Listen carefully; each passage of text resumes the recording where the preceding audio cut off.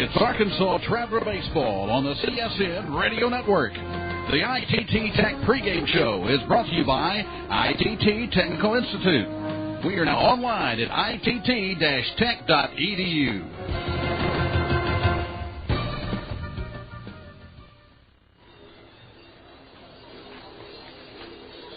Live from Little Rock, Arkansas. Arkansas Travelers Baseball is on the air. Hello once again, everybody. A very pleasant good afternoon to you from Ray Winder Field in Little Rock. Today, Minor League Baseball and the Texas League present the Arkansas Travelers and the San Antonio Missions in a doubleheader. Beautiful Sunday afternoon today in central Arkansas. 68 degrees, mostly sunny skies. In fact, right now it's all sunny skies. And you're listening to the Arkansas Travelers on the Creative Sports Radio Network. Today, Game 1, we are live on KASR 92.7 FM, Total Sports 1380 KDXE, and in Pine Bluff, KBBQ 101.3 FM, and Pine Bluff 1490 AM KOTN. Phil Elson joined by Nathan Christian up here in the broadcast booth. Nathan, it's been a while since we saw you, and since we last saw you, the team has dropped 8 of 11 ball games. And we don't like to think that the color announcer is the reason why a team does well, but we're starting to scratch our heads here. I understand why you're scratching your heads, and I was thinking the same thing. Maybe I'll bring the Travs some luck today. Well, hopefully so. Yesterday, the Travelers needed a little bit of help. They fall to the Missions 4-2. Base running gaps, the big reason for the loss. 4 base runners erased on the bases, a couple times caught stealing, 1 pickoff, 1 runner caught in a rundown as well. And the Travs wasted a very good start by Steven Shell, though he did give up 3 runs in 7 innings. Shell struck out his season-high 7 and certainly pitched well enough to earn the win. But right now the Travs have stopped hitting the ball. Nathan, you remember from the opening homestand, the only thing that the Travs did was hit, and hit some more. That's right. But it hasn't happened recently. Over the last 12 ball games, they've become a singles-hitting team, only collecting 11 extra base hits against 103 singles. And yesterday, only 7 hits. 2 of them were bunts. And so the power has seemed to leave the ball club. And you've got to be able to put together some rallies, putting some extra base hits out there, and utilizing the speed that we've been talking about for the entire first month of the season. And with the Travs unable to capitalize on their speed, they have now fallen into second place by 2.5 games behind division-leading Tulsa. When we left Little Rock 2 weeks ago, the team was in first place by 4 games. And so you expect the team to kind of fall back to the earth a little bit after a 9-1 start, but the Travs haven't just fallen back to earth. It seems as of right now they've crashed back to earth. Somewhat similar to the Los Angeles Dodgers team. They certainly started out on fire and have come back to earth. Certainly when you were watching the Wichita series when Little Rock was in town last, and when you saw those explosive baseball games, back-to-back games, scoring, I don't know how many runs we scored in those 2 games, but I would have thought this team would hit all year. But certainly that doesn't seem the case. And as you mentioned, if you don't get the speed on base, you can't use it. Inconsistency is definitely a part of minor league baseball. I think that minor league baseball is all about inconsistency, and these guys need to learn to become more consistent to get to the next level. And I think that the Travs have kind of taken that as a team right now. They're good. I think we might have on our hands this season a very talented, exciting ball club that during stretches, maybe a week and a half or 2 weeks, will just play gangbuster baseball and then fall back to earth over the next couple of weeks. That can be a little frustrating now and then. But today they have a chance to get back in the win column, not just once, but twice, because of Friday's rain out. We got a doubleheader tonight at Ray Winder Field, 1 o'clock start time. If you look in your pocket schedules and on the website, it tells you that the game was going to start at 2. We pushed the start time in a little bit to 1 o'clock, and it'll be, of course, 2 7-inning games today at Ray Winder Field. Starting pitchers in Game 1 for the Travs, it's left-hander Joe Saunders, his 5th start. He's gone 1-0 with a 4.15 ERA. And on the mound for the Missions in the first game is right-hander Juan Sandoval, who's had 4 no decisions in 4 appearances, a 2.08 earned run average. We will have a look at the Texas League yesterday and the Texas League today, right after these words on the ITT Technical Institute pregame show right here on the CSN Arkansas Traveler Baseball Network. As an aircraft avionics technician, I repair just about any electronic component on the airplane. Jared Lampkin earned a Bachelor of Applied Science degree in Electronics Engineering Technology in 2003 and an Associate of Applied Science degree in 2002 from the ITT Technical Institute in Birmingham, Alabama. My bachelor's from ITT Tech is a really well-respected degree. The school has a lot of hands-on teaching, and it's a really nice atmosphere. At ITT Technical Institute, you can pursue skills that can be used to help you prepare for a new career or create opportunities in your current field. Call 1-800-ITT-TECH. That's 1-800-ITT-TECH, or visit us on the web at www.itt-tech.edu to investigate a campus nearest you. Find a potential new path to your future at ITT Tech. I want to move higher, get everything I can, let my own plane. ITT Technical Institute. Education for the future. It's the end of the day, and you've got two choices, each with its own delights. The champagne of beers or the champagne of light beers. So you do what every good high life man would do when faced with a head-scratching decision. You find a quarter. Tails. You say Miller High Life Light and reach for the peanuts. The rising moon says, well done, my friend. That's the High Life way. Miller Brewing Company, Milwaukee, Wisconsin. Live responsibly. Sonic presents a mascot proposal. Hey, Pete. Yeah. I think the extra long cheese coney would be a great mascot. Mm-hmm. He'd be on the sidelines, like shooting chili out of cannons. I don't think people are going to like that. And then it could put mustard in their eyes, Ooh. like whipping people with himself, like. Most people want mascots to just be like friendly, like, oh, look at the funny extra long cheese coney. I want my mascot shooting chili, whipping people, and throwing mustard in their eyes. Sonic. Nothing goes better with sports.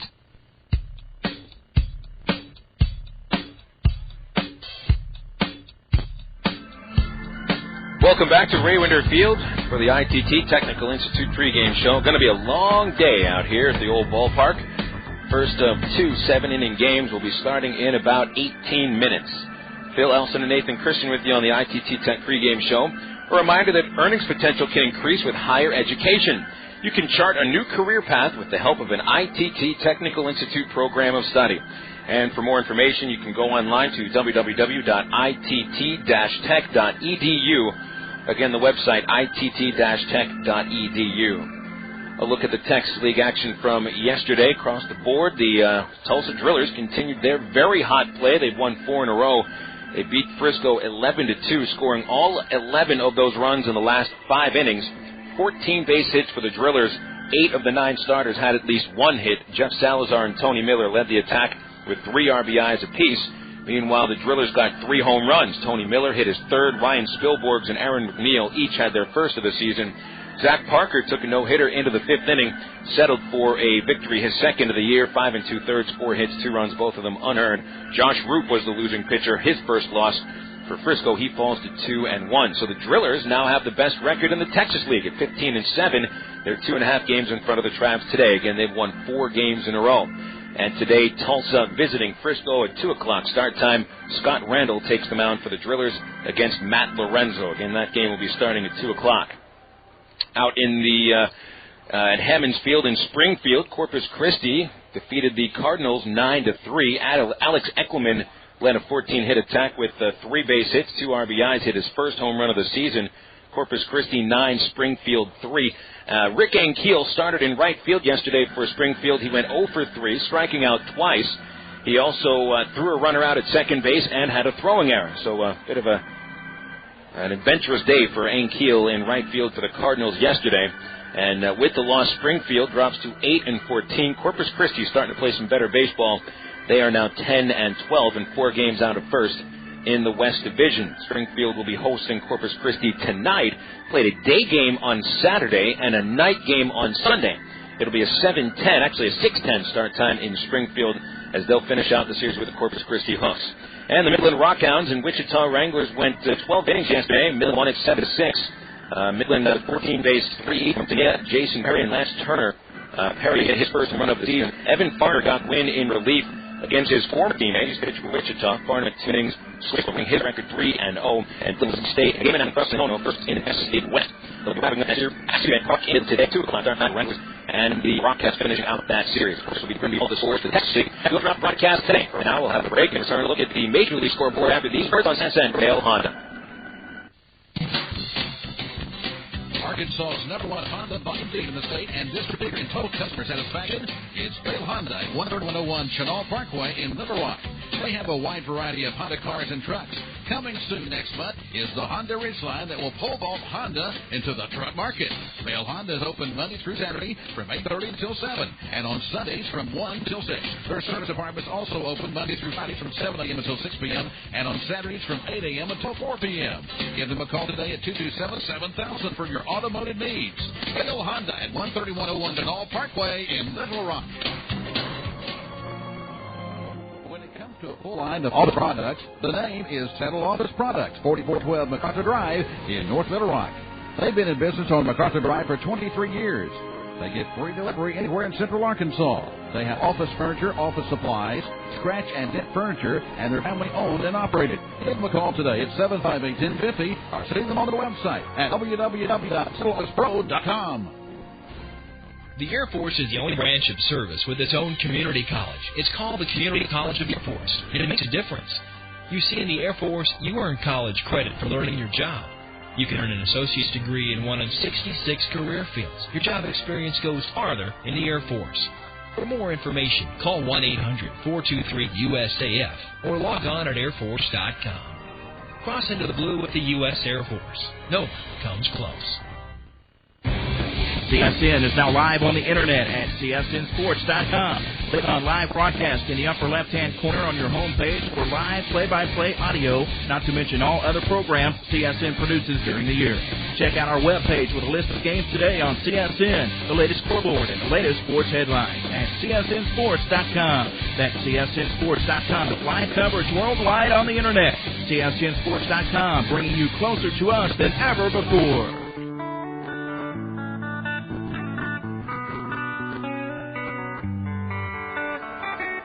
A beautiful Aloha Sunday here at Raywinter Field with the sun shining brightly. And look down the line in the press box here. Most everybody came with a Hawaiian shirt, with the exception of my broadcast partner, Nathan Christian. I appreciate the effort with the handwritten taped note on your chest there that says Hawaii. Elvis rules, blue Hawaii Elvis rules. Right. What happened to the Dogs Playing Poker shirt? Well, we had a radio station function, 103.7 The Buzz, out at Cajun's on Thursday, and I had on my Dogs Wearing Poker shirt, and some other schlep showed up in my Dogs Playing Poker shirt, and I couldn't have that. What is this, like a prom? You can't have the same shirt? You cannot have the same shirt as someone else out on the Cajun's deck. I took my shirt off, put on a Buzz shirt, forgot my Dogs Playing Poker shirt, and there it is. It's in the office at Cajun's Wharf. And that's why I'm not wearing it. That's why I made up my own shirt. Well, it looks okay. It doesn't. It doesn't. No, I'm trying to be nice. Well, I've got one of the loudest shirts I've ever worn. That is incredible. That is absolutely incredible. Bright yellow, some big red flowers. I mean, this is a painful shirt to look at, isn't it? I like it a lot. Well, let me tell you this. If you came in wearing the same shirt, Nathan, I would keep mine on and force you to take yours off, since you seem to be very clothing sensitive. I am. Let's have a look at some Major League scores and see what's going on right now. And we'll get back to the criticisms of Hawaiian fashion later on in the broadcast. I like that. Let's do that. Because there are some heinous shirts up here. Yeah, we do have some ugly ones, but that's what these days are about. I'd like to invite any fan who comes out to a Sunday afternoon ball game at Raywinter Field to wear your loudest, ugliest Hawaiian shirt that you possibly can. It's caught a little bit over the last few years. So make sure you bring it on out here, and we'll even critique you from the press box. Here's the big league action in progress right now. St. Louis and Atlanta, no score. They're in the bottom of the third. Jeff Suppan and John Smoltz, the starting pitchers. Marlins and Phillies just got underway. They're in the bottom of the first, no score. San Francisco has taken a 1-0 lead over the Pirates at the top of the first in Pittsburgh. American League in action currently. It's 1-0 Kansas City at Cleveland. Top of the fourth, Mike Sweeney hit a home run of the first inning, his third of the year. Yankees and Blue Jays are tied at 1. They're in the bottom of the third inning. Tampa Bay trying to end that winning streak for Baltimore, which has now reached 7 in a row. And Tampa Bay has taken a 1-0 lead in the bottom of the first at Camden Yards. All these games will be played later on 1:05 start time, Texas and Boston at Ameriquest, Clement, and Dries, the starting pitchers. 1:05 start time at Milwaukee. It'll be Cincinnati at Milwaukee. Ortiz and Davis are the pitchers. Cubs battling Houston at 1:05. Pryor and Oswalt. That's going to be a great pitching matchup. Arizona and San Diego at 3:05. Vasquez and Williams, the starters. Dodgers hosting the Rockies at 3:10. Chacon and Lowe on the mound. ESPN action tonight. Sunday evening, it's the Washington Nationals hosting the Mets at RFK Stadium. Aaron Heilman and John Patterson are the starting pitchers. That game starting at 7:05. You can catch it on ESPN tonight.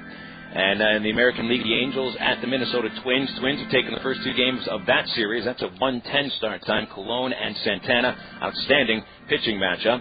It'll be the Detroit Tigers and the Chicago White Sox at U.S. Cellular. That's a 2:05 start time. Ledesma and Garland, the starters, and the Seattle Mariners visit Oakland at 3:05. Joe Pinheiro on the mound for Seattle against Barry Zito. He is still looking for his first win. Zito 0-4 with a 6.60 earned run average. Yikes. Get the feeling that the Oakland A's might have traded the wrong guys.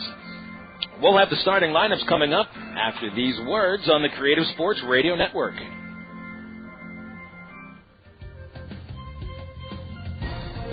The ITT Tech pregame show has been brought to you by ITT Technical Institute, now online at itt-tech.edu. Stay tuned next for Arkansas Traveler Baseball right here on the CSN Radio Network.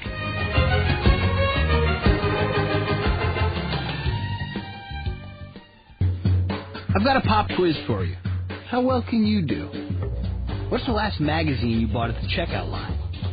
What's the last book your kid checked out of the library? Who did your basketball team pick in the draft?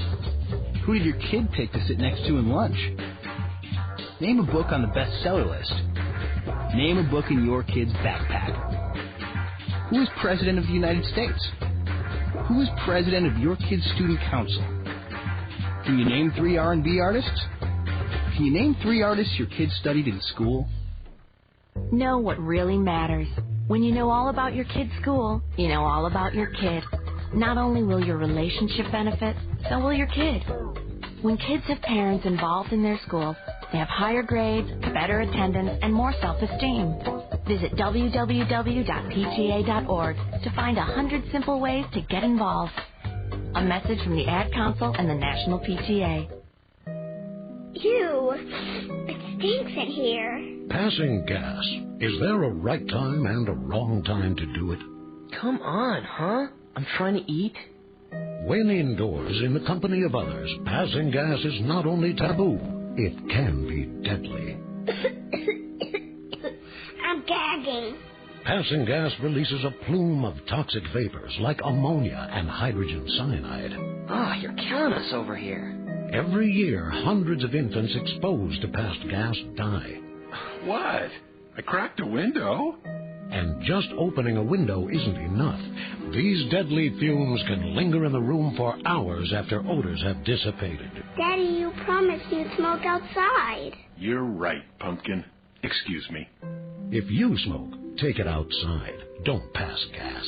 A message from the American Legacy Foundation and the Ad Council. Get the facts at don'tpassgas.org.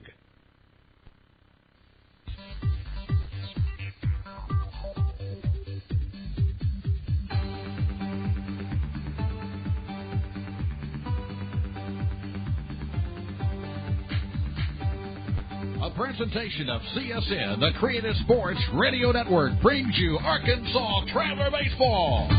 Today's game is brought to you by the ITT Technical Institute online at itt-tech.edu, by Coca-Cola, make it real, by Miller Lite, prevent taste loss with Miller Lite, by Allstate, you're in good hands with Allstate, and by the Sonic Drive-In. Arkansas Traveler Baseball is brought to you statewide on the Creative Sports Radio Network by Vail Honda. See the new Honda cars and trucks today. The U.S. Air Force, crossing to the blue. The Bank of the Ozarks with several locations to serve you. And by the Conedo Tax Advisory Group. And now, the Texas League Arkansas Travelers.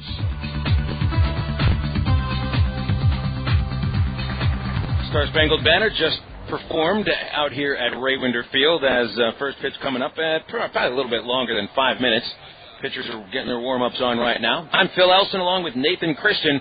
Travs and the Missions, a doubleheader here on Sunday. Corpus Christi comes to town tomorrow for 7:10 first pitch. Let's get to the starting lineups for the Seattle Mariners AA affiliate, the San Antonio Missions. Batting first at shortstop, Uneski Betancourt. T.J. Bond will be batting second. He's a right fielder. Nate Espy, first base, batting third. Jesse Holbeck is a designated hitter. He is batting cleanup. John Nelson is batting fifth. He's a left fielder. Ismael Castro, second baseman. He's batting sixth. Batting seventh, Gary Harris is the center fielder.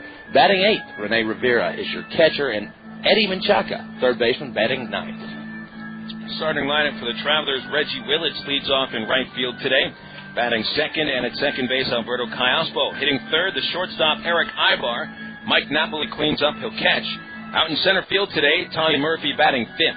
In the sixth hole, Greg Porter, he's the third baseman in game one. Batting seventh at first base, Mike Elward. Chris Morris bats eighth and plays left field. And Emmanuel Santana bats ninth. He'll be the Traveler DH in the opener.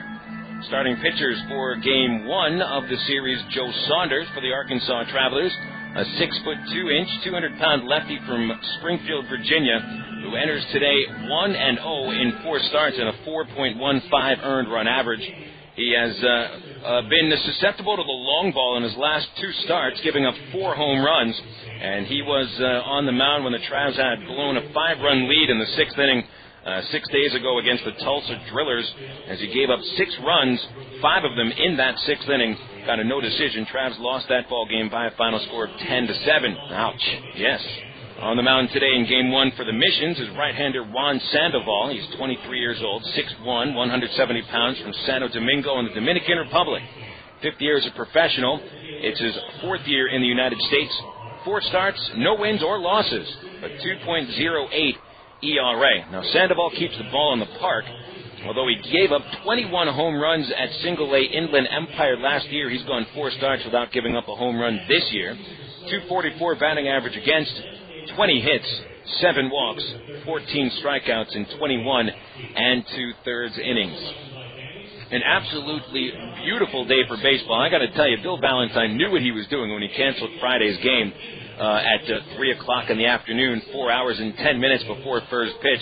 There was no way we could have played baseball, and if we did, there would be no one here to see it. And just looking up today, this is the exact kind of weather you want for a doubleheader in Little Rock. Bill did the right thing, and certainly it is great weather, and hopefully some people will come out and enjoy the ball game, because it is absolutely perfect.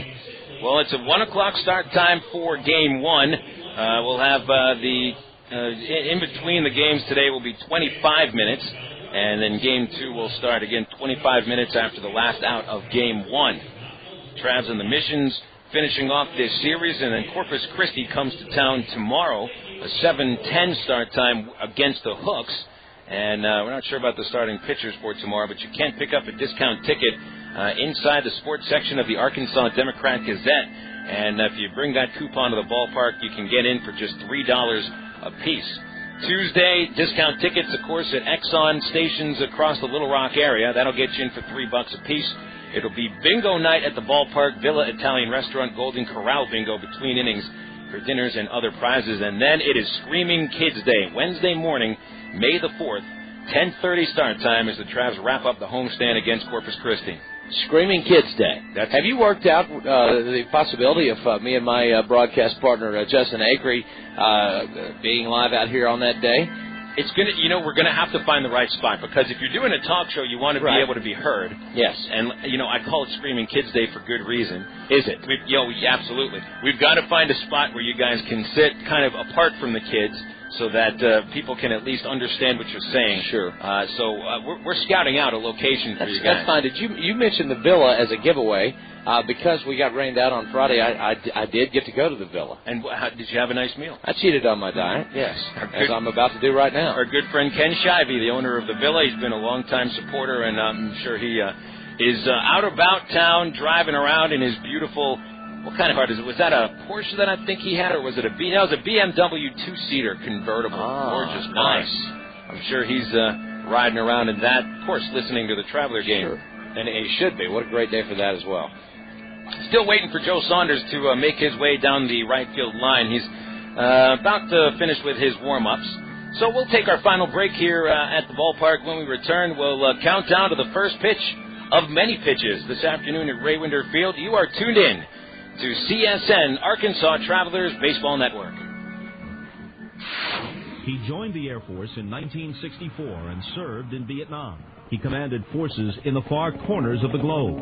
Rising through the ranks, he served as a 3-star general at the Pentagon. You'd think 30 years of distinguished service would be plenty. But if you're Norman G. Leasing, Lieutenant General, retired United States Air Force, that's just the beginning. Today, he's pursuing a new career as Walmart's Vice President of National Government Relations. Norm's journey took him near and far, through Asia, Scandinavia, Europe, the Middle East, and Webster University, where he earned a master's degree that served him well in his career. I'm Bob Costas, member of the board of Webster University. All Webster campuses around the world share the same belief. Education is more than just a degree. It's real knowledge for real-world success. For more information about graduate degrees from Webster University in Little Rock, visit them on the web at webster.edu or call them 800-828-2598. Hey fans, Bill Valentine here with a question. When was the last time you saw the Travs turn to triple play? That's right, I can't remember either. So this year we're going to celebrate if the Travs manage to turn that trick. $100,000 to one fan if the Travs complete a triple play during the 6th inning of a home game. You got to be 18 to enter with a valid driver's license, and you must be present to win. It's the Travelers' $100,000 triple play giveaway all season long here at Raywinder Field. Just be yourself, you're not like anybody else. An original, one of a kind. The taste of Dr. Pepper gives life personality. Nothing is better than originality. So free, do what you do. Nothing's better, Dr. Pepper.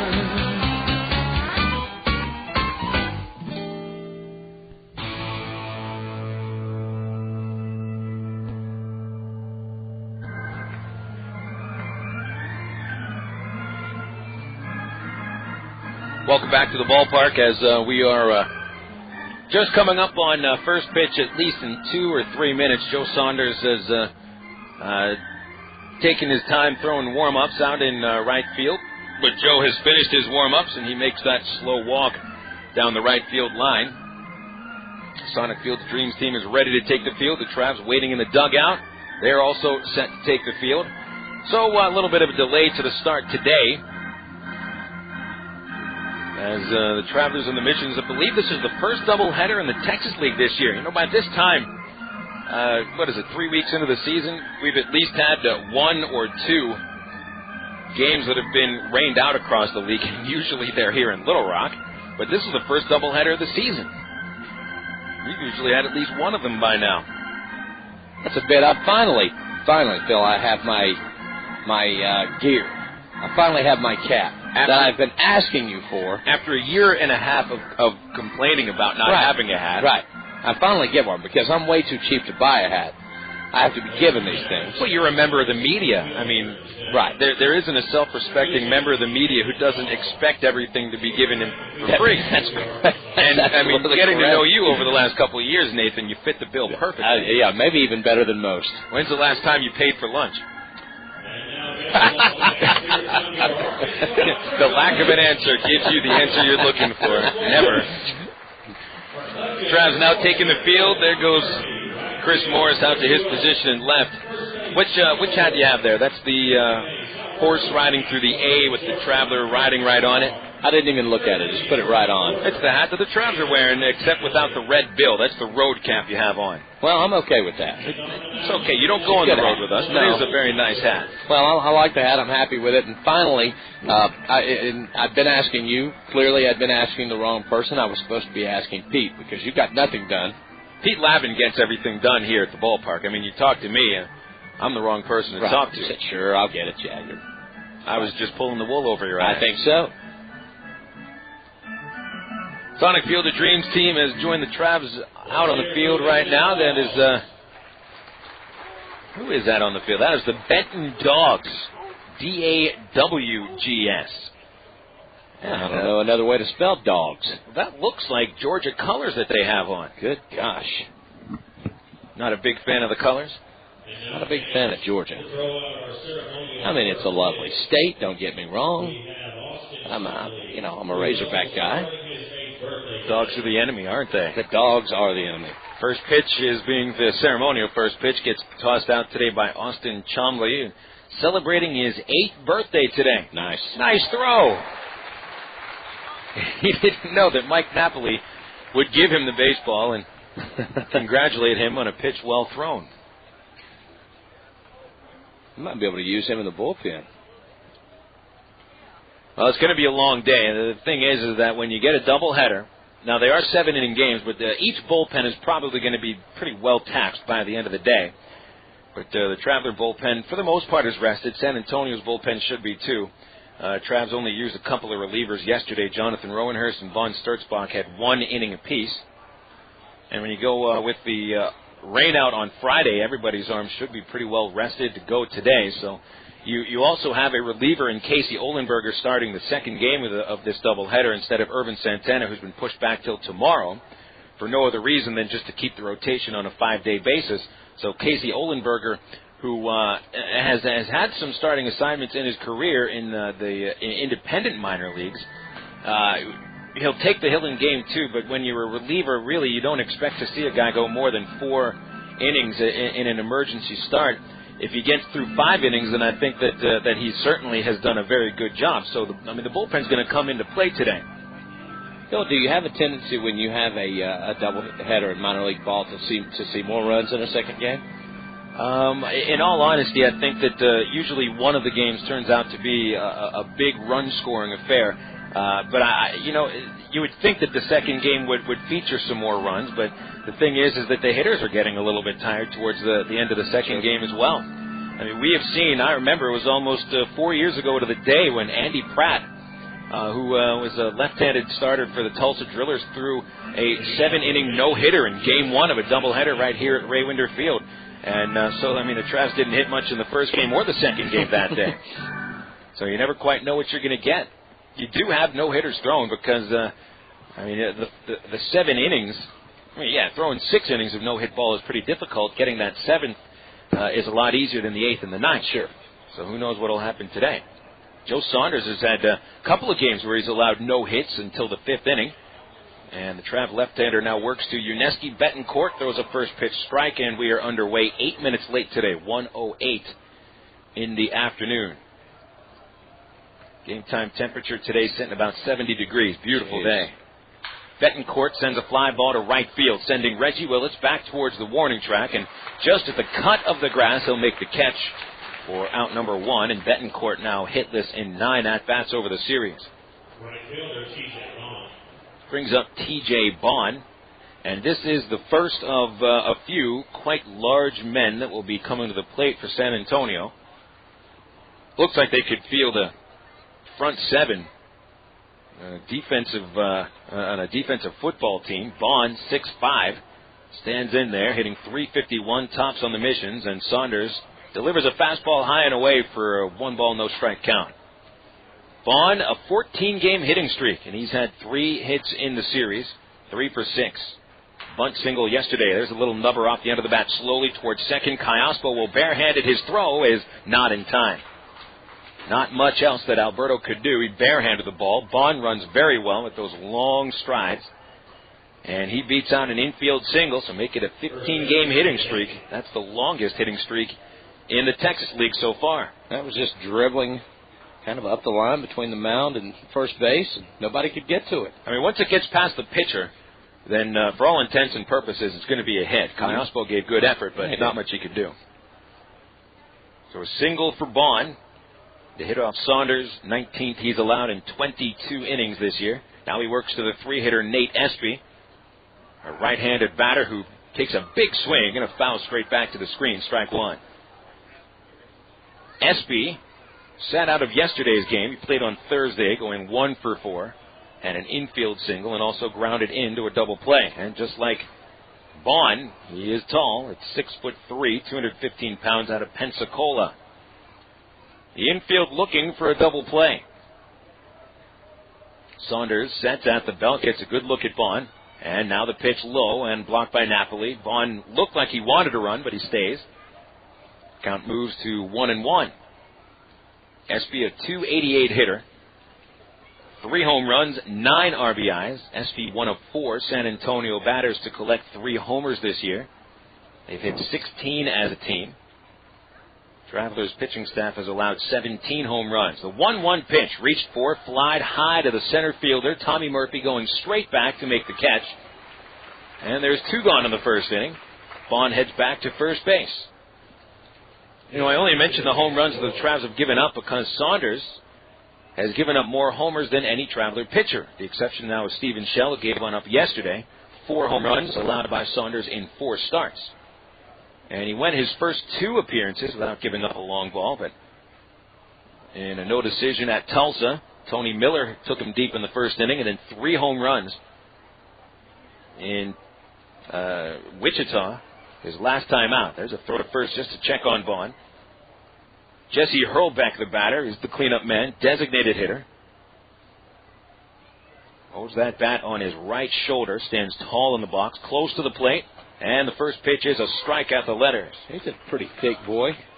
I mean, he's got the biggest biceps, I think, of the rest of the team. They have a lot of tall, lanky hitters, but then there's Hurlbeck. Looks like he's from Nebraska or something. Close. Ranchos Palos Verde, California. Not close at all, actually. Pitch low and inside, 1-1 to Hurlbeck. He's just got that corn-fed look to him, though.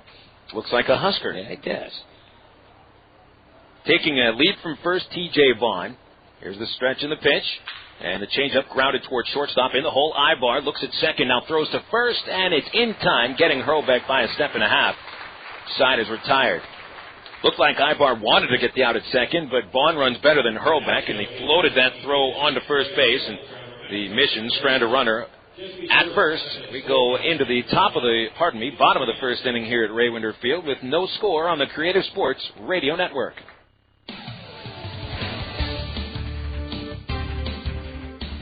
If you're a fan of sports in Arkansas, then this summer CSN is the place to be, as we'll bring you Arkansas Travelers baseball, Arkansas Twisters football, and Arkansas Archangels basketball. In May, it's the high school baseball and softball tournaments and state championship games. In June, it's the high school all-star games, and in July and August, we'll bring you the American Legion state tournaments and championship games. Sports action all summer long right here on the Creative Sports Radio Network. Why do people statewide across the state of Arkansas like CSN? Here's Gary Coates, General Manager and owner of affiliate KBJT in Fordyce. Well, I like it because it's Arkansas-oriented. You know, the things that that CSN carries are always, from within the state, and for the most part, and it's a real big help to our broadcast schedule. CSN now in their 27th year. CSN is now live on the internet at csnsports.com. Click on Live Broadcast in the upper left-hand corner on your homepage for live play-by-play audio, not to mention all other programs CSN produces during the year. Check out our webpage with a list of games today on CSN, the latest scoreboard, and the latest sports headlines at csnsports.com. That's csnsports.com with live coverage worldwide on the internet. csnsports.com, bringing you closer to us than ever before.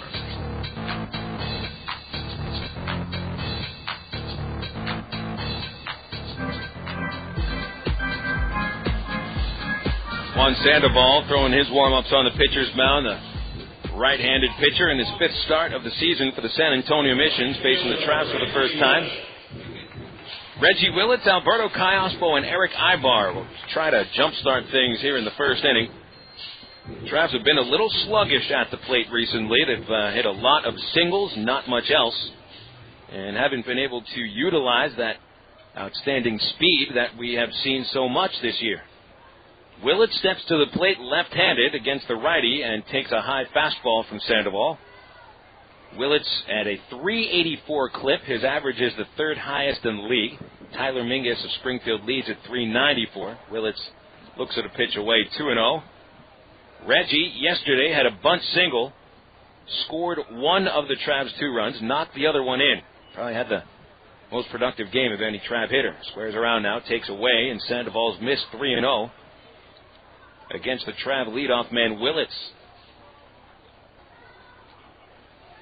Sandoval has walked 7 hitters in 21 2/3 innings. The 3-0 pitch, and that was right down the middle. Strike called 3-1. That's the numbers on Sandoval.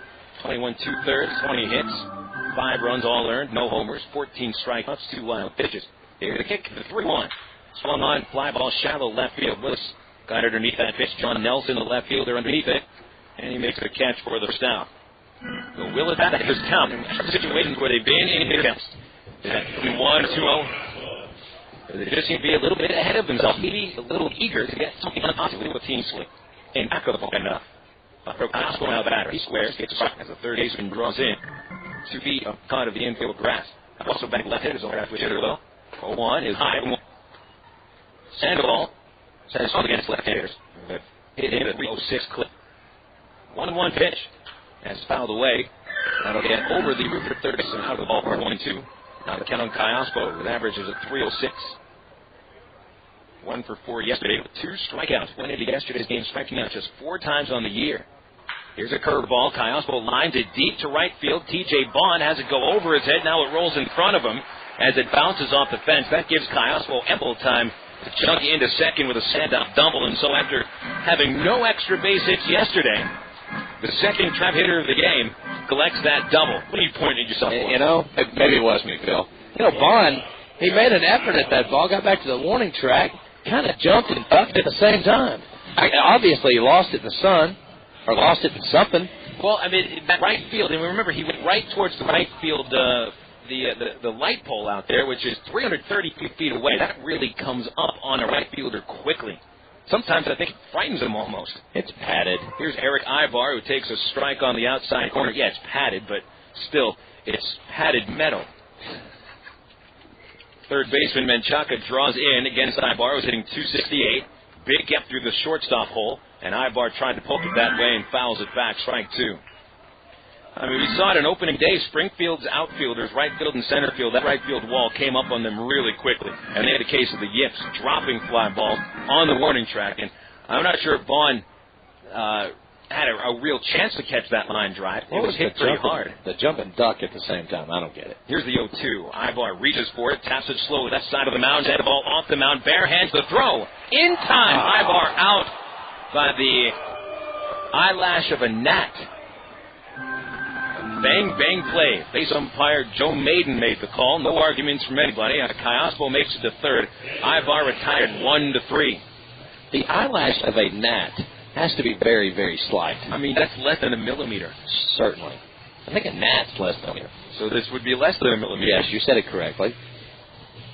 Travs need a little help from Mike Napoli, their cleanup hitter, who has collected 5 hits in his last 25 at-bats. Only 1 RBI in the last 8 games, and he takes a high fastball from Sandoval.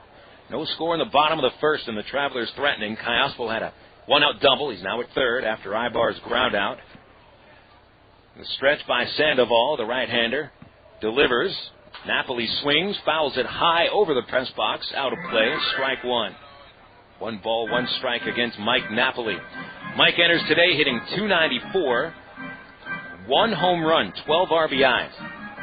A much different start to the season than Mike had last year. The kick, Sandoval's 1-1 is low. 2 balls, 1 strike to Napoli with 2 away.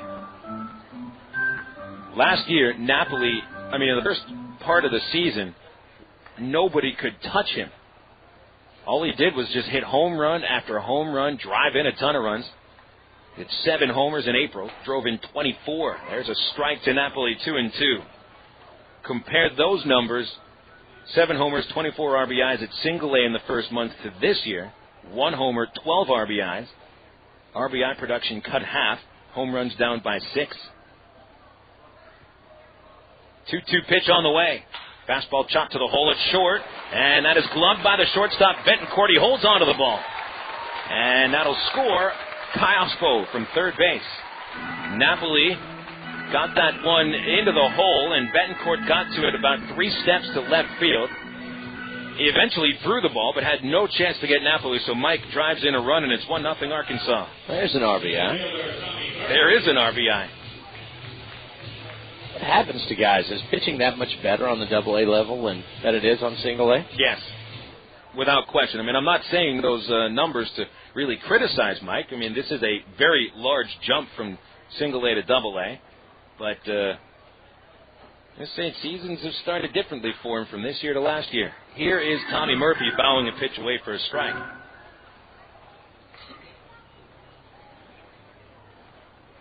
Perhaps that little dribbler that he guided very well, more than hit the ball well, perhaps that might start him off on a little tear. Napoli's bat could carry the Travs offensively for a couple of games if he's comfortable. Murphy takes a high fastball, 1-1. Tommy Murphy reached base once yesterday on a walk, went 0 for 3. He will bat left-handed against the righty Sandoval. Third baseman Menchaca even with the bag. There's Napoli taking the lead from first. Here's the pitch, and Murphy slices a line drive left center field. Going after it is Gary Harris, and he makes a nice shoestring catch backhanded. That certainly saves a run, as if that gets past him, Napoli scores with no problem. So the Travelers settle for 1 run on 2 hits, and they strand a runner. 1-0 Travs, and we go into the second inning after these words on CSN from Bale Honda. Arkansas's #1 Honda volume dealer in the state and district leader in total customer satisfaction is Bale Honda at 13101 Chenal Parkway in Little Rock. They have a wide variety of Honda cars and trucks. Coming soon next month is the Honda Ridgeline that will pole vault Honda into the truck market. Bale Honda is open Monday through Saturday from 8:30 until 7, and on Sundays from 1 till 6. Their service department is also open Monday through Fridays from 7 a.m. until 6 p.m. and on Saturdays from 8 a.m. until 4 p.m. Give them a call today at 227-7000 for your automotive needs. Bale Honda at 13101 Chenal Parkway in Little Rock. When it comes to a full line of office products, the name is Settle Office Products, 4412 MacArthur Drive in North Little Rock. They've been in business on MacArthur Drive for 23 years. They give free delivery anywhere in Central Arkansas. They have office furniture, office supplies, scratch and dent furniture, and they're family owned and operated. Give them a call today at 758-1050 or see them on the website at www.settleofficepro.com.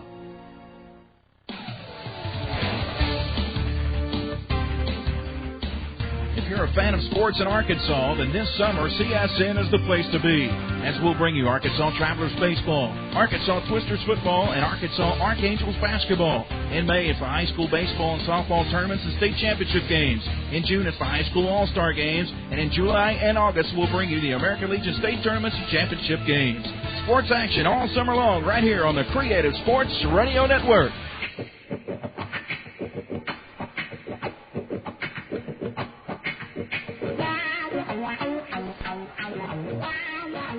Back at Raywinder Field as the Travs have taken a 1-0 lead on an RBI single by Mike Napoli. And so a little room for Joe Saunders to work with as he faces the San Antonio 5, 6, and 7 hitters in the second inning. John Nelson, Ishmael Castro, and Gary Harris. Saunders, the left-hander, delivers the first pitch of the inning, and it's popped up by Nelson.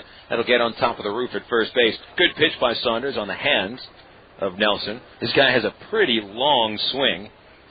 I could compare him almost to Richie Sexton. A big swing, a lot of movement in his body during the swing, and if he gets full extension, well, look out, a ball go a long way. And he'll ground a pitch to Greg Porter at third, charging in, and he boots it. Oh, boy.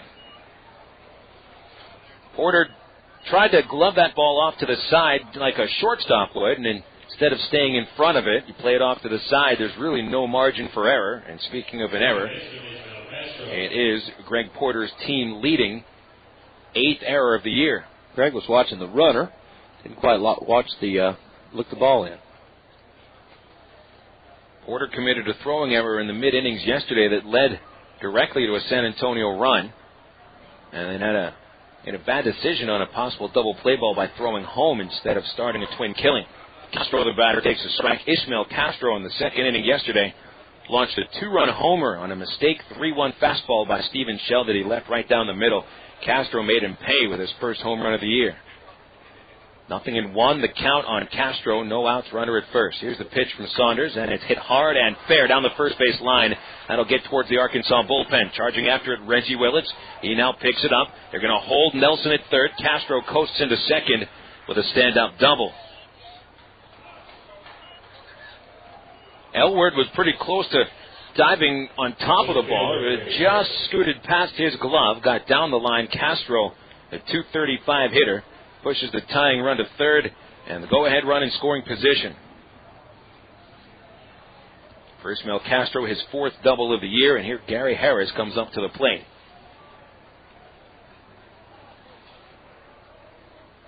Middle infielders are going to play back a little bit. Corners halfway in, actually even with the bags. Harris left-handed, .226 hitter. Saunders delivers a first pitch breaking ball, strike one. Delphine Colon calls balls and strikes. He's the crew chief. Jeremy Sparling, the umpire, at third. At first base, Joe Maiden. Nelson at third, Castro at second as the Missions attempt to take the lead here in the second inning. The pitch from Saunders. Swung on, foul, tipped back. Nice pitch at him in front of a changeup. Strike two. You can see where the Travs playing for an out at home on a ground ball. Trying to keep Saunders from giving up any runs here. Trying to keep Porter's error from hurting the team more than it already has. Without that error, Castro's double would have just one man on base instead of two. Long look for Saunders. Now he has the sign at 0-2. Here's the pitch to Harris. Swing and a miss. He strikes him out. Got him on a high fastball. Nice pitch. Well, he needed that one. That's a big out. And we've got one more to go until the infield can relax. And the 8-hitter Rene Rivera steps up to the plate. For Saunders, it's his 16th strikeout against 8 walks. And now the middle infielders come up a little. They're going to play halfway. Ibar now backs off at short. Rivera right-handed. The delivery popped up to the press box. Strike one on the foul ball. Rivera hitting .293. 1 home run, 4 knocked in.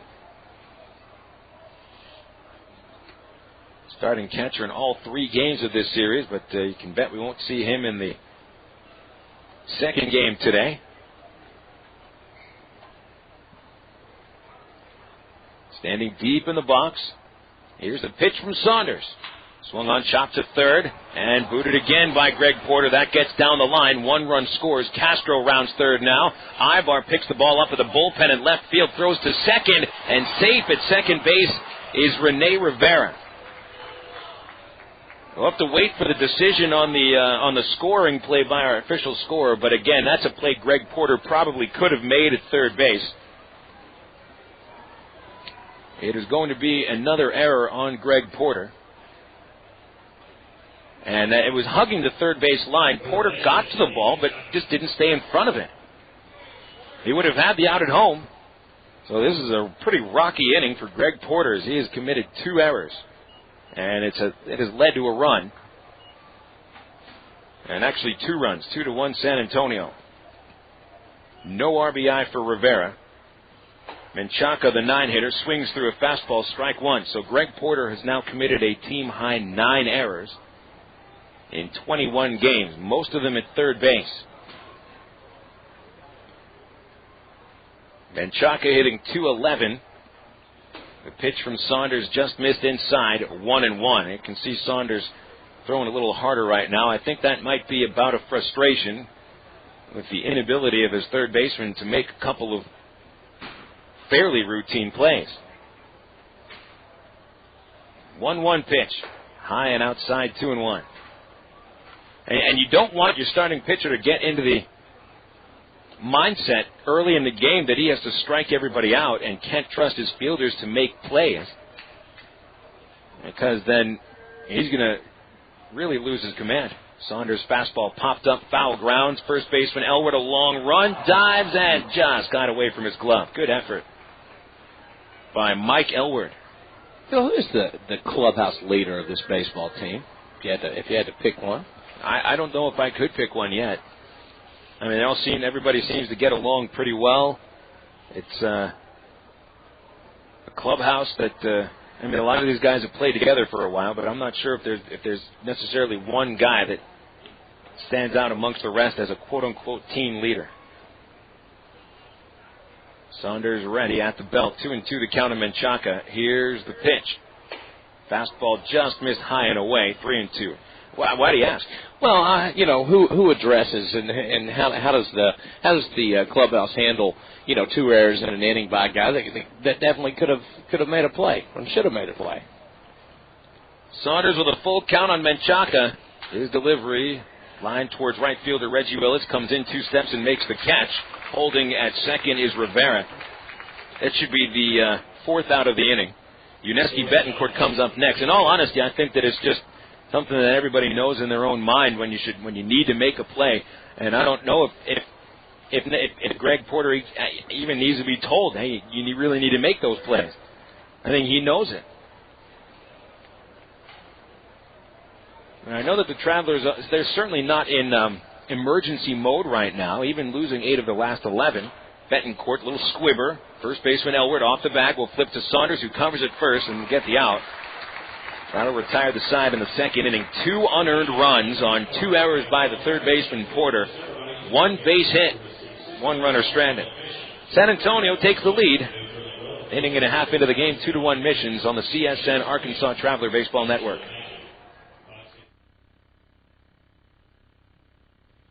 I never wanted a Coke so bad in my life, like the time I took this really hot girl to a scary movie.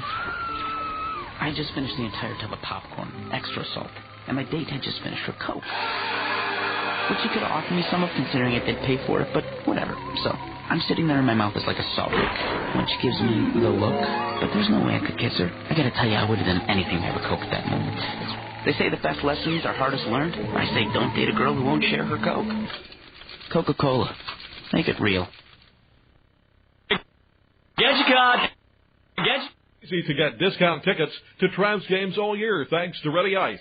Arkansas's #1 ice company, Ready Ice presents Ready Ice Wednesdays at Wayne-Winder Field. Just pick up a discount coupon for any Wednesday Travs home game anywhere Ready Ice is sold, like most Shell and Exxon gas stations. Bring the coupons to the Travs box office for $3 general admission tickets to any Wednesday home game. That's Ready Ice Wednesdays at Wayne-Winder Field all season long. Thanks to Arkansas's #1 ice company, Ready Ice.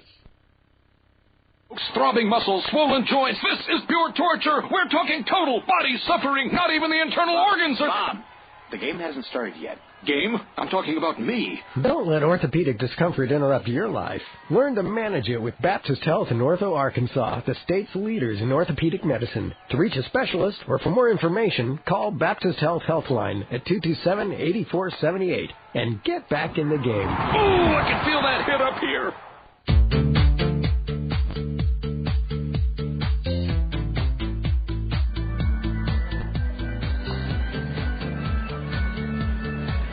Travs find themselves trailing 2-1. Couple of unearned runs in the top of the second inning. Greg Porter will lead off in the bottom of the second with a chance to atone for his 2 errors. One on a routine slow ground ball to third. He tried to play off to the side. The ball rolled under his glove. The other, a chopper down the third base line that instead of playing in front of him, again played it off to the side and just completely whiffed on his attempt to field it. So let's see if the 6-hitter Porter can't get on base and start a little rally here. He fouls a fastball back to the screen. Strike 1. Elward and Morris to follow against Juan Sandoval. The kick and the pitch to Porter.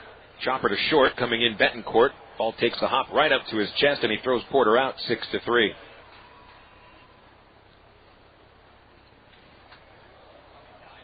This will bring up the 7-hitter Mike Elward. But you could feel a little bit of positive attitude, and I don't even know if I'd use the word momentum after the first inning in which the Travs scored that run. But after giving up a couple of unearned runs in the top of the second inning, I mean, any positive feelings about the start of the game have washed away pretty quickly. Elward takes a strike on the inside edge, 0-1. And it's got to be frustrating for Saunders. I think he certainly should have been out of the inning. Saunders was, you could tell. I mean, he was trying to throw the ball by the hitters after the second error. Elward takes inside. It's 1-1 now. Elward hitting .227, 1 homer, 4 RBIs. definitely not the way you want to start a doubleheader. Sandoval with the kick and the 1-1. High and inside on Elward. 2 balls and a strike. Elward, in this series against the Missions, 3 for 8 after he'd gone 2 for 34. Starting to get on the ball a little bit better. The 2-1 pitch. Swing and a miss on a fastball. 2-2. Juan Sandoval, in his last start, gave up only 3 hits in 5 innings without giving up a run. In his 5th start of the year, the 2-2 pitch. Swing and a miss. Elward strikes out. Looks like a sinker Sandoval throws there. And he strikes Elward out. 2 gone in the 2nd inning to bring up Chris Morris. Sandoval's 15th strikeout of the season. Well, somebody's got to do something to jumpstart the team. You can't expect perfectly played games every night or every day. But somebody has to do something to kind of, set the pace. Morris, batting from the left side, takes a pitch inside, ball 1. Morris yesterday inserted as a pinch runner for Brent Del Chiaro in the 7th inning, and he was promptly picked off at first. There's a strike to Morris, 1-1. Chris hitting .286. No homers, 7 RBIs. The 1-1. Sliced foul into the third base grandstand. 1 ball, 2 strikes on Morris. Nobody on base, 2 away. Bottom of the 2nd, Missions lead by 1. The wind up in the pitch. And just missed high and inside. 2-2 to count to Morris. Chris's last start a couple of days ago for the Travs. Here's the 2-2. High fastball, count runs full. 3-2 to count. Chris went 1 for 3 on Thursday as the designated hitter today starts in left in game 1. Here's the payoff to Morris. Check swing and a foul ball into the third base grandstand again. Keeping him busy out there.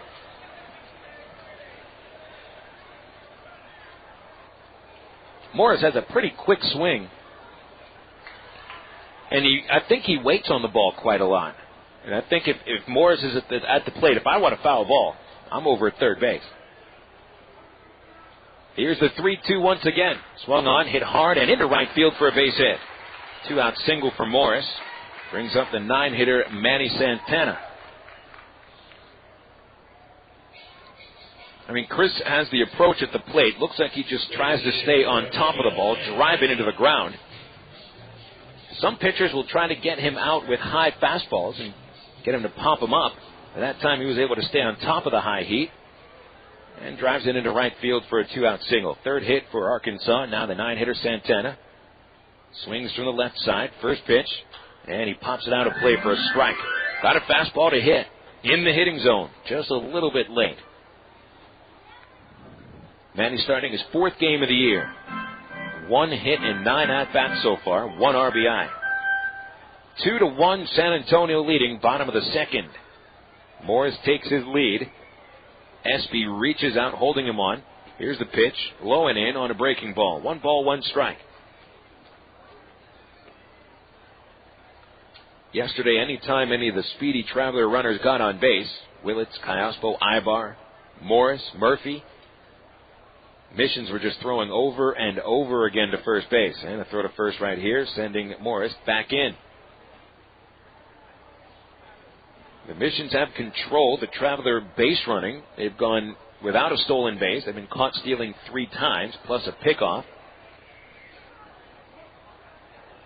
Time call. The Santana steps out of the box. Sandoval stays on the pitcher's mound.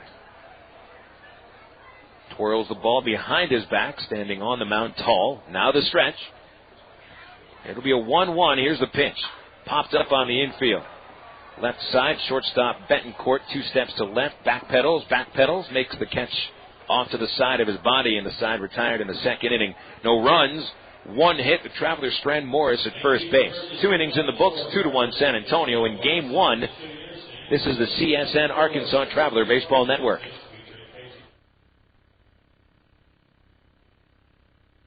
Charlie Brown rests his head in his hands, while leaning on the wall looking miserable.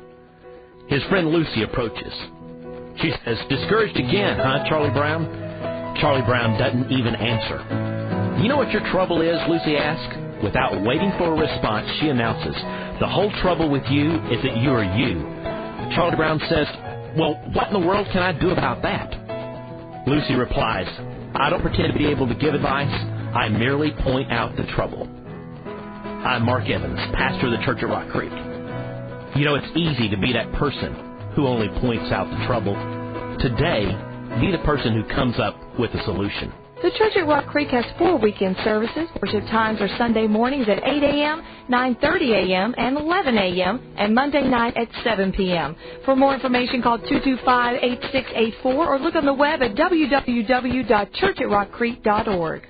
Hit a home run with your family tonight. Whether you're planning a meal before the game or snacks for the game, remember to include milk, cheese, and yogurt in the game plan.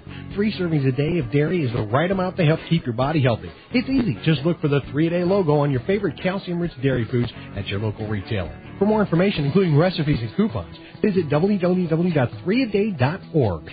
Have you had your 3 a day today? The power of cheese.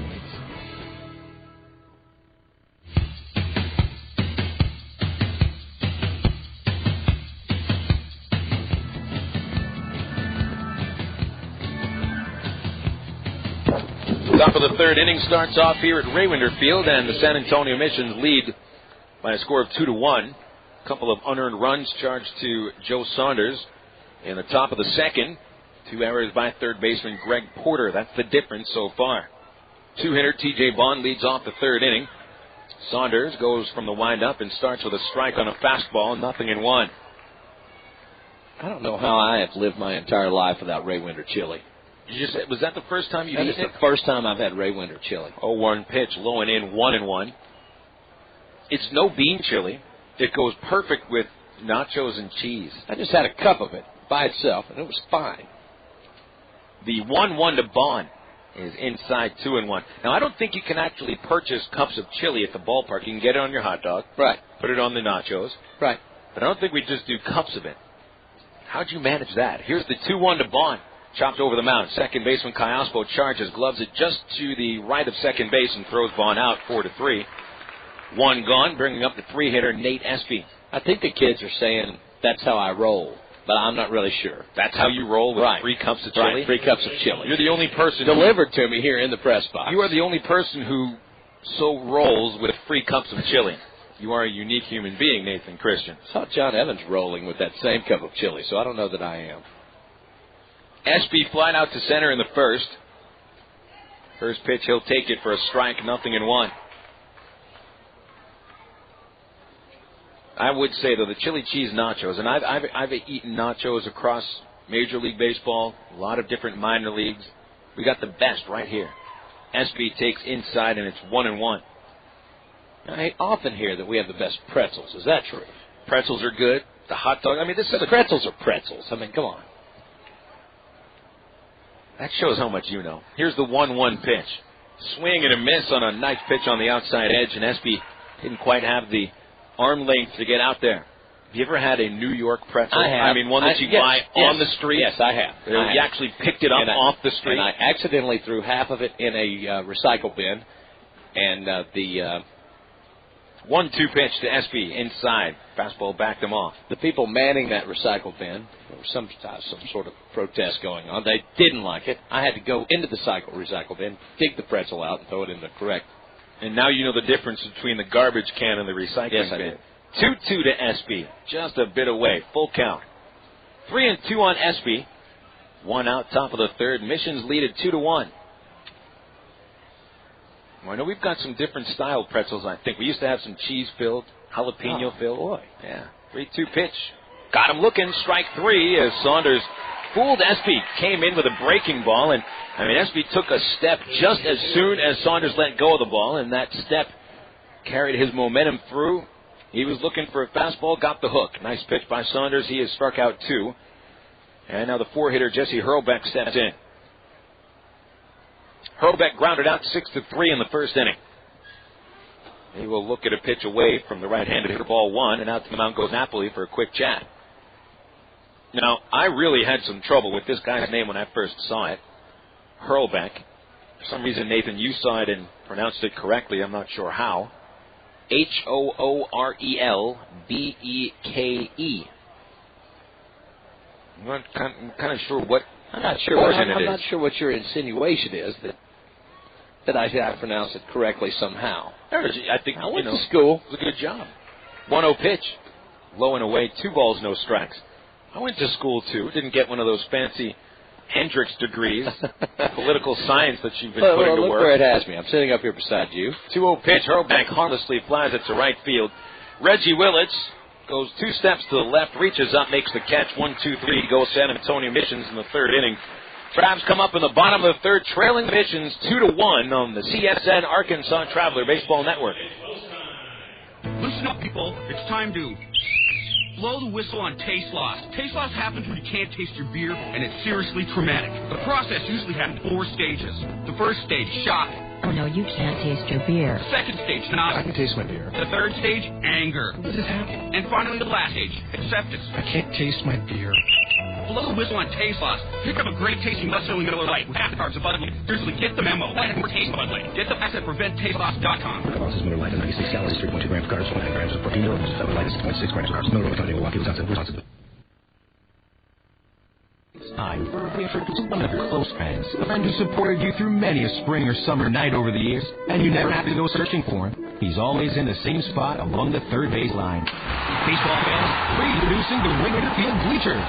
The Bleachers are the place to gather with your other friends to catch exciting Arkansas Travelers baseball. And at just $6 a ticket, there's no place friendlier. Call the Travs at 664-1555 or visit Travs.com.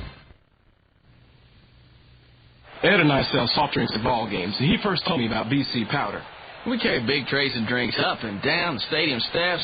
Man, it's a killer. And with a backache, that tray feels heavier and heavier. The stairs are tough on your knees. One night I was dragging, and the game wasn't half over. I told Brian he needed BC to stop the pain fast, because it goes to work quick. BC stopped the pain, got me right to work. BC goes down easy with soft drink, but don't tell the boss, okay? BC, pain relief at the speed of powder. Use as directed.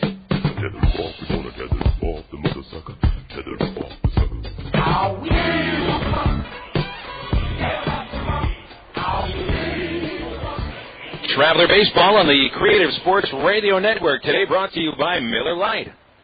Miller Lite is always a good call at Ray Winder Field. Grab a nice cold Miller Lite every day. You come out to the old ballpark. Available and Johnny the Beer Man in the bleachers.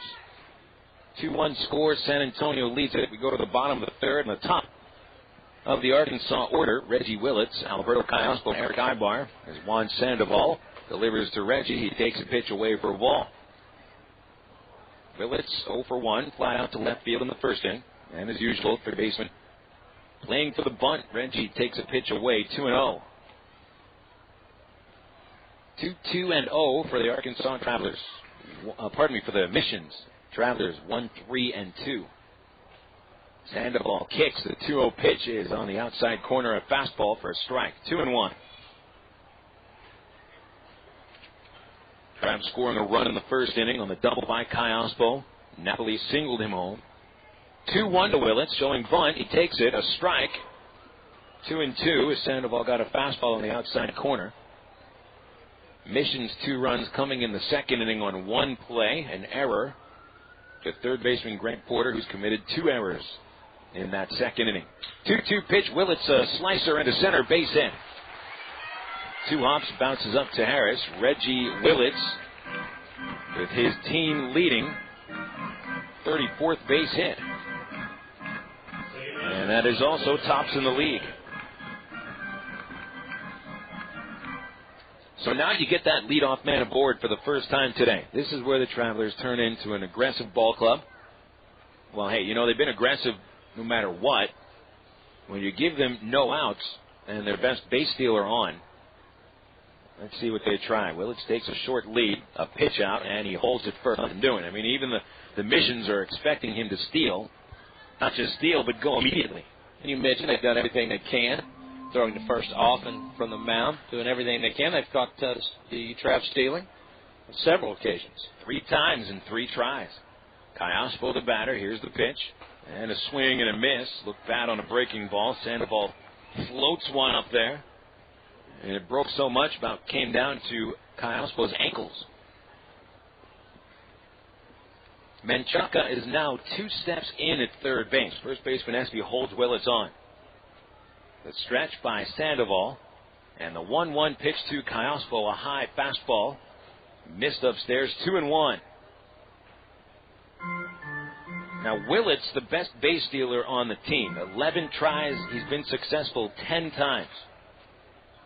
A lot of the other base runners on the ball club have been caught plenty of times, not Willits.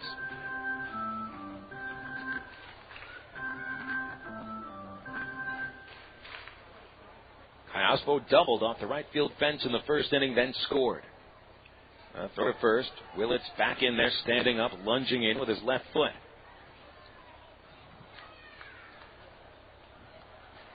No signs from the third base coach, Tom Gamboa, standing behind third base with his arms outside his body. Here's the pitch, ripped deep towards the right field corner, but that hook's foul, and it goes over to the bullpen. 2-2 the count.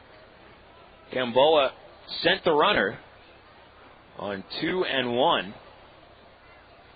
Kayaspo just a little bit out in front of it, made solid contact. So Willits back to first base. Travelers trailing by a 2-1 score in the last of the third inning. Third baseman Menchaca now plays back. Catcher sets up outside, and Kayaspo reaches for the pitch. He lofts it to the left fielder, John Nelson. Stops in his tracks, makes the catch, 1 away, bringing up Eric Ibar.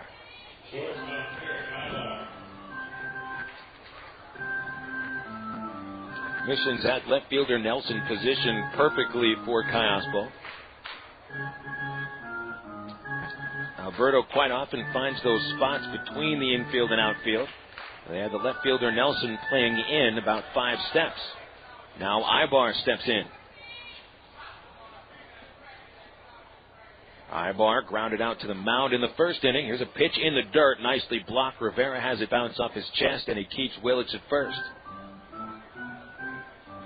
Ibar's play in the first inning was a bang-bang play at first base. Dribbler off the third base side of the mound. Sandoval had no margin for error. Barehanded it and just barely retired the runner. And Chaka comes in at third. Middle infielders trying for a double play ball. Sandoval, as he's coming set, throws to first, sending Willits scampering back in safely.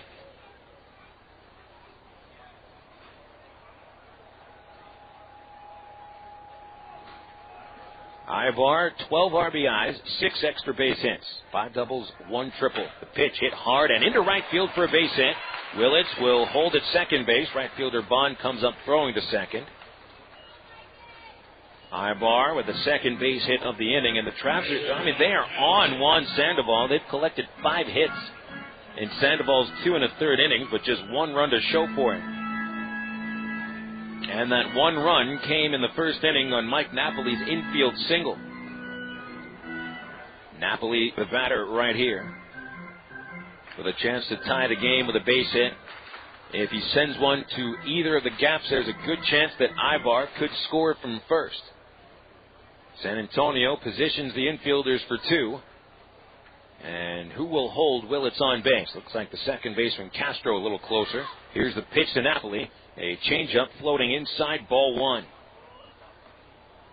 Travs have it set up the way they want it. Cleanup hitter at the plate. Speedy base runners at first and second. Can't ask for anything better. Here in the third inning, trailing by 1. Pitch in the dirt. Napoli takes ball 2.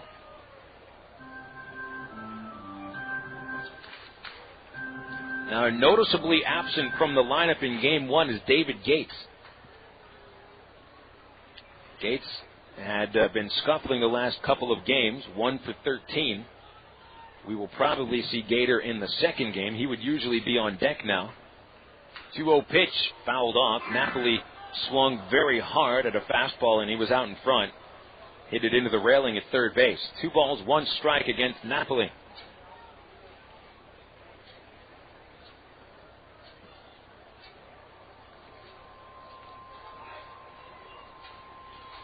Back to the stretch goes Sandoval. And the 2-1 swung on line drive deep into center field. Back on it, Harris, and he has room. He makes the catch. Ball just hung up in the air a little too long. Harris makes the catch 5 feet in front of the center field warning track. Napoli's out number 2 of the third inning. This brings up the 5-hitter Tommy Murphy.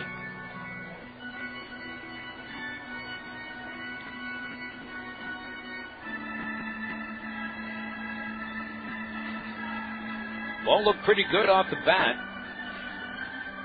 But instead of it being a line drive, turned into a lazy fly ball. Just kind of hung up in the air for a split second and then quickly dropped back to earth. Murphy steps in from the left side, lined out to center in the first inning and really hit the ball on the button. First pitch on the way, and it's in the dirt, scooting away from the catcher. The runners advance. A wild pitch charged. A ball bounced off of Rivera's leg guard and bounced almost all the way to the pitcher's mound.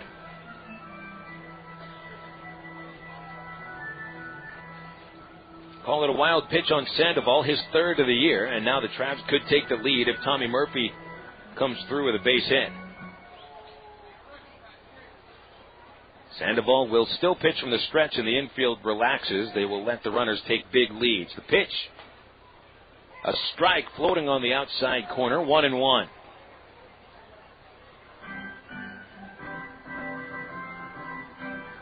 Eleven RBIs for Tommy Murphy, 3 homers, a .297 average entering the game.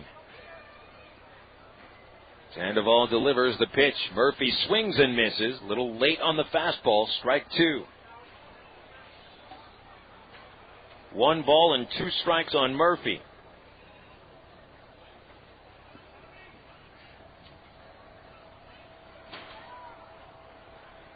Murphy steps out of the box for half a second. Opens that stance up just a little. Crouches down. Here's the pitch. And he fouls it back into the screen. Sandoval's going to off-speed pitches quite a bit. Now he throws all 4. Fastball, slider, curveball, changeup. I think the change is more of a split finger, and he relies on a lot of off-speed stuff today. Still 1-2 on Murphy. 2 ducks on the pond. Long look. Sandoval has the sign. And they're going to pitch Murphy inside. Here it comes. And there it goes towards the mound beneath Sandoval's glove. Castro picks it up at second, holds onto the ball. 1 run scores, and safe at third is Ibar. He made a wide turn and just barely got underneath Menchaca's tag. Murphy ties the game with an infield single as Willett scores from third base.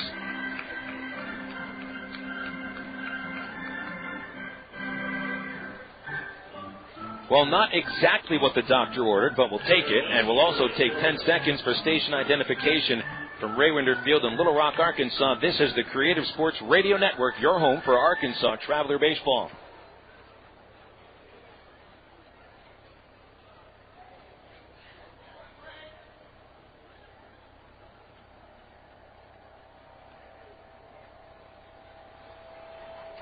Now it's Greg Porter stepping to the plate with runners at the corners. Murphy credited with his 12th RBI.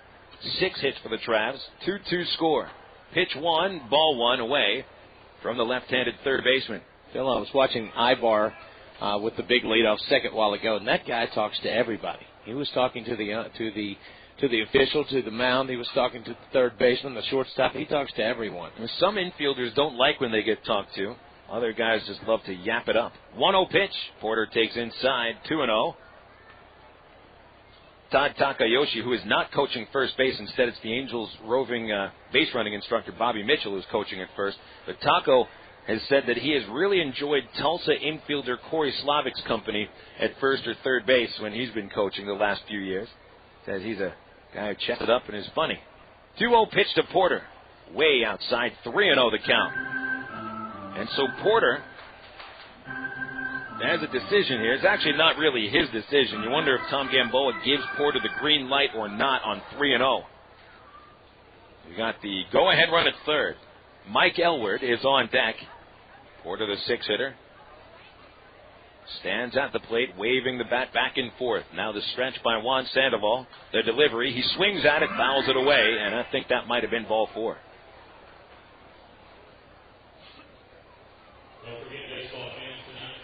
Looked like a fastball that was at the letters, which is where Porter likes them. Might have been a little bit outside. Porter goes after it. Count now 3-1. Second baseman Castro deep. Rest of the infield normal depth. Here's a throw to first. Scampering back in there, and safe is Murphy. Ibar went halfway down the third base line. And for some reason, Espy did not throw the ball across the infield. And I think if he'd have thrown it, and at least had Ibar caught in a rundown, but he decided to play it safely. Count is 3-1 on Porter in a 2-2 game in the bottom of the third. Toss to first again. Here comes Ibar, and he goes back to third. Once again, Espy elects not to throw the ball to third base. And I think I know what Eric's trying to do. He's coming a third of the way down the line, forcing Espy to make a decision. If he throws it to third, Ibar's breaking for the plate. So maybe Espy... And he might make it. He's got the speed. He does. Maybe Espy's doing the right thing. Sandoval slowing things down here, as he is thrown over to first base twice. Tommy Murphy, the runner at first. Ibar playing games at third. Now the 3-1 pitch to Greg Porter, and he goes after it, fouls it high into the picnic terrace in left field. Ibar really has an ability to get around, under, and over tags. It's something about the ability to slide, and there's various ways to avoid tags. You can dive around it. You can use that kick slide where you kind of try to slide outside feet first. I've seen guys jump over tags before. 3-2 on Porter. The first baseman, Espy, is now beside Tommy Murphy. He will play behind him. Now the pitch. Swung on, hard grounded to second. Ishmael Castro makes the play on a bad hop and throws Porter out. So the Travelers settle for one run in the third inning on 3 base hits, 2 runners stranded. And 3 innings are in the books at Raywinder Field. The score, San Antonio 2, Arkansas 2. You're listening to Arkansas Traveler Baseball on the Creative Sports Radio Network. Okay, everybody, we've got to let Travs fans know about our baseball bingo promotion. Sing along if you know the words. At the old ballpark in Little Rock, we play baseball bingo. B-I-N-G-O, B-I-N-G-O, B-I-N-G-O. We play baseball and bingo. On Tuesdays and Thursdays, you'll win lots of prizes. B-I-N-G-O, B-I-N-G-O, B-I-N-G-O. We play baseball and bingo. If you can win a free dinner at the Golden Corral or Villa. B-I-N-G-O, B-I-N-G-O, B-I-N-G-O. We play baseball and bingo. Academy Sports and Outdoors gives away a gift card. Don't worry, fans, we won't sing this at the ballpark, but it's baseball and bingo on Tuesdays and Thursdays at Raywinder Field. We play baseball and bingo. Hey, fans, Bill Valentine here with a question. When was the last time you saw the Travs turn to triple play? That's right, I can't remember either. So this year, we're going to celebrate if the Travs manage to turn that trick. $100,000 to one fan if the Travs will complete a triple play during the 6th inning of a home game. You got to be 18 to enter with a valid driver's license, and you must be present to win. It's the Travelers' $100,000 triple play giveaway all season long here at Raywinder Field.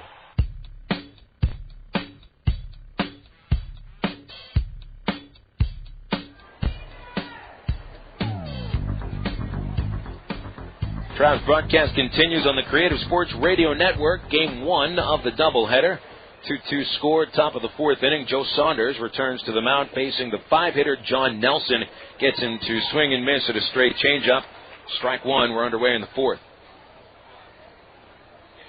Nelson hit what looked like a harmless ground ball to third base in his 2nd inning at bat. However, Greg Porter, the third baseman, played it off to the side.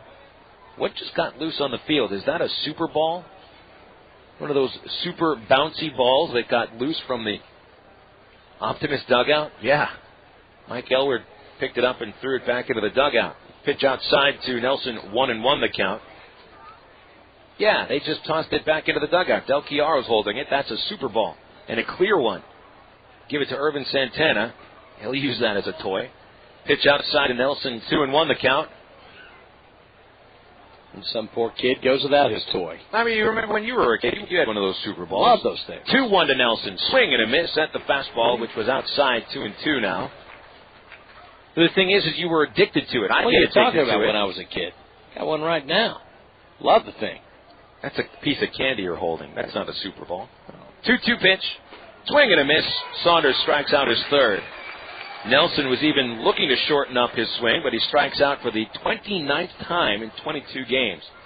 Saunders has set down 5 in a row since the double by Ismael Castro in the second inning, and here's Castro up to the plate. I was wondering why my Super Ball tasted a little minty. Well, you take it everywhere you go when you're a kid. First pitch to Castro, high, ball 1. Even to places where Super Balls don't really belong, meaning the ballpark. Like a ballpark. Because those things can get loose pretty quickly. 1-0, hit high, shallow left field. Here comes Morris coming in, and he's there. He'll make the catch, 2 outs. Remember, I always thought Super Balls were great in a basketball gym. Oh, bounce one from baseline to baseline. Baseball park, not so much. And Elward, when he picked up the Super Ball, kind of glanced over to the Optimist dugout, looking at them like, you might want to keep that in your pocket. Gary Harris looks at a high fastball. He's a strikeout victim back in the second inning. Saunders has set down 7 in a row. And 8 of the last 9 hitters. Harris fouls it at the plate, 1-1. The score is 2-2. Travs grabbed a 1-0 lead in the first. San Antonio put up 2 unearned runs in the top of the second. Travs tied it with a run in the bottom of the third. 1-1 pitch to Harris. He'll swing it, jammed him, one hopper to short. Ibar backs up, makes the play, fires offline, but Elward puts the tag down on Harris's back. 1-2-3 go the missions in the fourth inning. Very nice play by both Ibar and Elward, as Saunders has started to cruise right now. We go into the middle of the fourth. Travs 2, Missions 2. This is the CSN Arkansas Traveler Baseball Network. American Barbecue. I never wanted a Coke so bad in my life. Like the time I went on a shop till you drop-a-thon with my girlfriend. So there I am, pinballing from store to store across the vast expanse of this mega mall, forced to give my opinion on her clothing choices, which she promptly ignored. I think it was from all the, yeah, that looks great, honey, but I was parched, and only one thing was going to unparch me, a Coke. I would have cried, but I couldn't spare the fluid. So next time I go shopping, it'll be online. Coca-Cola. Make it real. Pig and Chick has always given you and your family the best choices in great food. Many of you are now watching those carbs, and although the Pig and Chick menu has always offered great low-carb items, there's now a special low-carb menu featuring items with the same great taste Pig and Chick is famous for. Of course, you'll still find those great Pig and Chick ribs, barbecue sandwiches, catfish, gourmet sandwiches, chicken, steaks, and more. Bring the whole family for a relaxing dinner. In a hurry? Get it to go. Pig and Chick, 7824 Highway 107 in Sherwood. Open 10:30 a.m. till 9 p.m. Monday through Saturday. Did you know that more than 250 Arkansans are currently awaiting an organ transplant? And did you know that every 16 minutes, a new name is added to the organ transplant waiting list? You can help to reduce these numbers by registering to become an organ donor. Call the Arkansas Regional Organ Recovery Agency at 866-660-5433 or visit the Aurora website at www.arora.org to learn more. Become an organ donor. Give hope.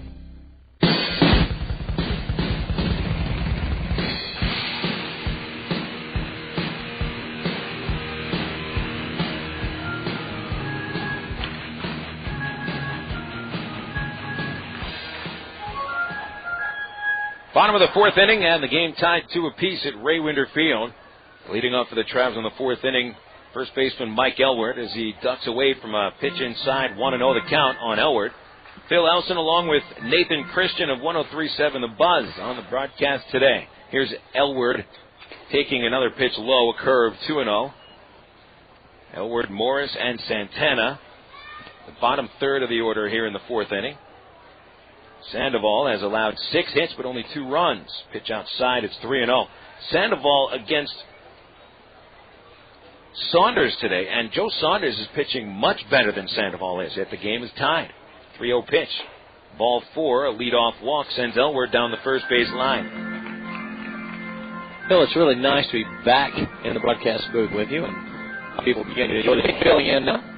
It's not this time. Usually about an hour after the start of a doubleheader is when you start to see more people coming into the park. I said it's very nice to be back at a doubleheader. Maybe test me if Santa. You won't be tested that. As long as you can sit there, you'll be fine. Morris, the batter, he checks a swing. They'll appeal. No swing. Ball 1. Well, I don't know. Maybe I can't. Third baseman Menchaca playing way in. They're pretty sure Morris is going to bunt. Elward creeps away slowly at first. The pitch to Morris, and he does square. He takes it high and away. Ball 2. Already a left-hander throwing in the San Antonio bullpen. As the catcher Rivera heads to another talk with Sandoval. Sandoval doesn't look very comfortable right now. He's had at least one base runner in each inning. Cats have collected 6 hits off of him, plus there's the 1 walk to start the inning. San Antonio instead gets Tim Rawl warming up in the bullpen. Nathan, you don't know how happy I am that you're here today. Doing a doubleheader all by yourself is it can be a little difficult. Sure, it can be. You ever try to do a 3-hour talk show alone? Yeah. Every day, pretty much, right? Yeah, I like it. I try to do it alone. 2-0 to Morris. He looks at a strike on a fastball passing the letters, 2-1. Now the count on Morris, who singled into right field in the second inning. My co-host tries to do it alone, too, and that's where the rub comes. Because it's a co-host show. Right. Here's the stretch. Sandoval throws to first. Elward wasn't very far away. Scampers back in there safely. Rawl warming up in the Mission's bullpen. Sandoval scuffling here in the 4th. Elward runs. Morris swings. Bouncing ball right side going into the hole. Castro had got past him. Elward goes first to third on the hit and run leader by Morris that just barely gets into right field. I mean, you want to talk about a perfectly placed ground ball. Hey, you can't do any better than that. You talked about Sandoval not looking comfortable, and certainly and Saunders is certainly out pitching him. I mean, if you look at the matchups just by ERA alone, I would have given the nod to Sandoval, but it hadn't even been close. Given up 7 hits. Yeah, that's 7 base hits plus the walk. Saunders, if it wasn't for the 2 errors, I mean, it would be a 2-0 lead for the Travs right now and a chance to make it more. But now they can grab the lead if Emmanuel Santana just hits a fly ball. Here's the first pitch. Manny fouls it off the left side, out of play, strike 1. You see Santana's name in the starting lineup today, and I thought that we might have seen him catching in Game 2 instead of DHing in Game 1. But David Gates gets the first game off. So Santana, the 9-hitter, the DH in the opener. Next pitch, high fly ball, left center field, way back going Harris, and he'll make a running catch. Elward tags and scores from third base, and this gives the Travs a 3-2 lead. Emmanuel Santana with his second RBI, a sacrifice fly. It's a very nice catch by Harris. The center fielder had a long way to go after it, plus the ball was tailing away from him. Brought it in. Morris was running as soon as the ball was hit. He had to hustle back into first base. Santana makes it 3-2 Arkansas.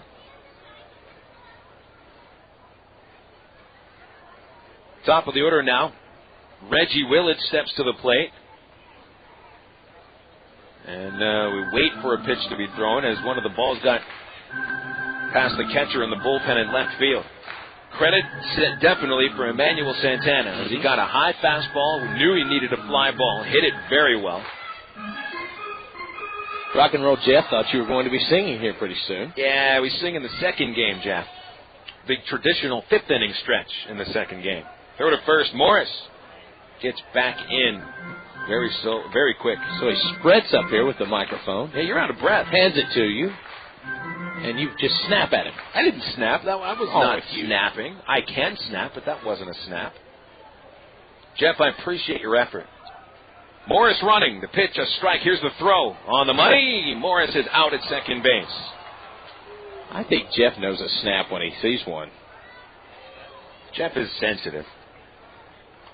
0-1 the count to Willis. Morris caught stealing for the 4th time in 6 tries this year. So he's having a rough time getting good breaks. He was a little slow coming off the base. Yeah, it was a perfectly thrown ball. That's what happens. 2 outs, base is empty, 3-2 Arkansas. Willits 1 for 2 with a run scored, and takes a pitch inside 1-1.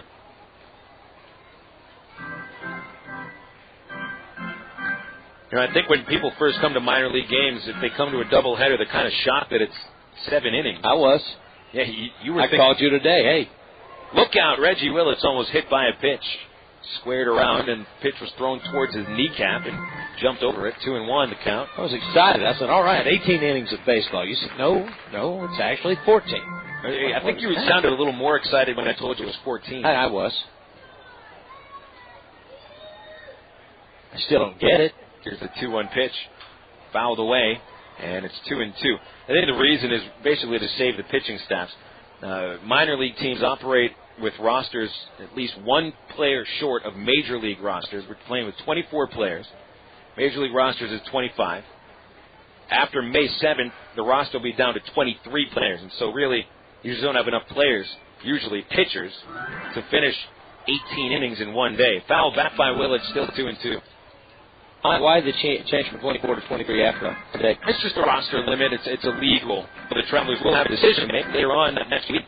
Who's the player that gets cut and gets sent down 1 level? 2-2 pitch. Willits swings to both right side hole and knocked the second base. Castro is knocked down. Willits will be credited with this base hit, his second, and the 8th of the ball. Now for high up. So we're at 2 for 3. Kayaspo is 1 for 2 at a first inning double and a run scored, and in the 3rd inning he flat out to left. Trav's putting together 2 hits here in this inning, plus the walk, 3 base runners. Kayaspo takes a look at a pitch that just missed away, ball 1. 8 hits against Sandoval in 3 2/3 innings. Only one of them an extra base hit. Kayaspo's double. A few balls that just barely get through the infield, plus the infield single earlier this inning, Morris. Willits had the infield single as well. Murphy, infield single. Napoli, 1, 2, 3. That's 4 infield singles here in this game. 1-0. There goes Willits running the pitch. A strike. Here's the throw. Right on the money. He's out at second base. Boy, Rene Rivera putting together 2 perfect throws to nail Chris Morris and Reggie Willits. Just the second time Willits has been caught stealing. Tried to get 1 run on 2 hits, no one stranded. And after 4 innings complete at Raymond Field, Travs have the lead 3-2 on the CSN Arkansas Traveler Baseball Network. Hey, nobody said quitting smoking was easy, but others have done it, and you can too, with help from the SOS Quit line, 1-866-NOW-QUIT. They'll give you the help you need to quit the tobacco habit. It's free, and it's free of nagging and preaching too. So call 1-866-NOW-QUIT and get the help you need. What have you got to lose, besides the most dangerous habit you've ever had? 1-866-NOW-QUIT. Call now. Imagine the following. You and the family are sitting at Ray Wyndham Field, top of the 6th inning. Tulsa has 2 on, nobody out. A line drive to the shortstop, diving catch, tags the runner, throws the second. Hey, it's an amazing triple play. You just won $100,000. That's right. If the Travelers turn a triple play in the 6th inning of a home game this year, one fan wins $100,000 grand. Travs triple play contest all season long. 18 and older with a valid driver's license must be present to win. For over 30 years, Jim Elder set the standard for broadcasting Trav baseball. Even though he passed away in 1998, Jim Elder will always be the true voice of the Arkansas Travelers. Marvin Webb, the utility man, is coaching at first base. Rogers, the manager, at third base. There's a couple of field, hit pretty good. Lindsey going back. He looks up. That ball is over the fence. A home run. In his memory, the Jim Elder Good Sports Fund was started to have kids learn important life values through sports. For the 5th year in a row, the fund will present 3 Sunday afternoon kids clinics with the Arkansas Travelers at Ray Winder Field. All kids 18 and under are welcome to take instruction from the Trav players and coaches. The first clinic will be on Sunday, May the 15th at 12:45 just before the Travs play Tulsa. For more information, go to www.jimelder.org.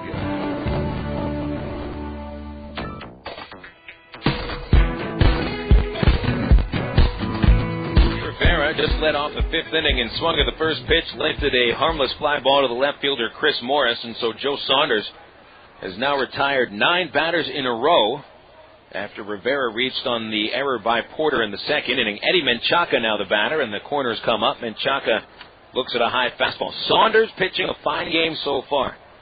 4 in the 3rd inning, scattering 2 hits. He hasn't thrown a lot of pitches either, it doesn't seem. He has not. 1-0, hit high to right field, back at Willis. At the warning track, he will make the catch right in front of the right field fence. 2 gone, and that's 10 in a row. Set down by Saunders. Now, he's had stretches like this before. We saw it in his 2nd start of the year when he set down 12 of the first 13 hitters. Didn't allow a hit until the 5th inning.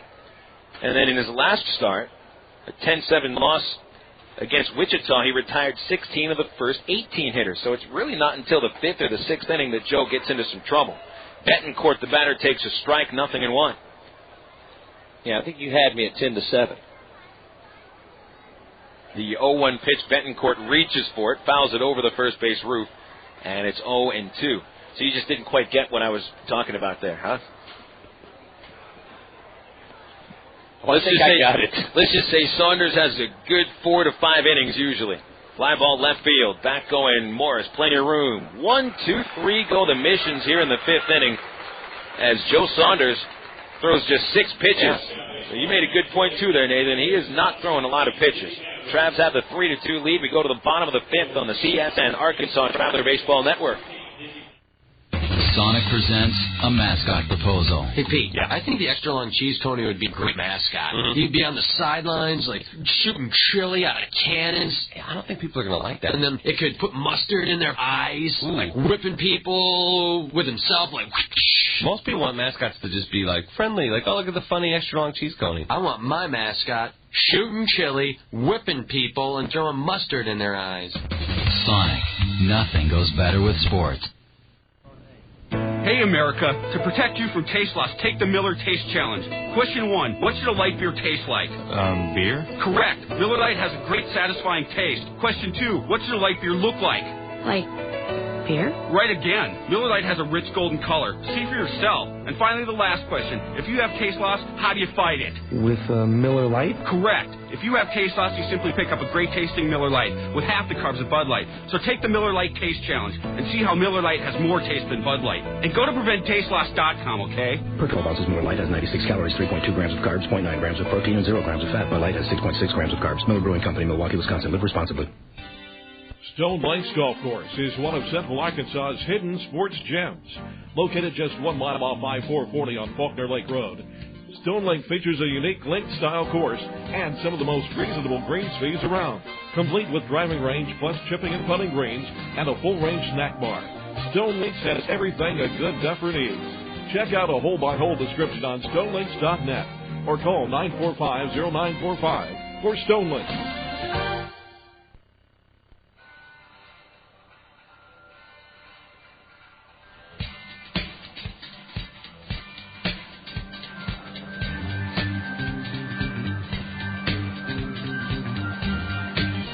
The San Antonio Missions bring on a new pitcher for the 5th at Raywinder Field with the Travs leading 3-2. Tim Rawl enters the game. He replaces Juan Sandoval, who had a very rough 4-inning performance. While we were watching Rawl warm up, the dizzy bat race took place at the third base foul area. This was just a series of unfortunate events. First of all, you have 2 women standing out there with no bats. No bats. The interns were late. The kids didn't get the bats out there in time. Fortunately, we had a pitching change. We had a little time. Then one lady didn't even spin around the bat hardly. She just stood there. She was an awful spinner. As far as dizzy bat races go, that one was a 0. Just terrible. Somebody, Todd, I believe, pointed out they should be sit back down to the. They're going to go to Rancho Cucamonga to practice their dizzy bat racing. Awful. Alberto Cayasco leads off the 5th and takes a strike on a breaking ball from Tim Rawl. Travs lead at 3-2 here in the bottom of the 5th inning. Sandoval gives up 3 runs on 8 hits in 4 innings. Walked 1, struck out 1. Cayasco now bats right-handed against Rawl, takes away, win 1. Even Sandoval was better than those bat spinners just then. 1-1 pitch to Alberto. Swing and a pop fly out of play. That'll get over the first base seats onto the roof. Strike 2. I mean, what do you do? How are you going to practice your dizzy bat racing? Do you actually do that at home? Do they know they're going to dizzy bat race before they come? No. I mean, they have to practice it at their seats in the stands. 1-2 pitch from Rawl. Fouled straight back. Right in front of us. Still 1-2. I mean, you really can't practice the dizzy bat race in a small room. You're going to end up crashing headfirst into the wall. You could practice it at a bowling alley. You should have gotten all of that practice in when you were a kid. But I guess those two women did not. The 1-2 again. Sliced foul out of play, first base side. Here's the numbers on Tim Rawl. His 8th appearance, 1 win, no losses, and a .587 ERA, .258 average against. 8 hits, 7 walks, 10 strikeouts, and 7 2/3. From the stretch, Rawls 1-2. Kayaspo looks at a high heater, 2 balls, 2 strikes. Rawls stands 6'3", 200 pounds, 25 years old, from Lynbrook, New York. 2-2 pitch. Kayaspo chops it to the hole, off the line at third. Menchaca makes the backhand stab, throws to first, and gets the out. And 1 away. Kayaspo 1 for 3. Menchaca got some style points on that one, too. Did a little pirouette. Backhanded it, pirouetted. You like the pirouette? I'm fine with the pirouette. Got a lot of people sunning out here at the ballpark today. Jeff wanted to throw them out. He did ask whether they're allowed to take their shirts off. Only if they are of the male persuasion. Well, clearly. Eric Ibar steps to the plate 1 for 2. He will bat right-handed, as the rest of the trap switch hitters do against the southpaw. There's a strike, 0-1.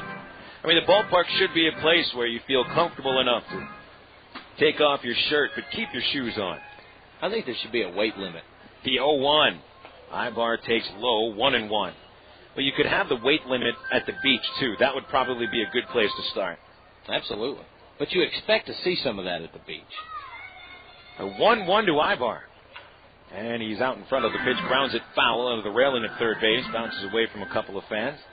Now, when I think of men taking their shirts off at the ballpark, I think of 2 people.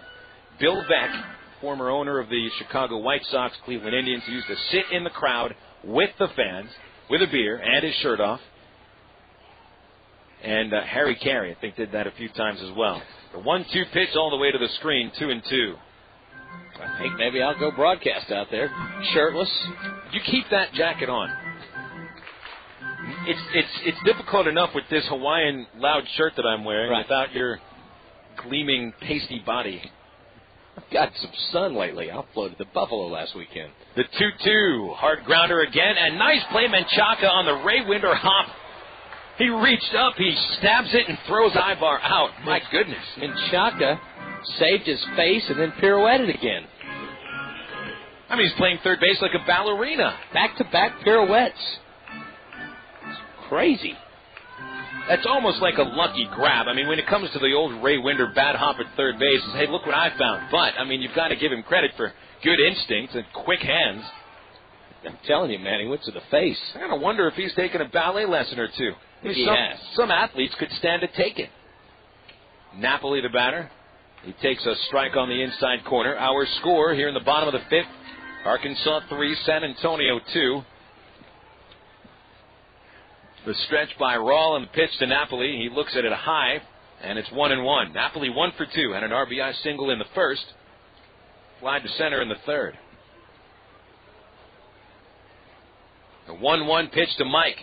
Swing and a high pop-up. That'll get towards the North Point Volvo patio.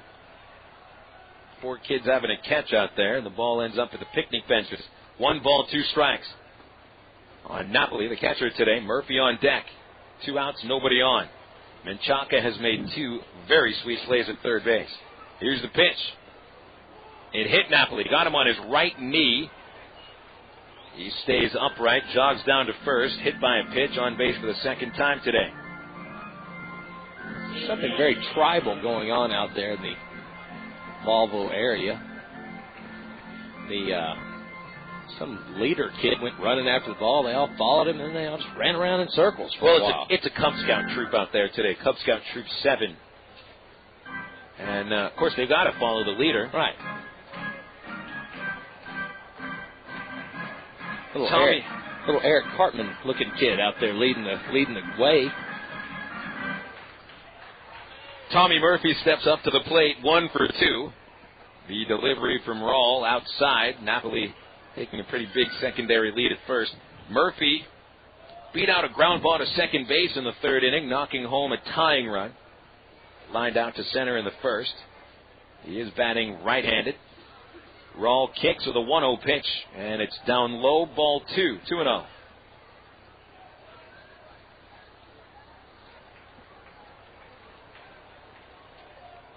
Delphine Colon, the plate umpire, brushes the dirt off of home plate.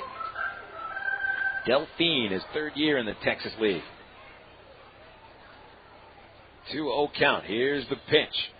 Murphy swings and misses at a fastball, 2-1. Now, I believe that Delphine, now he's from Puerto Rico, I think that means dolphin. Delphine means dolphin? I think so. So we can just call him the Dolphin? I mean, you got to be respectful to umpires, especially one who's 6'5", as Delphine is. 2-1 pitch. A strike on the outside corner. It's 2-2. I'm being respectful. I like dolphins. What's not to like about a dolphin? They're very sweet animals. And good umpires as well. Yes. Delphine is the biggest umpire in the Texas League. He's a hulking 6'5". A little intimidating. 2-2 to Murphy. Strike 3 called on the outside corner. Murphy strikes out, and the Travs lead Napoli at first base. No hits, no runs, 1 runner stranded. 5 innings complete at Ray Winder Field in Game 1. Travs 3, the Missions 2. Now these words on CSN from Settle Office Products. When it comes to a full line of office products, the name is Settle Office Products, 4412 MacArthur Drive in North Little Rock. They've been in business on MacArthur Drive for 23 years. They get free delivery anywhere in Central Arkansas. They have office furniture, office supplies, scratch and dent furniture, and they're family owned and operated. Give them a call today at 758-1050 or see them on the website at www.settleofficepro.com. Arkansas's #1 Honda volume dealer in the state and district leader in total customer satisfaction is Bale Honda at 13101 Chenal Parkway in Little Rock. They have a wide variety of Honda cars and trucks. Coming soon next month is the Honda Ridgeline that will pole vault Honda into the truck market. Bale Honda is open Monday through Saturday from 8:30 until 7, and on Sundays from 1 till 6. Their service department is also open Monday through Fridays from 7 a.m. until 6 p.m. and on Saturdays from 8 a.m. until 4 p.m. Give them a call today at 227-7000 for your automotive needs. Bale Honda at 13101 Chenal Parkway in Little Rock. Why do people statewide across the state of Arkansas like CSN? Here's Gary Coates, General Manager and owner of affiliate KBJT in Fordyce. Well, I like it because it's Arkansas-oriented. You know, the things that that CSN carries are always, from within the state, and for the most part, and it's a real big help to our broadcast schedule. CSN now in her 27th year.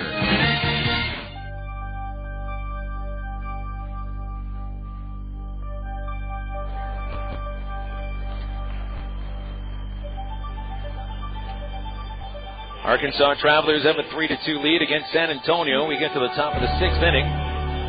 Bill Elson with you along with Nathan Christian on the Creative Sports Radio Network. Joe Saunders has retired 11 batters in a row and 12 of the last 13.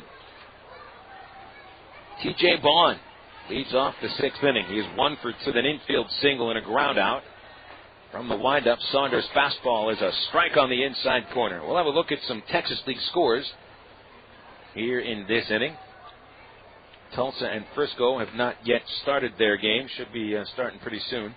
Bond, hard line drive into the seats at third base, and I think somebody just got hit. Was it the kid that got hit, or was it his popcorn? Sitting in the second row just to the right of the visiting bullpen. It looks like everybody's okay out there. I don't think we have any injuries out there. I don't even see any tears. We got thumbs up. Everything's good. I mean, you see those balls heading into the stands. Just kind of hold your breath. 0-2 on Vaughn. Here's the pitch from Saunders. Fastball high, ball one. And now the kid's got the ball, Phil. And a story. And look who's right there. Jeff is out there. It's Rock and Roll Jeff. Rock and Roll Jeff out there. It's 1-2. Saunders misses the outside corner. 2 balls, 2 strikes. Saunders has allowed only 2 hits in his 5 innings. Both of them in the first 2 innings. 2 runs, both unearned. The pitch, swing and a miss. Bond strikes out as the changeup fooled him, and that's 12 in a row. Joe Saunders and I have our stuff today. Joe Saunders especially. Especially Joe Saunders. There's only 1 game in progress right now in the league. Wichita and Midland. In the bottom of the first, 0-0. The Tulsa at Frisco game, I think, should have started about 30 minutes ago. But no score report yet. Nate Espy takes a pitch high, ball one. Espy is fly to center. Called out on strikes in the 3rd inning. By the way, the strikeout of Bond is Joe Saunders' 4th. Here's the 1-0 pitch to the right-hander Espy. Swung on, high fly ball, left field, hit pretty well. Back going Morris, warning track at the wall. He leaps, it's off the fence. Picked up by Willits as he backs it up. He'll keep Espy at second with a stand-up double, and so the string is snapped at 12 in a row. Espy's 4th double puts the tying run into scoring position as the Travs 3-2 lead is going to be tested in the 6th inning. Morris made a good effort. He was running back to the wall, measuring, just couldn't quite get up high enough. Jesse Hurlback is 0 for 2. Big right-handed batter is grounded to short and fly to right. Saunders delivers from the stretch a fastball, a little late on the swing. Hurlback fouls it into the chicken wire, and it's strike 1, 0-1 the count. That's the guy who they have listed as being from California, who's obviously really from Nebraska. Well, you don't think they have big guys like this in Southern California? Ever been at Venice Beach? Yeah. Cream in the clear. Here's the 0-1. Hurlback a check swing. Appeal. No swing. 1 ball, 1 strike. The fastball was high. Juan Donier warming up in the San Antonio bullpen. Right now, the Traveler bullpen, nobody warming up. Relief pitchers milling around, waiting for the call. Saunders checks second base twice. Now to the plate. Hurlback fouls it into the ground off the third base railing. Count is 1-2 on Jesse Hurlback. Travs has scored the last 2 runs. San Antonio hadn't had a man on base in 4 innings. Now Saunders looking for the strikeout. The pitch. Swing and a miss. He got it. High fastball, and he strikes out Hurlback.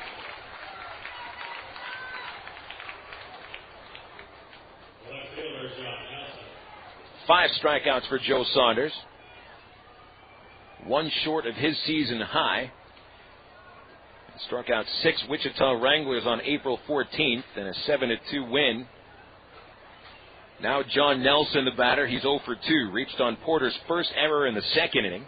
Struck out swinging in the 4th. First pitch. Ball inside. Didn't miss by much. 1-0. Only 3 hits off Saunders. He won his first start of the year against Springfield. He's had 3 no decisions since. The 1-0 downstairs, 2-0. Travs have had chances to win each of the games that Saunders has pitched in, and that's the most important part. John Nelson with a 2-0 count. Dangerous count to a big swinger. The pitch outside, 3-0. I'm just not sure if you want to give in to Nelson. If he gets that fastball he wants and extends his arms, the ball could end up past Rick's armory. Castro on deck. Here's Saunders' delivery. Swung on, fouled at the plate. I mean, even Nelson is swinging at 3-0 if he's getting that fastball, and Saunders gave it to him. A good thing it wasn't right down the middle. In on the hands. Good pitch.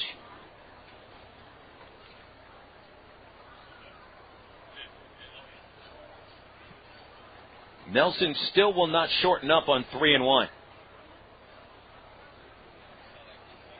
Saunders delivers. Fastball hit down the line at third, a foul ball. Delphine Colon, the home plate umpire, made the call, jumping around the catcher Napoli and straddling the line. He made the right call. It was foul, but pretty close. Delphine is a big guy. And by the way, Scoreboard Tommy checked on it. A Google search from up here on the internet. Delphine does mean dolphin. What happened to fat umpires? Used to be a bunch of fat umpires in baseball. I miss those guys. They've gone the wayside. 3-2 pitch on the way. Line drive foul past first base. Another good pitch on Nelson's hands. I guess the fat umpires have gone the way of the complete game. I guess so. A lot about baseball has changed. You know, I forget what his name was. You remember the umpire who had a heart attack on the field a few years ago on opening day in Cincinnati. I think that scared a lot of umpires. Here is the 3-2 pitch. Nelson swings and misses, and Saunders strikes out the side. Got him on a high fastball. He strands Espy at second base after the double. And the Travelers take the 3-2 lead into the bottom of the sixth inning on the CSN Arkansas Traveler Baseball Network.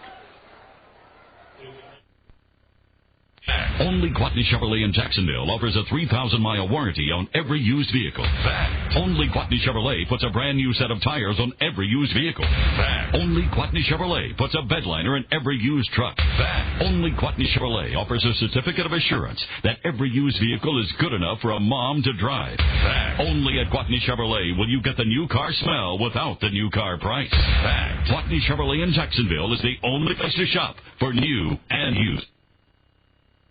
An accident involving a large truck can cause a lot of damage. If you're injured, you need a law firm that knows what they're doing. And while facts differ and results vary, we've got a verdict as large as $12.5 million in a single tractor-trailer case. Put this experience on your side. Call us at Gary Eubanks and Associates. We'll win your case, or you don't owe us a dime.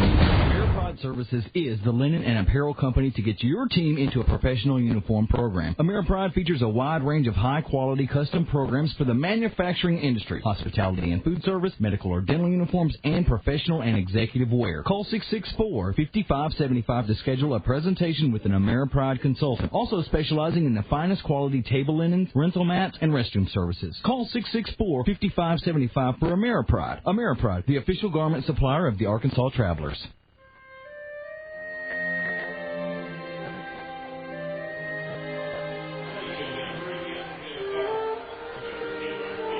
Arkansas Traveler Baseball into the bottom of the sixth inning at Raywinder Field on the Creative Sports Radio Network.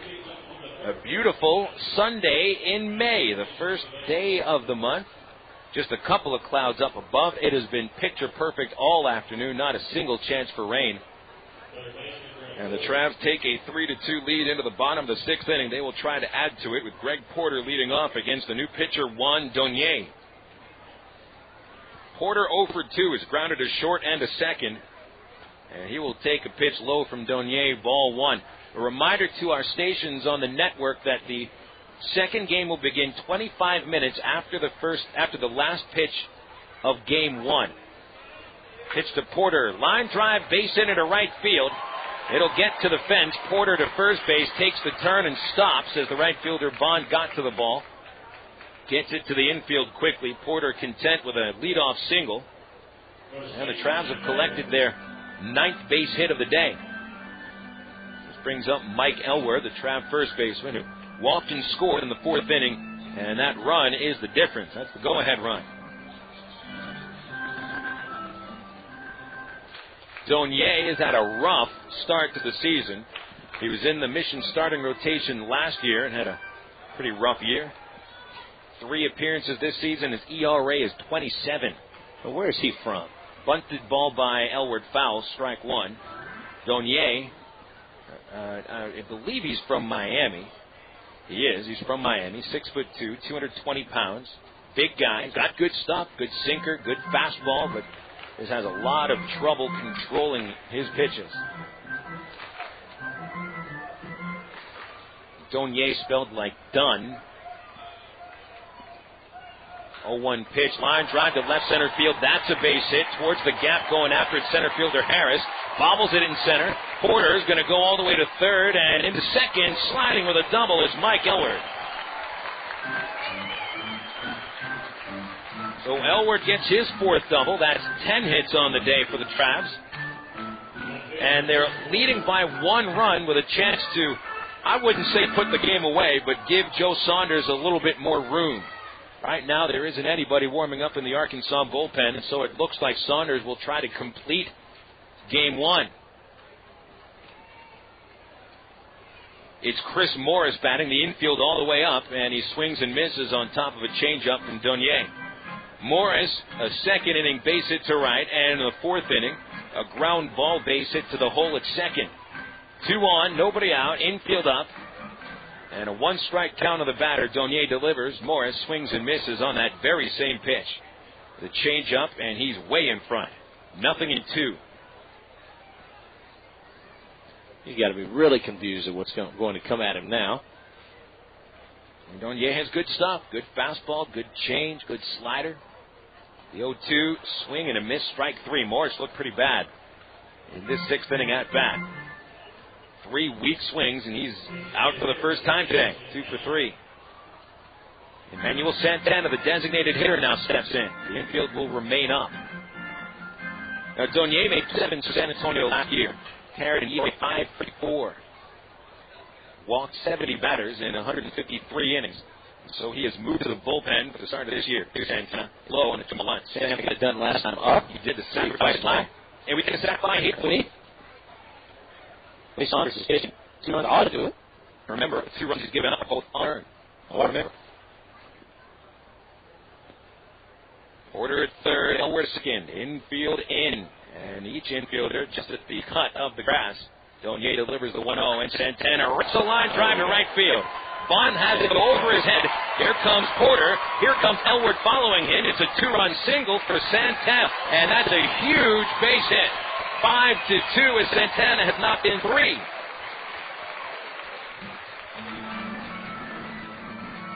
Emmanuel Santana doesn't get much playing time this season, but boy, he makes it count today.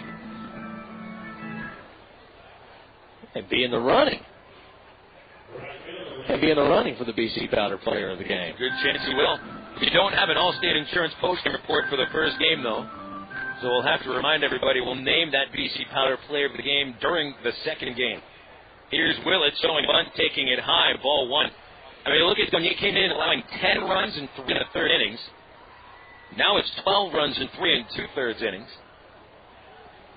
And the Travelers trying to tack a couple more on here. Santana a short lead. Willett squares. Did he offer? They'll appeal. He did not offer. It was low and away. 2-0 to count. Willett's a first inning fly to left. Since then, he has singled twice. Scored a run in the 3rd inning. Caught stealing at second in the 4th. There's the stretch by Juan Donier. The pitch to Willett. Swung on and missed on that changeup. 2-1. Changeup's been his most effective pitch this inning. Pitcher of record, though, with Juan Sandoval, the starter, who gave up 3 runs on 8 hits in 4 innings. Raul pitched to scoreless 5th, and now Donier having his troubles in the 6th inning. Meanwhile, Trav starter Joe Saunders, 6 very effective innings. Here's a pitch, a strike on the inside corner, and it's 2-2.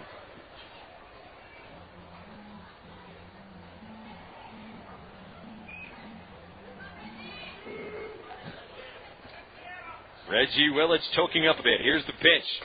High fastball, 3-2. The crowd doesn't quite have it down yet, but the scoreboard is chanting Reggie, Reggie. And for the first time this year is doing it. And we remember from the 1977 World Series, Reggie Jackson had the 3-homer game. Yes. And up at Yankee Stadium scoreboard, it was doing the Reggie, Reggie. Runner goes, foul ball into the bleachers at third base. And so I guess that scoreboard Tommy is trying to capitalize on the whole Reggie Jackson thing. I mean, maybe he's going to need his own candy bar next. He may well. The Reggie bar. Now, the fanometer flashed a moment ago for just a brief second. Santana runs. Santana doesn't matter on the throw as Willits swings and misses. You know, Santana, the second goes Santana with a stolen base. Isn't the fastest guy in the world, but he got it done. And he's not an everyday player, but he's gotten it done. That's the truth. Stolen bases first of the year. Willits struck out on the changeup, so both outs for Donier to come on the K here in the 6th. Now Alberto Callaspo will try to drive Santana home. Callaspo 1 for 3. First inning double, third inning flyout, fifth inning ground out to third base. There's a strike on the first pitch, 0-1. Callaspo actually had a home run Thursday night. I was here for that. Yeah, we were here for about 10 minutes. Right. And you should have came in, brought a little luck, and left, and team fell lost. apart. The 0-1 pitch to Alberto. Swing and a miss on the changeup. What else? Donier might as well throw nothing but. No balls, 2 strikes. When Saunders takes the hill in the 7th inning, he'll face the 6-hitter Castro. And then Gary Harris and Rene Rivera. Donier delivers the 0-2. Callaspo sends it to the gap in left center field. It gets down for a hit. Here comes Santana around third, and he'll score. RBI single for Alberto Callaspo. 6-2 Travs. It's a 3-run rally in the 6th inning. And how big was that stolen base by Santana? Turns out to be the reason they scored. We don't expect a catcher to steal many bases, but under this ball club, Trav catchers have stolen 3 bases this year. The RBI for Callaspo is his 15th. He's 2 for 4 today. And, boy, a 3-run rally. Had been a while since the Travs put up this many runs in 1 inning. Thanks for coming today. Sure. I do what I can for the team. Toss on to first base. Diving back in is Callaspo. Would you mind coming to San Antonio on Thursday? I don't mind. I like the city. I lived there for a little while. Great town. As a Ute. Here's the pitch to Ibar. Swung on, grounded outside first, foul. Ibar is 1 for 3. Did you just say Ute? I did. It was a Joe Pesci line. You talk show hosts and your movie quotes. What would you do without movie quotes? What did men do before the invention of movies? Did they even have conversation? No. Well, yeah, they talked about sports. Baseball. Specifically. 0-1 to Ibar. The stretch and the pitch. Popped up to the third base seats. Hits the roof. 0-2. That one came back down off the roof. Landed harmlessly. And a little girl has a souvenir.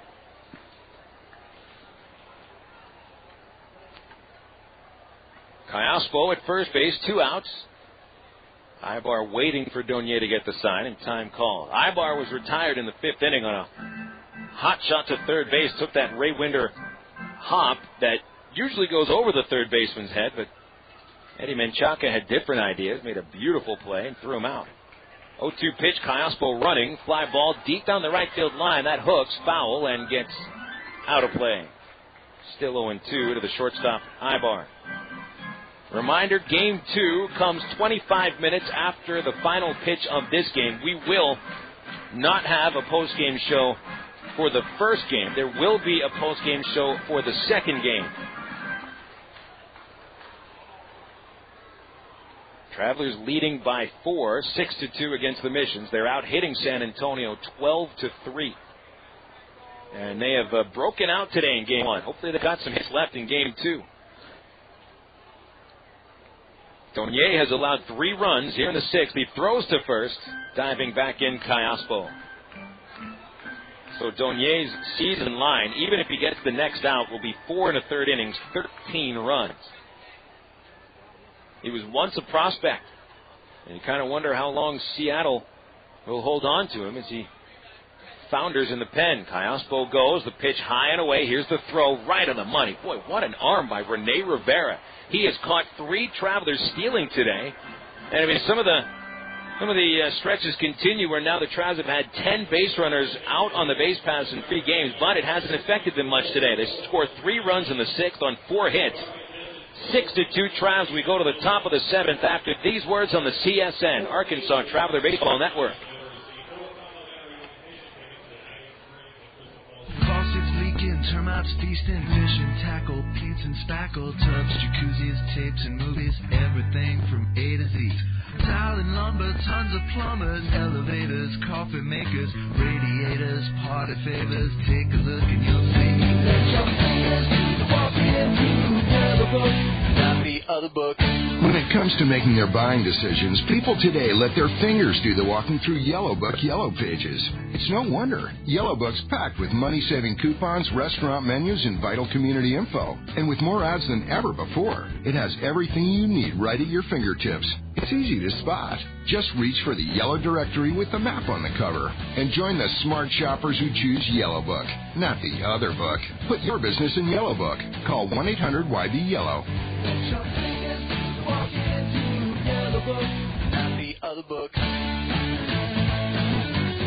Go your own way with National Car Rental. Take a one-time trip and discover Arkansas. National Trade Weekend Special is just what you need for a trip to the Ozarks. Or get your friends together and rent a minivan to historic Eureka Springs. National offers a wide choice of sizes and styles, from luxury cars to vans and sport utility vehicles. Unlimited mileage rates are available. National Car Rental, 2 convenient locations, Little Rock Airport and North Little Rock at 3919 Park Avenue. See National Car Rental's ad at the Yellow Pages. Go your own way with National Car Rental. It's time for a reintroduction to one of your close friends. A friend who supported you through many a spring or summer night over the years, and you never have to go searching for him. He's always in the same spot along the third base line. Baseball fans, reintroducing the Ray Winder Field Bleachers. The Bleachers are the place to gather with your other friends to catch exciting Arkansas Travelers baseball. And at just $6 a ticket, there's no place friendlier. Call the Travs at 664-1555 or visit Travs.com.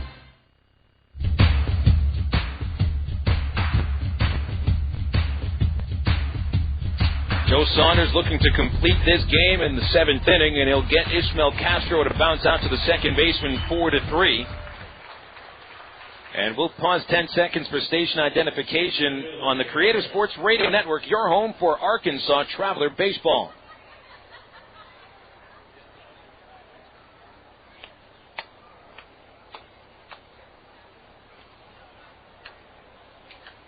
Travs lead at 6-2 in the top of the 7th inning, and of course, doubleheader games in the minors go 7 innings. Gary Harris, the batter, with 1 out and the bases empty, fouls the first pitch off. He's 0 for 2 with a strikeout and a ground to short. Saunders shakes the side off, now goes with the windup in the pitch, and a line drive to shallow left field coming in Chris Morris, and he makes a running catch. 2 gone in the 7th inning. 1 more out, and the Travs have themselves a victory. A reminder, we will come back for just the wrap-up of the game, give you the final totals, the winning and losing pitchers. Before we kick it back to the studio for a little bit, we'll come back at about 15 minutes with our pregame interview. Rene Rivera takes a pitch away for a ball. Rivera reached on Greg Porter's second error in the 2nd inning, flat out to left field in the 5th. 1-0 count. Saunders kicks. The pitch, fouled straight back, strike 1. Travs were down 2-1 after the 2nd inning, and they have scored 5 unanswered runs since then. Seemingly put the game away in the 6th with a 3-run rally. Saunders gets a new baseball. Looking to become the first pitcher with a complete game in the Texas League this year. The pitch is a soft line drive to second, caught by Alberto Cayasco, and the game is over. Travs win it by the final score of 6-2, and Joe Saunders goes the distance for his 2nd win of the season. 6-2 Travelers, and you can put it in the books. Hopefully the first of 2 wins for the Travs today in this doubleheader at Ray Winder Field, as they were able to bust out with a big game offensively, 12 base hits. And Manny Santana leads the attack with 3 RBIs. 6-2 Travs win. We'll wrap it up after these words on the Creative Sports Radio Network. I ever say to you, look like somebody's got a case of the Mondays. What are the Mondays? Are you supposed to be glum and depressed just because the work week started? What a bunch of baloney. Here at Ray Winder Field, we're going to turn Mondays into something you can look forward to.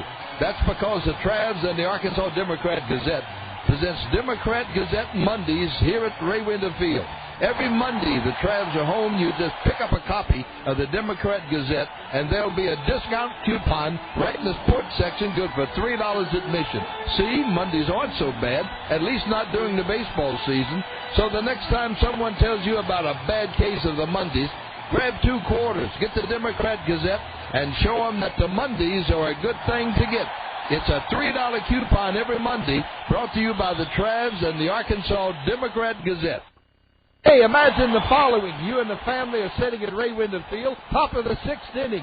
Tulsa has 2 on, nobody out. A line drive to the shortstop, diving catch, tags the runner, throws to second. Hey, it's an amazing triple play. You just won $100,000. That's right. If the Travelers turn a triple play in the 6th inning of a home game this year, one fan wins $100,000 grand. Travs triple play contest all season long. 18 and older with a valid driver's license must be present to win. The Air Force is the only branch of service with its own community college. It's called the Community College of the Air Force, and it makes a difference. You see, in the Air Force, you earn college credit for learning your job. You can earn an associate's degree in one of 66 career fields. Your job experience goes farther in the Air Force.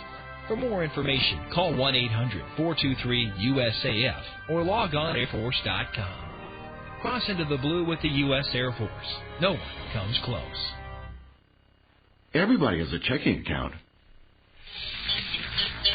It's June 18th, 1986, as the Shreveport Captains invaded Ray Winder Field in Little Rock to take on the Arkansas Travelers. Arkansas built up a 1-0 lead at the end of 1 inning of play, but Shreveport scored 3 runs in the top half of the third to lead 3-1 at the end of 3 innings of play. Shreveport built up a 4-2 lead going into the last half of the 8th inning. There were 2 outs, a runner on at first base, and the big first baseman of the Arkansas Travelers, Dave Cable, came to the plate. Cable, left-handed hitter. Wearing the collar tonight, 0 for 2. Here's the pitch. There it goes! It's way out of here! And it was a home run for Dave Cable, his 5th home run of the year, as that tied the game up at 4-4. It forced extra innings. Then Shreveport came up in the 14th inning. Extra innings at the ballpark at Ray Winder Field. It was tied 4-4. Bases were loaded, and Angelo Escobar came to the plate to bat for Shreveport. The count went to 3-2. The 3-2 pitch is coming. Fastball up high, ball 4. And that forces in a run, Litton from third. And Shreveport has regained the lead. It's now 5-4 in favor of the captain. And the captain scored 3 more runs in the top half of the 14th inning to take an 8-4 lead going into the last half of the 14th inning. Arkansas couldn't muster any, and it was Shreveport defeating the Arkansas Travelers on June the 18th, 1986, in extra innings, 14 innings, 8-4 the final score. And that's tonight's American Gold and Silver Traveler Flashback.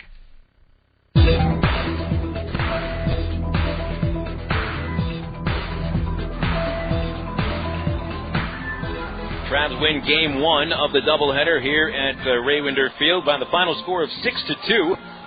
Wrapping the ball game up, these totals are official. San Antonio 2 runs on 3 hits, no errors. 3 runners left. Arkansas 6 runs on 12 base hits, 2 errors. 5 Travelers left on the bases. The winning pitcher, Joe Saunders, goes the distance. 7 innings, 3 hits, 2 runs both earned, no walks, 6 strikeouts. Saunders is 2-0. Losing pitcher was Juan Sandoval, as he gives up 3 runs on 8 hits and a walk, 1 strikeout in 4 innings. Sandoval falls to 0-1. Time of game, 1 hour 53 minutes. The paid attendance will be announced during the second game. With the win, the Travs are now 13-9 in a game behind Tulsa for first place. Actually, 2 games behind Tulsa for first place in the Texas League East. The Missions fall to 12-10. Game 2 coming up in about 20 minutes. We'll be back in about 10 to 15 minutes on the Creative Sports Radio Network. Travelers starting pitcher in Game 2 will be Kasey Olenberger. No record, 4.50 ERA. On the mound for the Missions is Thomas Oldham. He's 1-2 with a 3.24 earned run average. And so we thank our affiliates and our CSN producer Chris Rhodes back at KASR in Conway. And we will be back after a while. See you in about 10 minutes. Again, the Travs win Game 1, 6-2. We'll be speaking to you very soon.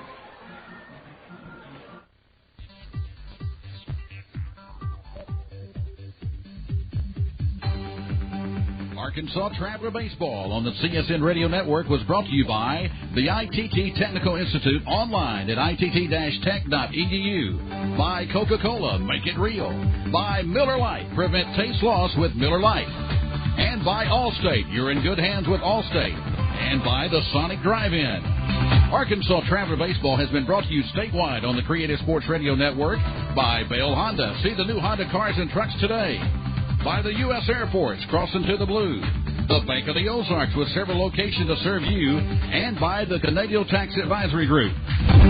Arkansas Traveler Baseball has been a presentation of CSN, the Creative Sports Radio Network.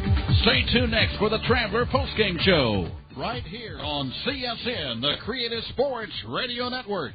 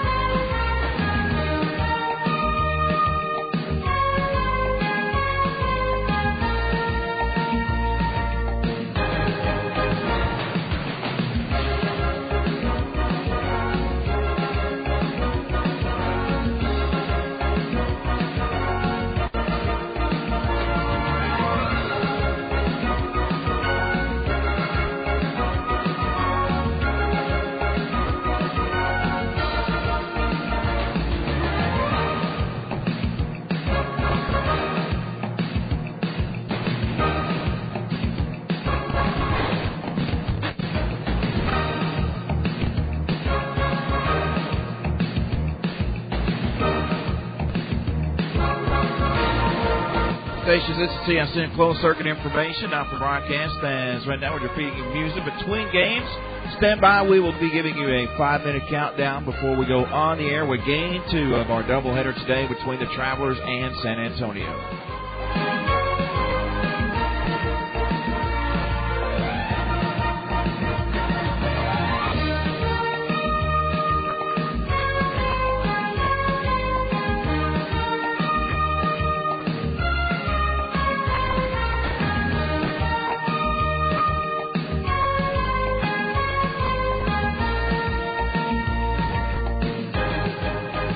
Stations, this is CSN Closed Circuit Information. Now for broadcast, airtime will be at 3:20.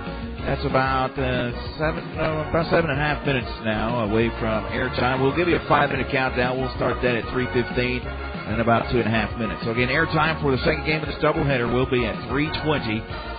And that's about 2.5 minutes away now from our 5-minute countdown that we will start at 3:15, counting you down to the final 5 minutes until airtime at 3:20.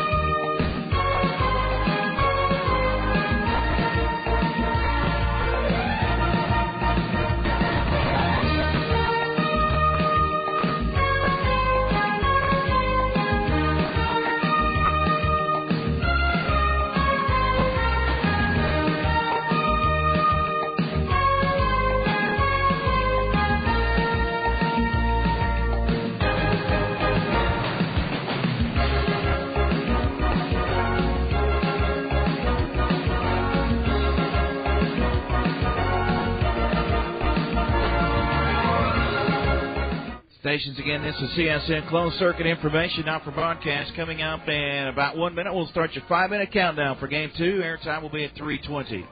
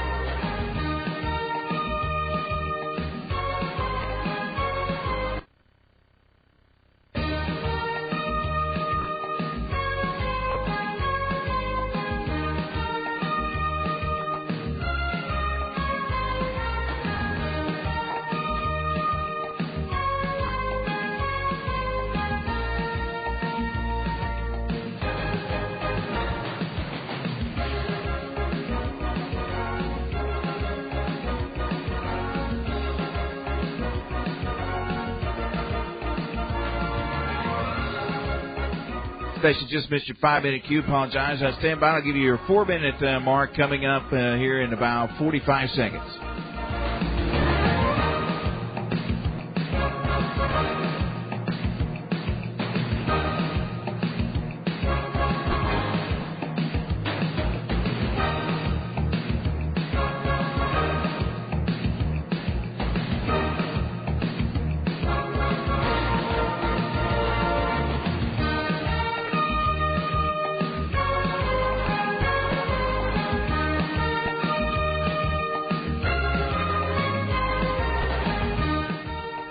On your 4-minute cue for airtime for Game 2 of this doubleheader Stations. On the word mark, we'll be 4 minutes away from airtime.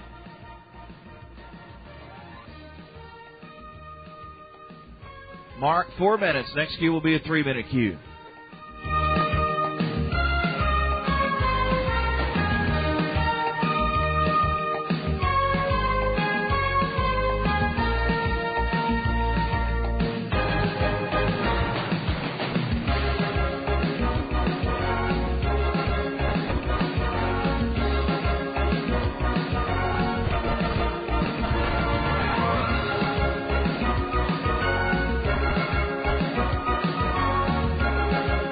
Stations, this is CSN Closed Circuit Information, not for broadcast. Again, coming up on your 3-minute cue for Game 2 of our doubleheader. On the word mark, it'll be 3 minutes from airtime.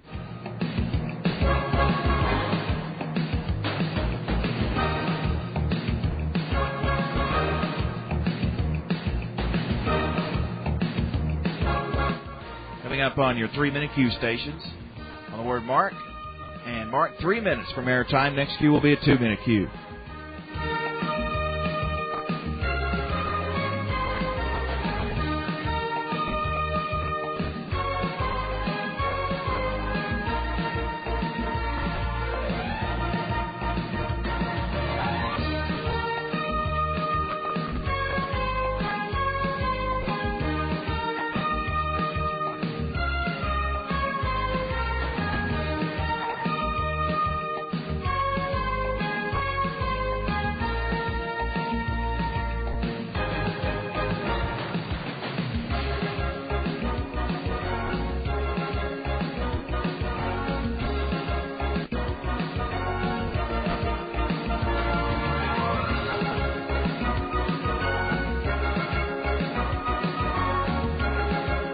Stations coming up on your 2-minute cue for Game 2 of our doubleheader on the word mark. And mark 2 minutes from airtime. Next cue will be a 90-second cue.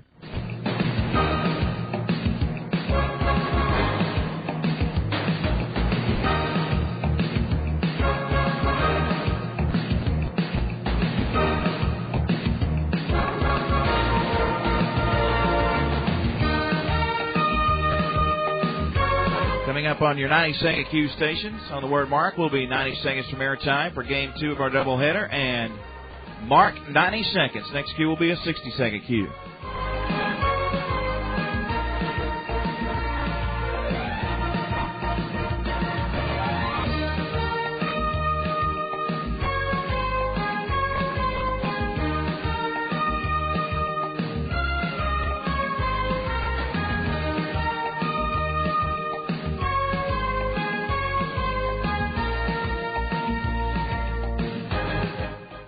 Mark 60 seconds. Stations. Next cue will be a 45-second cue.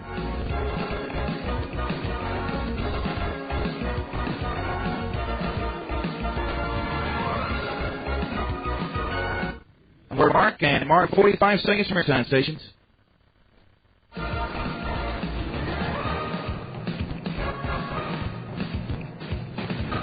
30-second cue and mark 30 seconds. Stations. Stand by for the final 15-second cue.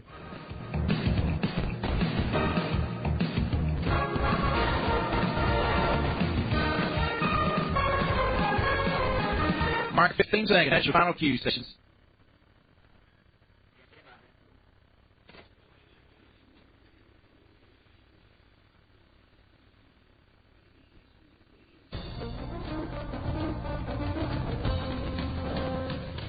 It's Arkansas Traveler Baseball on the CSN Radio Network. The ITT Tech pregame show is brought to you by ITT Technical Institute.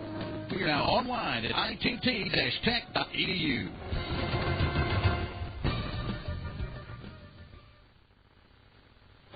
Welcome back to the ITT Technical Institute pregame show here on a beautiful Sunday afternoon.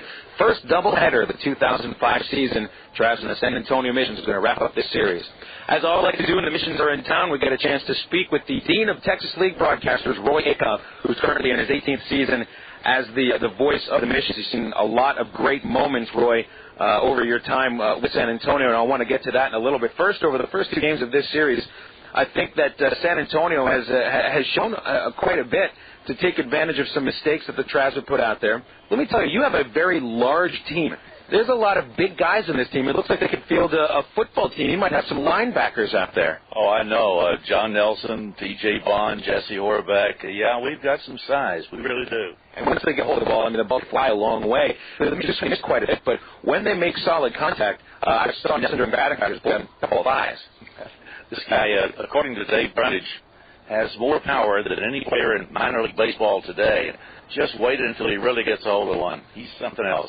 Well, we'll see Nelson today. We did see him yesterday shorten up his swing with the infield coming in to try to get him out at the plate. He was able to just ground a pitch up the middle. Turned out to be the winning run of the game for the Missions. So, I mean, that does say something about his approach to it, that, yeah, he's going to swing for the fences quite a bit, but it looked like he's been coached pretty well, too. Well, he has.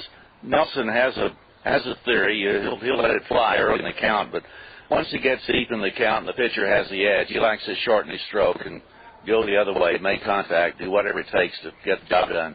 Now, Gary Thurman has been managing the ball club during this series, Roy. Dave Brundage has been the Missions manager, I believe, for 4 seasons. I think this is his 5th. He has managed 2 Texas League champions.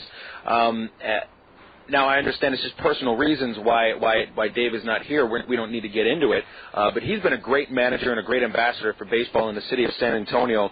And we talked about it a little bit. We're a little surprised that he's even back at Double-A because he's done such a fantastic job managing the ball club. Are you surprised that Brundage was back for a 5th year? Oh, shocked. I mean, I said my farewells to him last September. I never dreamed he'd be back. There's no way he could have come back for his 5th year. But nothing opened up upstairs. The Mariners are a very tight, loyal organization. Brundy was one of the finalists for the first base coaching job in Seattle under Hargrove, but Mike went with one of his own people, and so Brundy once again kind of left out. But he's a loyal organizational guy, and his time will come, and I'm convinced this is, in fact, his last year in San Antonio. And if that is true, if this will be his last year, do you think we're getting a look at the future San Antonio Missions manager, Gary Thurman, who's managing this series? I do. I really do. Gary's managed before, ex-big leaguer, great rapport with the players. He knows Brundy's method. He has his own little ideas about how to run a game as well. But, yes, I think Thurman will be our manager next season. Just a personal pick, but I think it's, in fact, the case. Roy Acuff, besides being the voice of the Missions and an avid, I believe it's Baylor fan that you are, is that correct? But you're also one of the bigger Boston Red Sox fans that you'll ever come across. And, Roy, I'll never forget, when you left Little Rock, the second and last time that the Missions were in Little Rock last year, I think it might have been that famous game when Curt Schilling and the Red Sox lost at Fenway against the Yankees, and there was that famous shot of Schilling holding his head in his hands in the dugout, and you were the most frustrated Red Sox fan I've ever seen in my life. You actually walked down the catwalk from the press box and renounced the Boston Red Sox because of all the frustration. I guess it all worked out in the end, though, didn't it? Yeah, it did. A lot of Sox fans gave up on that team many times. I mean, that was the most up-and-down club until about mid-July when they finally put together that great streak. But, boy, that was a tough club to follow. But, yeah, in the end, it all worked out. And once a Red Sox fan, there's no just giving up on the Sox. It's a mindset with that team. I would imagine you weren't the only Sox fans who sort of renounced their team over the last 80-some years. I'm sure it's happened a few times. Now, you've been a Red Sox fan from the start, haven't you? Oh, yeah. Now, how did that happen? You were born and raised in Texas. I was, but in those days, there was only one team.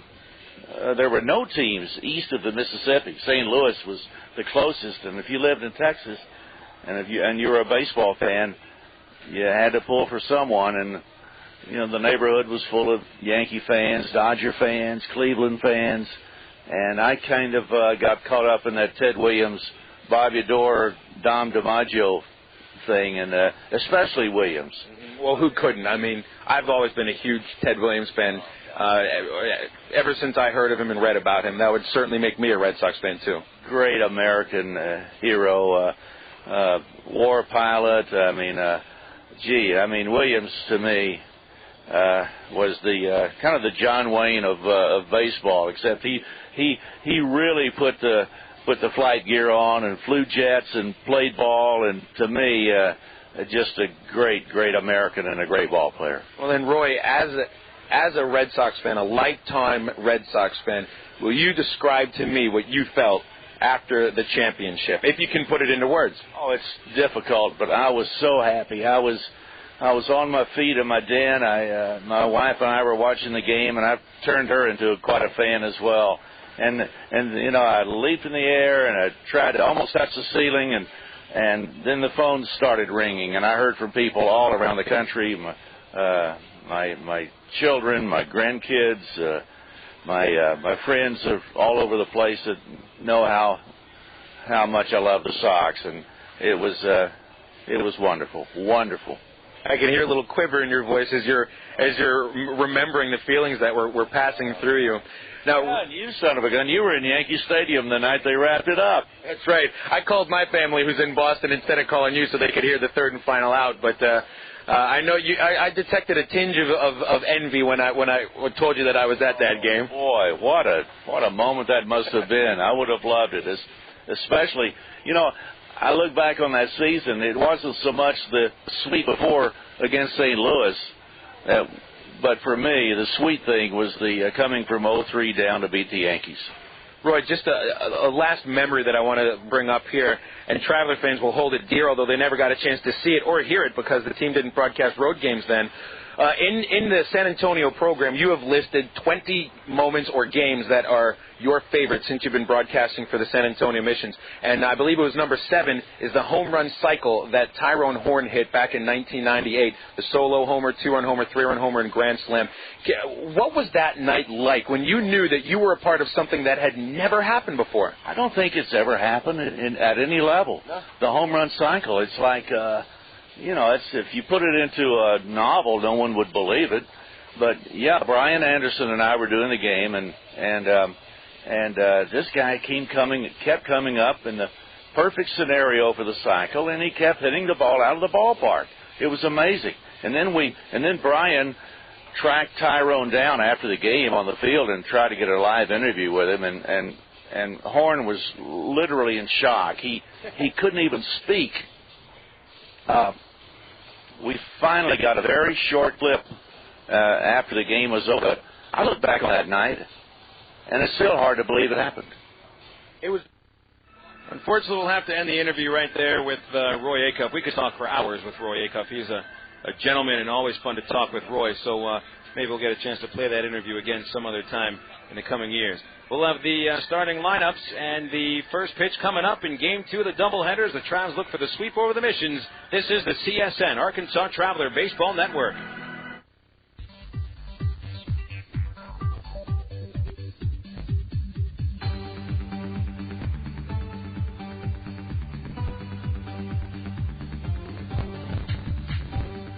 A presentation of CSN, the Creative Sports Radio Network, brings you Arkansas Traveler Baseball.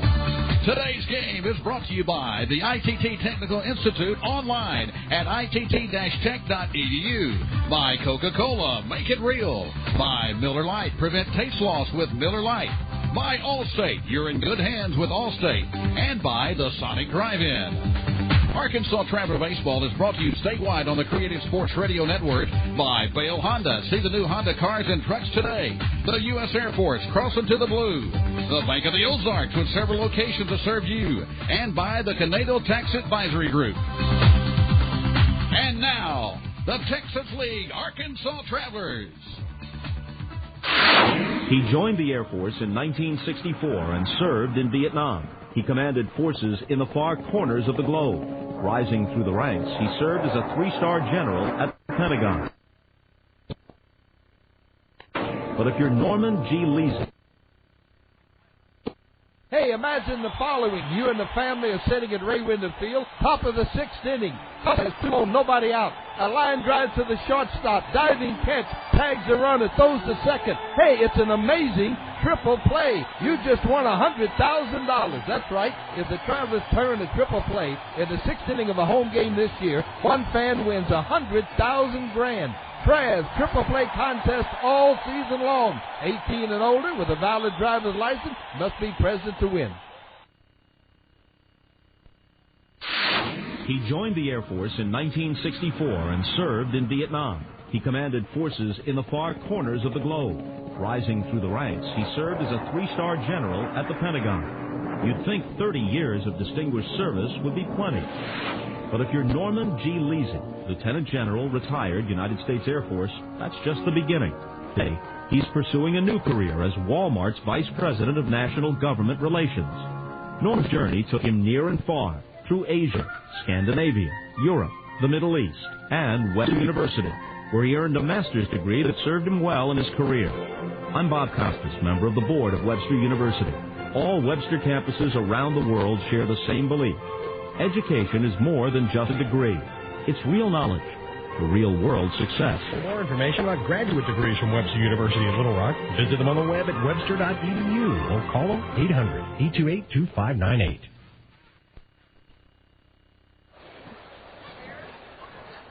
Welcome back to Ray Winder Field. We're just about set for first pitch as Uneski Betancourt steps into the batter's box for the San Antonio Missions, and Kasey Olenberger begins the game with a fastball down low. So a 3:33 first pitch for Game 2. We'll go through the starting lineups as quickly as we can as Olenberger will step back, kick, and deliver to Betancourt. And he swings, lines one to left field, charging in David Gates, and he's there to make the catch. That'll keep Betancourt hitless over the series at 0-4, now 12. Start with the San Antonio lineup. Of course, you just saw Betancourt. He's shortstop. Jamie Babella comes in left fielder. He's batting second. Nate Espy's a designated hitter, batting third. Batting cleanup, Jesse Hurlbeck, and he's first baseman. Batting fifth, T.J. Bond, and he's a right fielder. Brian Moon is your catcher, and he's batting sixth. Ishmael Castro, second baseman. Batting seventh, Gary Harris, center fielder. Batting eighth and ninth, Jesus Guzman, third baseman. Rubella is the left-handed hitter, number 2 hitter. Line drive just past Ryan Leahy's outstretched glove. And into left field it goes for a base hit. Leahy, the new Trav third baseman for today, darn close to bringing that one in, but as he was playing in a couple of feet, it just missed him. Here are the fielders behind Kasey Olenberger. Left fielder David Gates, Murphy in center, Reggie Willits in right. Ryan Leahy, who was brought to the Travs roster a couple days ago, starts at third base. Eric Ibar is at short. Alberto Callaspo at second. And Mike Elwood, the first baseman. Catching in game 2 is Brent Del Chiaro. We'll get the Traveler lineup coming up very soon. First, the runner at first, Bubella, getting a comfort zone for himself at first base, who's kicking some of the dirt around as the grounds crew did water the field down in between games after kids ran the bases. Espy, the batter, and he will take Olenberger's fastball for strike 1. Here is the lineup for the Travelers. Reggie Willits in right field, Alberto Callaspo at second base, Eric Ibar at shortstop, Mike Napoli the DH, Tommy Murphy in center, David Gates in left, Mike Elwood at first base, Del Chiaro catching, Ryan Leahy rounds out the starting 9 as the third baseman. Olenberger making his first start in affiliated baseball. From the stretch he delivers, and Espy hits a ground ball into left field for a base hit. Up with the ball, David Gates, and he keeps Bubella at second. Espy, who in the first game went 1 for 3, collects a base hit. And San Antonio only had 3 hits in the first game. They already have 2. What did you say about Olenberger? First start in affiliated minor league baseball. He's 27 years old. He's been pitching in independent ball or professionally in Taiwan and Italy. He's made plenty of starts at other levels of baseball, but never in affiliated minor league baseball. I mean, he's a reliever for the Travelers, and usually in a doubleheader, we've seen that the Travs will use relievers to make the start in the second game, not just this year, but in the previous 4. Pitch in the dirt to Jesse Hurlbeck, and Del Chiaro stays on top of it. How runners hold the count 1-0 on Hurlbeck. Olenberger, standing 6'4", 235 pounds, out of Santa Rosa, California. Pitched last year in Parma, Italy. The last 2 years he was pitching for Parma. Represented Italy in the Olympic Games in Athens. I think we should have just let Saunders keep rolling. 1-0 pitch, and Hurlbeck chops it out of plate on the third base line, strike 1.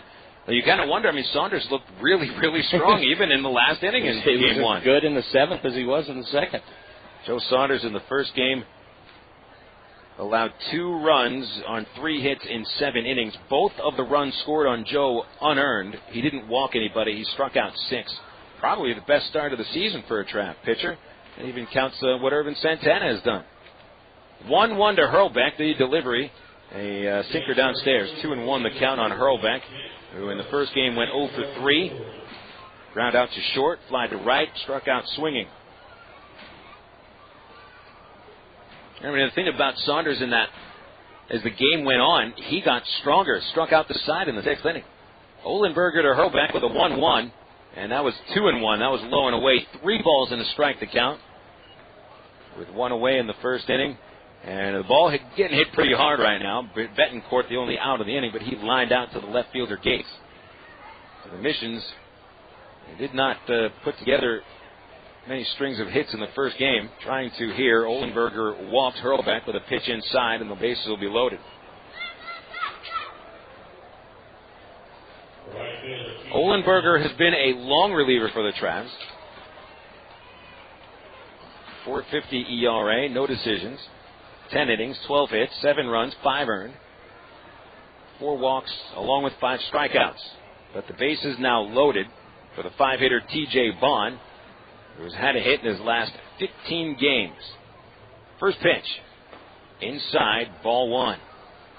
Out to the mound will go Del Chiaro, as Olenberger has not started the game very well. Bond was on deck, and you'll see this a lot. He was timing Olenberger's pitches. And Kasey is not a very hard thrower. He'll get it into the mid-high 80s. What Kasey Olenberger needs to do is to hit the corners, get ahead of batters, keep them off balance. T.J. Bond bouncing the bat off his right shoulder. The count 1-0. The pitch. Fastball on the inside corner for a strike. 1-1. That's a big strike there. Olenberger signed by the Angels December 1st last year. Picked him up, sent him straight to Double-A. 1-1 pitch to Bond. Swing and a miss. Olenberger gets a fastball by him. Good pitch on the hands of Bond. Wouldn't have hit it very well if he made contact. Might have shattered his bat. So Olenberger ahead now 1-2.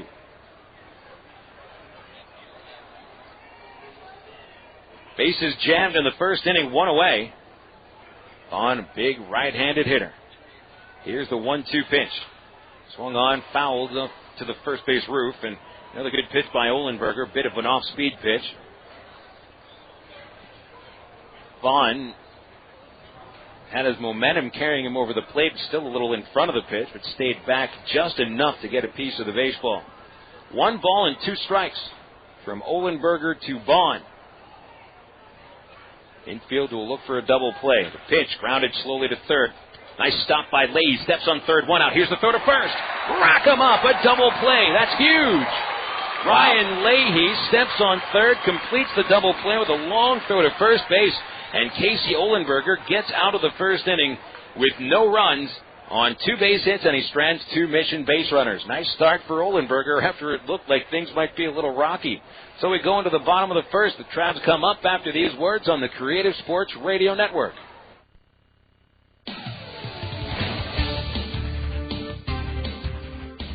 If you're a fan of sports in Arkansas, then this summer CSN is the place to be, as we'll bring you Arkansas Travelers baseball, Arkansas Twisters football, and Arkansas Archangels basketball. In May, it's the high school baseball and softball tournaments and state championship games.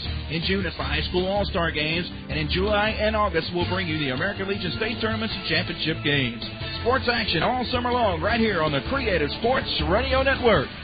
CSN is now live on the internet at csnsports.com. Click on live broadcast in the upper left-hand corner on your home page for live play-by-play audio, not to mention all other programs CSN produces during the year.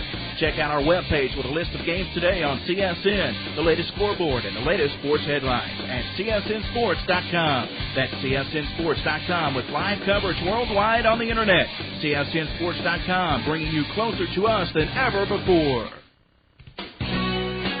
Why do people statewide across the state of Arkansas like CSN? Here's Gary Coates, general manager and owner of affiliate KBJT in Fordyce. Well, I like it because it's Arkansas-oriented. You know, the things that that CSN carries are always, from within the state, and for the most part, and it's a real big help to our broadcast schedule. CSN now in her 27th year.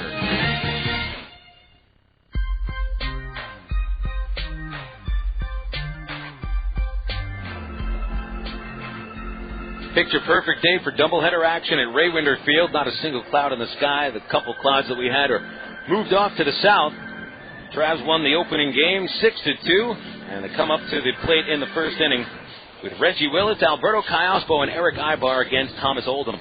Phil, I'm driving by Ray Winder last night about 2:30 in the morning, and the lights are still on. Yes, they were. What was the problem? The problem was so many empty beer cans, nacho cheese all around, peanut shells, that the interns had to stay a little later than normal to clean the game, especially with afternoon action today. Wait until Tuesday night. 7:10 first pitch, followed by 10:30 in the morning first pitch. Oh. The lights they're not even going to go off. Willits takes a strike on the outside corner from Oldham, who stands 6'2", 210 pounds, out of Fremont, Nebraska. Certainly, you could ask the question, why was I driving by Ray Winder Field at 2:30 in the morning? Now, I don't need to ask that question. I probably know the answer. It's a long story. Pitch upstairs, 1-1 to Willits. It is a long story, I'm sure. Every story involving 2:30 in the morning is a long story. Willits trying to push bunt, and he missed it. Count now 1-2 on Reggie. How was the DD last night? Designated. Designated drinker? No, sir. It was a bachelorette party, and I was on patrol. I was to pick them up. 1-2 to Willits. Inside from Oldham, 2-2. I'd like to congratulate you on your newfound responsibility. Well, it wasn't fun, Phil. You had a blast. Somebody kicked me. 2-2 the count. Here's the pitch. Willits takes a change outside to count 3-2. Someone kicked you? Somebody kicked me. Where? The back. You got a shoe mark on your back? Was it a woman that kicked you? It was. Did you have high heels on? No. Well, at least it wasn't that painful. Here's the 3-2 to Willits. Swing and a miss, and Oldham strikes him out. Reggie doesn't strike out much, at least not this year. The 11th time he's gone down swinging this year. One away for Oldham, his 10th strikeout of the season. Here are the numbers on Thomas Oldham. He's made 4 previous starts, winning once, losing twice, and a 3.24 ERA. What Oldham is doing is throwing a lot of innings, 25 innings, averaging about 6 1/3 innings in his starts, which for minor leaguers in the month of April, that's a lot of innings. Here's a pitch to Alberto Cayospo, line to shallow center field. Coming in, Gary Harris. He makes the catch, and Cayospo is out number 2.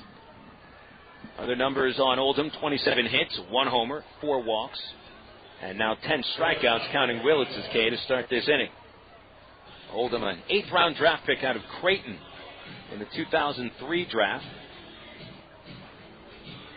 He was 10-9 last year at both levels of single A for the Mariners. Midwest League, Wisconsin, California League, Inland Empire.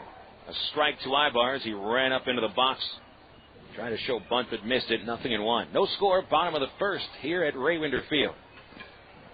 Travs with the win in the earlier game, 13-9 record. 0-1 to Ibar is inside, and it's 1-1. We'll have to get to some scores as soon as we can.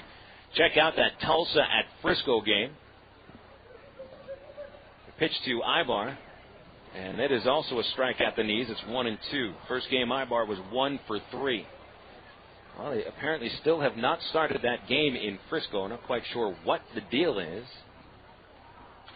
Ibar fouls one at the plate. Still 1-2. I mean, the schedule on the standings page today says that Tulsa at Frisco was supposed to start at 2 o'clock. That was, an hour and 45 minutes ago. Maybe they have it wrong in the stats and it's a night game. Crazy night games on Sunday. Eesh. Sundays are made for daytime action. 1-2 on Ibar. Oldham deals. And the pitch fouled off as Ibar reached for a changeup. I tell you, Thomas Oldham has a goofy-looking pitching motion. He kind of pauses with his leg in midair, and that'll throw off the timing of the hitter. It is tough to get a read when he pauses. There's that pause. Here's the pitch. Jams Ibar, and he rounds it weakly to the manager, Tom Gamboa. Nice play by Gamboa. Yeah, didn't even need the glove. Ball wasn't hit too hard. What I like about Tom is he doesn't flip it into the crowd. He will walk over and hand it specifically to a kid. That way there's no margin for error. He understands the liability issues at Raywinder Field as well. The 1-2 to Ibar.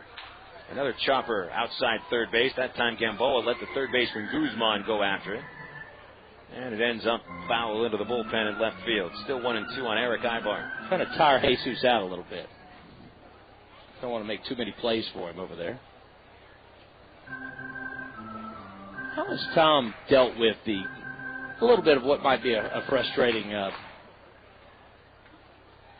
recent games for the Travelers? I think being in baseball as long as he has, he knows that you don't want to all of a sudden let the alarms go off. You just want to kind of take it as easy as you can.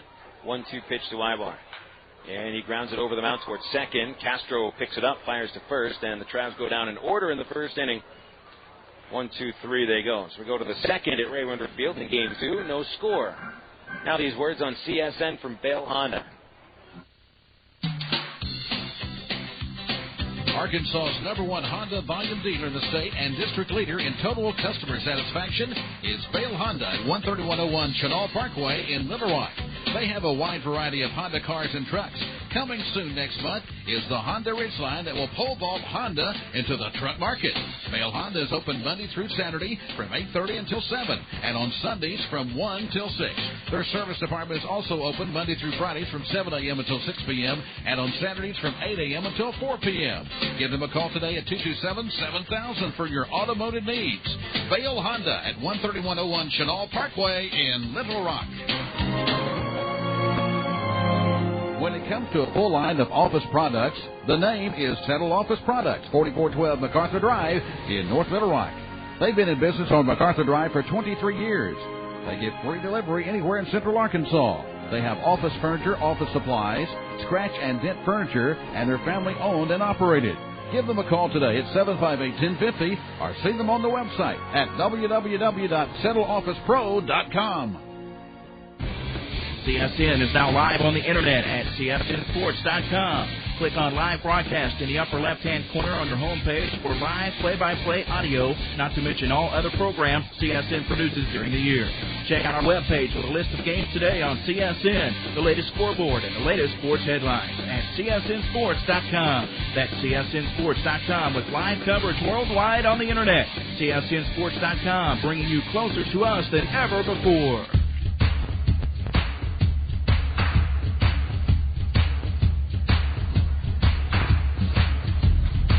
Top of the second inning here at Raywinder Field. Each team had a rather different way to score no runs in the first inning. Missions had the bases loaded, and they ground into an inning-ending double play. Travs went down in order. Leading off for San Antonio in the second, Brian Moon, and he hits a sharp one-hopper down the first base line foul for a strike. Moon, a left-handed batter against Kasey Olenberger. Phil Elson along with Nathan Christian here on the Traveler broadcast today. Then who would have you rather been? Probably going down in order rather than leave the bases loaded. 0-1. Moon bunts it, and it rolls foul down the third base line. Strike two. Brian Moon. I remember hearing about this guy when I broadcast various levels of Milwaukee Brewers minor league baseball.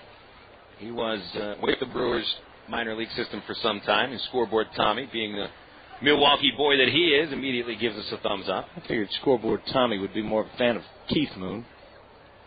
Fine. He likes Keith Moon, too. Ryan Moon was a 48th round selection in the 96 draft by the Milwaukee Brewers. Yeah, I don't even think they have 48 rounds anymore in the draft. How many rounds do they have? I think it's 40 these days. Moon, a foul ball over third base bleacher. Used to be that they would go as long as you possibly could until the teams decided not to pick anymore. Mike Piazza, if I remember correctly, was a 68th round pick. Yeah. Video 2 pitch to Moon. Olenberger just missed the outside corner. And what do they have on the NBA? 2 rounds? Something like that. 7 rounds in the NFL. NHL rest, right? Yeah. Play NHL. Here's the 1-2 Moon. Olenberger's hit hard and foul off the railing at first. Once the year 2000 came around, the NHL stood for not here for long. Wouldn't that be NHFL? I don't know. I'll leave BFL. You just take those. All right, fine. Not hard, and mold it to your not own here liking. long. There. Are you happy? That works. Here's the 1-2. Outside, 2 balls, 2 strikes to Moon. Ishmael Castro on deck, followed by Gary Harris. Olenberger gave up 2 hits and a walk in the first inning. Here's the 2-2 to Moon. Just missed out, tried to backdoor slider. Didn't break very much. And the count now full. Moon was released by Brewers in 2003 and played last year AAA and AA for the Mariners. Here's a pitch hit hard to right field and a base hit for Moon. It'll be a single. Down to one knee, Reggie Willits picks it up. Moon was right on every pitch that Olenberger was throwing. And even his foul balls were hit very hard. Who hasn't been? Well, they've been hit hard, that's for sure. Even the outs in the first inning were either line drives or hard grounders. The 7-hitter, Ishmael Castro. Right-hand hitter. Game 1, he was 1 for 3 with a double and a run scored. Olenberger with a high set. Slow throw to first base, and back in there is Moon. I'll give you an update on one game in the Texas League. Another throw to first. They picked him off. Moon is picked off at first base, and he doesn't agree. Neither does the coach at first base. Only a couple of words for the base umpire, Sparling. Olenberger has now picked off 2 runners this year. You saw that first throw over was pretty slow, kind of lulling Moon to sleep, and then a quick fire over. And he nailed him. 1 out now, bases empty, and Castro swings at a pitch, fly ball, shallow left. He's got a late jump and plenty of time to come in, and he makes the catch for out number 2. The one score we can give you is out of Midland. The Rockhounds lead Wichita 1-0 in the 5th. And again, we still haven't gotten any scoring updates on the Tulsa and Frisco game. Drillers now 2 games in front of the Travs. And if Arkansas wins this one and Tulsa loses, the Travs will get to a game back. Ground ball by Gary Harris. A stab by first by Elwood on a dive, and he flips to Olenberger to get the out. And the Traveler fielders are having a time in the first 2 innings. They've made 3 very good plays. Olenberger pitches around the leadoff single with a pickoff, a fly out, and a great play by Mike Elwood at first. Bottom of the second coming up at Raymonder Field. No score on the CSN Arkansas Traveler Baseball Network. You are witnessing some intense pain here, folks. Throbbing muscles, swollen joints. This is pure torture. We're talking total body suffering. Not even the internal organs are... Bob, the game hasn't started yet. Game? I'm talking about me. Don't let orthopedic discomfort interrupt your life. Learn to manage it with Baptist Health in Ortho, Arkansas, the state's leaders in orthopedic medicine. To reach a specialist or for more information, call Baptist Health Healthline at 227-8478 and get back in the game. Oh, I can feel that hit up here. I never wanted a Coke out of my life, like the time I took this really hot girl to a scary movie. I just finished the entire tub of popcorn, extra salt, and my date had just finished her Coke. Which she could offer me some of, considering it they'd pay for it, but whatever. So, I'm sitting there and my mouth is like a salt lick when she gives me the look, but there's no way I could kiss her. I gotta tell you, I would have done anything to have a Coke at that moment. They say the best lessons are hardest learned. I say don't date a girl who won't share her Coke. Coca-Cola. Make it real. Hey, fans, it's easy to get discount tickets to Travs games all year thanks to Ready Ice. Arkansas's #1 ice company, Ready Ice presents Ready Ice Wednesdays at Raymonder Field. Just pick up a discount coupon for any Wednesday Travs home game anywhere Ready Ice is sold, like most Shell and Exxon gas stations. Bring the coupons to the Travs box office for $3 general admission tickets to any Wednesday home game. That's Ready Ice Wednesdays at Raymonder Field all season long. Thanks to Arkansas's #1 ice company, Ready Ice.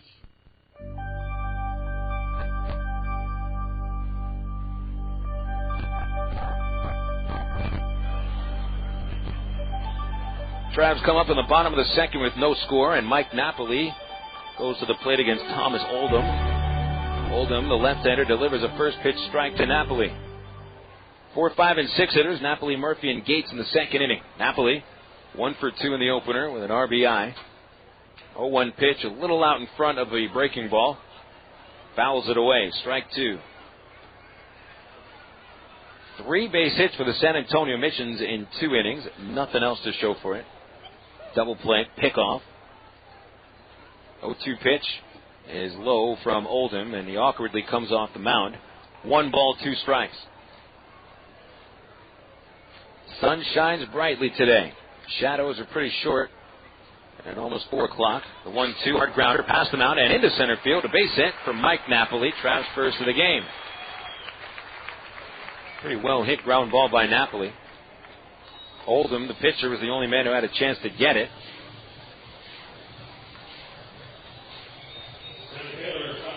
Here's Tommy Murphy. Better be glad he didn't get it right in the chest. Came back hard. You would think that pitchers would get hit by hard grounders more often than they do. And they get hurt more often. Murphy shows bunt, got it down. This will be a tough play. The pitcher overran it. Everybody's going to be safe. Murphy bunts his way on base. Napoli to second, and I'll tell you what, Oldham looked completely fooled. Well, you mentioned when he came off the mound earlier a little awkwardly. He did then as well. So he was already, his momentum is sending him toward home. Doesn't really have, because of his style, he doesn't really have a chance to make that play. If the ball is bunted, as Murphy did bunt it hard, off the third base side of the pitcher's mound, with Oldham, as you mentioned, kind of tumbling towards home plate, his momentum will carry him further home. So Murphy did the right thing by bunting it hard. Usually you want to deaden the ball, but that time it certainly worked. So there's 2 men on base for David Gates. He rested on the bench in the opener. First pitch here, he looks at a high breaking ball, 1-0. Gates, still the league leader in RBI at 24. 5 homers, tied for the lead. .262 batting average. Going through a little bit of a rough stretch. A chance to end that stretch here. The stretch by Oldham, the left-hander deals, and Gates swings and fouls it away for strike 1. 1-1. That was something that Murphy picked up on before he bunted that ball, and that's awfully heady. Clemmy went up there with the intent on bunting. He didn't even take a pitch. Bunt single for Murphy. He's had a few of them this year. Pitch to Gates. Swing on a line drive, base hit down the third base line. Here comes Napoli to score. Murphy on his way to third. The left fielder, Bubella, now picks up the ball, and Murphy held up at third base. Scoring was Napoli on an RBI double by David Gates, and it's 1-0 Arkansas. So Gates, who had been 1 for his previous 13, breaks through with his double to knock a run home. The double for Gates, his 6th of the year. He wasn't the wrong ball, but I can't believe Gamboa actually held someone up. They got a really good look at the little corner with Bubella. Picked the ball up just underneath the starter billboard, foul territory. I mean, you saw Bubella's arm 2 nights ago when he threw out Mike Elwood at third base for center field. Here's Elwood, fouling a pitch back, strike one.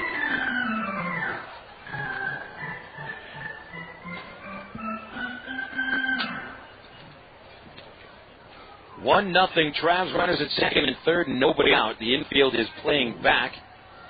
They will give up a run for an out.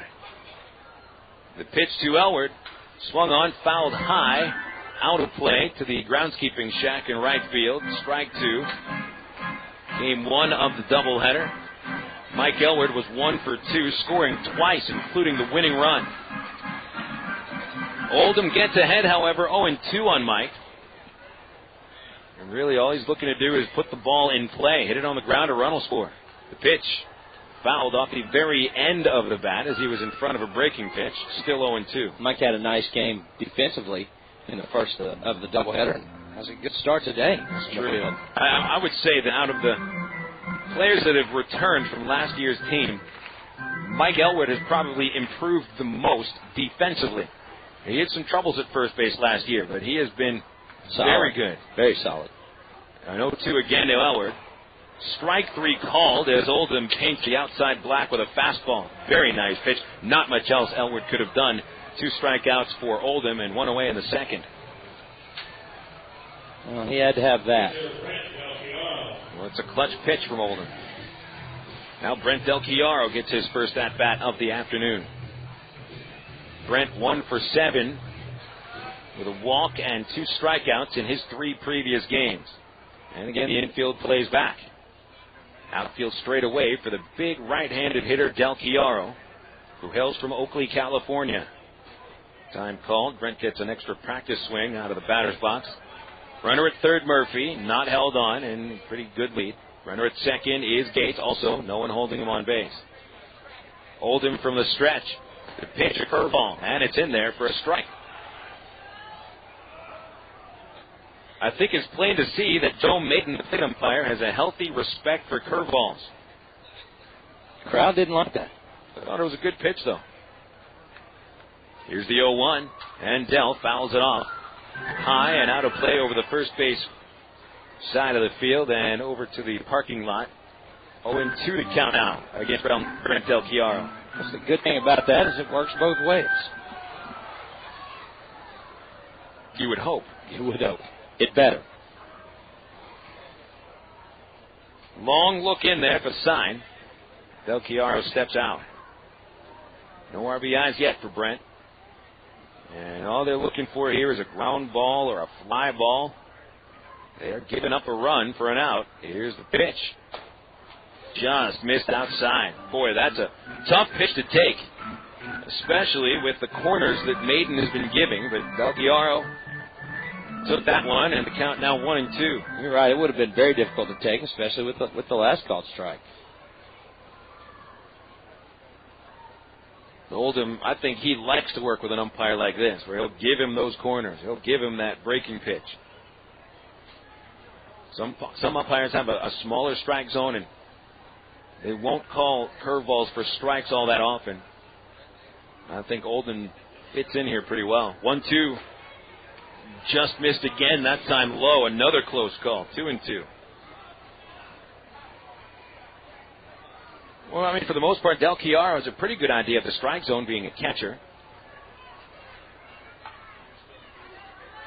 And he has taken 2 very close pitches. 2-2 pitch, reaches for it, flies it high to right field. Bond, the right fielder, has a strong arm. Murphy can fly at third. Here's the catch. Here comes the throw to the plate, all the way through. Murphy, safe at home. He did not slide. Del Chiaro credited with a sacrifice fly, and that knocks in the second run. Boy, Bond gunned that. He's got a strong arm. I thought, this isn't going to be close. And it was a little bit close. So Del Chiaro knocks in his first of the season. Gates went to third base on the flyout. 2-0 Arkansas. And Oldham, who entered today with a 3.24 ERA, is touched for a couple in the second. Let's see if Ryan Leahy can't do something in his first double-A at-bat. First pitch, he skies it down the right field line. This is a tough play for Bond. Long run, he's there. He makes the catch. And the side is retired, although the Travs grabbed the lead with 2 runs on 3 base hits. No errors and 1 runner stranded. Travs give Kasey Olenberger a little room to breathe. We'll go into the third inning, 2-0 Arkansas here on the CSN Arkansas Travelers Baseball Network. You know what your trouble is, Lucy asks? Without waiting for a response, she announces, the whole trouble with you is that you're you. Charlie Brown says, well, what in the world can I do about that? Lucy replies, I don't pretend to give advice. I merely point out the trouble. I'm Mark Evans, pastor of the church at Rock Creek. You know, it's easy to be that person who only points out the trouble. Today, be the person who comes up with a solution. The church at Rock Creek has 4 weekend services. Worship times are Sunday mornings at 8 a.m., 9:30 a.m., and 11 a.m., and Monday night at 7 p.m. For more information, call 225-8684 or look on the web at www.churchatrockcreek.org. Looking for the perfect snack to go along with the game? Pick up America's #1 food craving and hit a home run with your family. With more than 300 varieties of cheese made right here in America, there are endless ways to cave to the crave. Stop by your local grocer for ideas on how to create mouth-watering appetizers that the entire family is going to love. Cheese is the perfect snack to accompany any game, and you'll be a winner with your family. Ah, the power of cheese.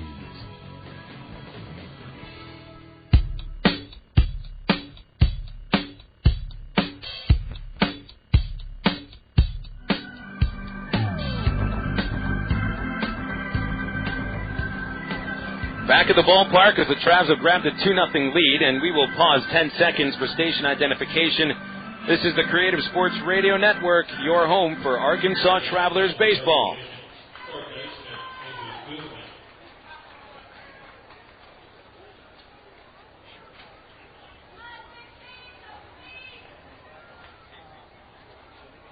Travs 2, San Antonio nothing as the Travs go for the doubleheader sweep today on a beautiful Sunday afternoon. Kasey Olenberger back on the hill. In his 2 innings, he has allowed 3 base hits, 1 walk, but he's picked a runner off and induced a double play. The 9-hitter, Jesus Guzman, leads off with a hot shot over the mound and into center field. A base hit for Jesus Guzman, the 3rd of the game for the Missions. And we'll get to the top of the order now with Yuneski Betancourt.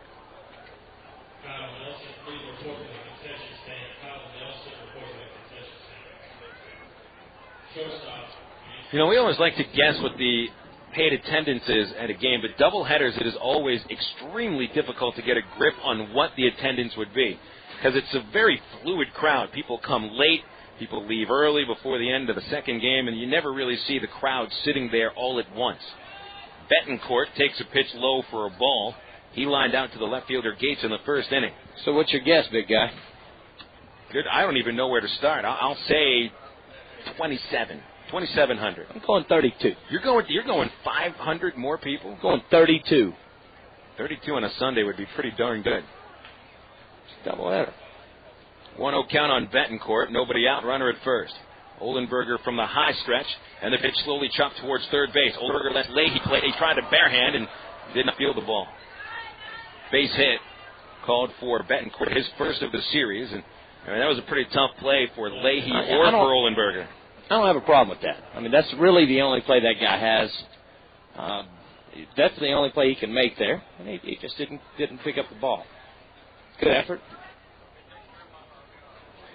And now the strength of the San Antonio order is set up. Bubella, Espy, Hurlbeck, followed by Bond with 2 on and nobody out. Olenberger got out of a tough jam in the first inning. Let's see if he can do it in the third. Bubella singled to left field in the first. Left-handed batter, infield looking for a double play ball. Pitch 1. Swing and a fly ball, shallow left, coming in Gates. Still coming in, he's underneath it. And he makes the catch, 1 away, and that's a nice way to start to get out of a jam.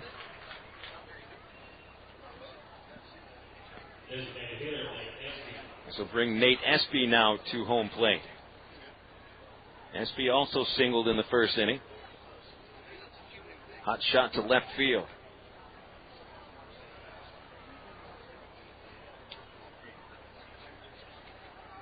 Two nothing score. Travs in front. They won 6-2 in the opener.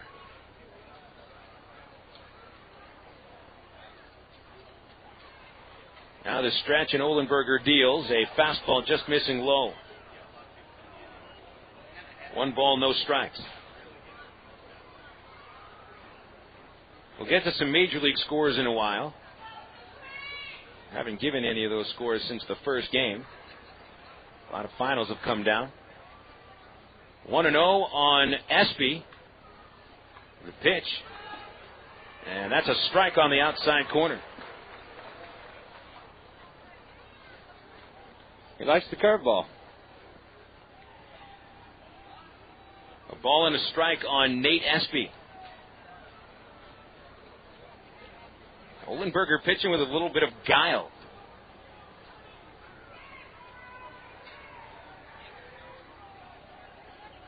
Check at second. Olenberger looks twice. Now the pitch. Swung on, fouled back, went to the slider. Espy hit it off the end of the bat back to the screen. And the count is 1-2. Pitching with guile. I mean, if you're not a guy who's going to blow everybody away, you have to pitch with guile. You really have no choice. I mean, some people are full of guile. Former Traveler Jeff Guile would be one of them. I'm not sure what it is, but I'm full of it. I don't know what it is either. Guile is treacherous cunning, skillful deceit. Hot shot towards third, almost stabbed by Leahy. He knocks it down, and the runners will have to get 1 base apiece. Leahy tried to backhand it. If he fielded it cleanly, it had a chance for a double play, but the ball was hit very hard. So instead, the bases are loaded for the 4-hitter Hurlbeck. 3 hits in the inning, 6 on the game for the Missions, and the Travs still lead at 2-0. Yes, I think that Kasey Olenberger will need some treacherous cunning or skillful deceit to get out of another bases-loaded 1-out jam without giving up a run. First pitch to Hurlbeck is a strike on the inside corner. That'll start it. Or a lot of luck. We'll take either. Luck would work, too. Matt Wilhite is now warming up in the Arkansas bullpen. Olenberger working in his 3rd inning. 2-0 Travs. The pitch to the big right-handed hitter is popped foul and onto the roof at first base. Strike 2.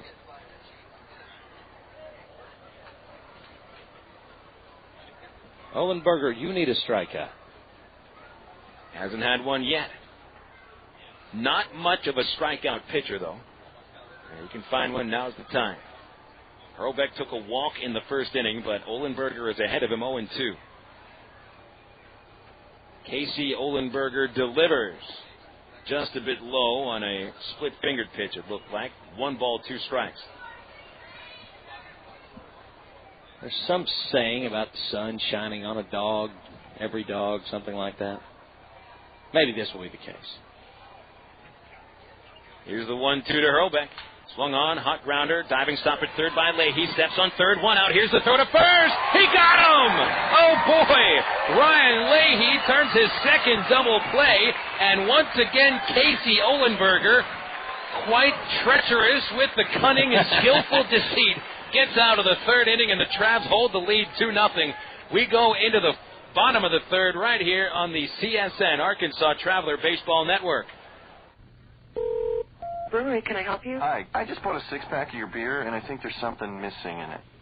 There's no taste in the beer. There's no taste? I was hoping maybe somebody in shipping could send me flavor. Like, I'm not trying. All I want is flavor. Sure, there's no Is there like a flavor distribution center in my neighborhood? I'll pick it up. No, there's no centers. I'll tell you what. I got some Miller Lights here. That'll do the trick. Thank you very much.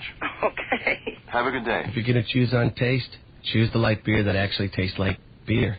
Great tasting, less filling Miller Lite. Miller. Good call. Miller Brewing Company, Milwaukee, Wisconsin. Live responsibly. Ed and I sell soft drinks at ball games, and he first told me about BC Powder. We carry big trays of drinks up and down the stadium steps. Man, it's a killer. And with a backache, that tray feels heavier and heavier. And the stairs are tough on your knees. One night I was dragging, and the game wasn't half over. I told Brian he needed the BC to stop the pain fast, because it goes to work quick. BC stopped the pain, got me right back to work.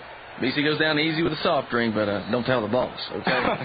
BC, pain relief at the speed of powder. Use as directed.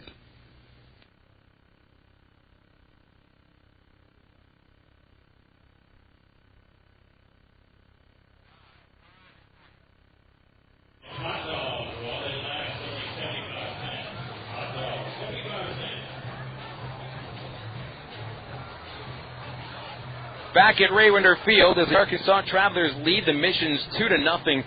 I gotta tell you, you have not seen a debut at Double-A like Ryan Leahy has already had. Not that he's hit the ball, because he's gone 0 for 1, but he has turned 2 spectacular double plays at third base with the bases loaded each time and 1 out. And Kasey Olenberger, 3 scoreless innings by the skin of his teeth. Yeah, he has Leahy to thank for that. I mean, I think Ryan Leahy gets a free dinner tonight. Should.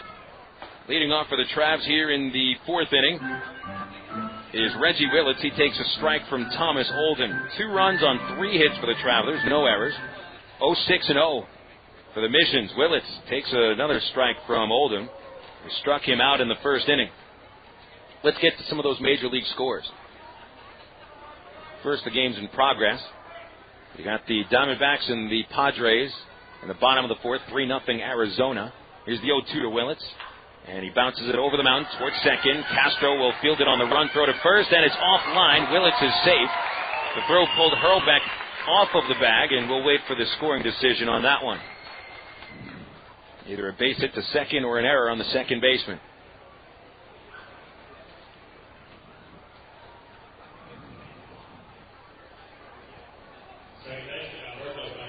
It'll bring Alberto Callaspo to the plate. Top of the 4th at Dodger Stadium. L.A. and Colorado tied at 1. American League in progress. Boston 6, Texas 3 in the bottom of the 9th. Shocking. Callaspo takes a pitch away for a ball. Detroit trailing Chicago 8-0. Top of the 8th at the south side. Bottom 5 in Oakland. Mariners 1, A's 1. Final scores in the American League. The Angels defeat Minnesota 2-1. And Johan Santana finally loses after 17 winning decisions in a row. A swing and a miss by Callaspo, 1-1. Pardon me. Johan is sick. Bartolo Colon got the win. 7 1/3 innings for him. Frankie Rodriguez went an inning and 2/3 for the save, though he did give up 1 run. It's Frankie's 6th save of the year. And Johan pitched well, though he took the loss. 8 innings, 2 hits. Both of them homers. Vlad Guerrero, Jose Molina hit the home runs. And the Angels up the record to 14-11. The Twins down to 15-9. Throw to first base. Picked off at first is Willits. By the way, Reggie Willits has been credited with a base hit to second base. But he's picked off by Oldham. So there's 1 away and the base is empty. 1-1 the count on Callaspo, and the Travs lead 2-0. Baltimore 7-4 winners against Tampa Bay, and 4 more home runs for the Orioles. Pop fly to shallow right field, foul territory. Coming in, Bond, the right fielder, makes the catch on the Travs bullpen pitching mound. Foul out, 2 gone. Melvin Mora hits 2 homers. Miguel Tejada hit his 9th. Jay Gibbons hit his 4th. Bruce Chen, the winner, he's 3-1. B.J. Ryan saves his 5th, and the Orioles win for the 8th consecutive game. Yankees losers against Toronto 8-6. Here's a bunt by Ibar, and he breaks his bat on the bunt. Right. He fouled it into the third base seats, but there must have been something awfully wrong with that bat to be broken on a bunt. Ibar was left looking at that bat he was holding in his hands like he was... I don't know what he looked like he was holding, but he didn't know. He didn't think it was a baseball bat.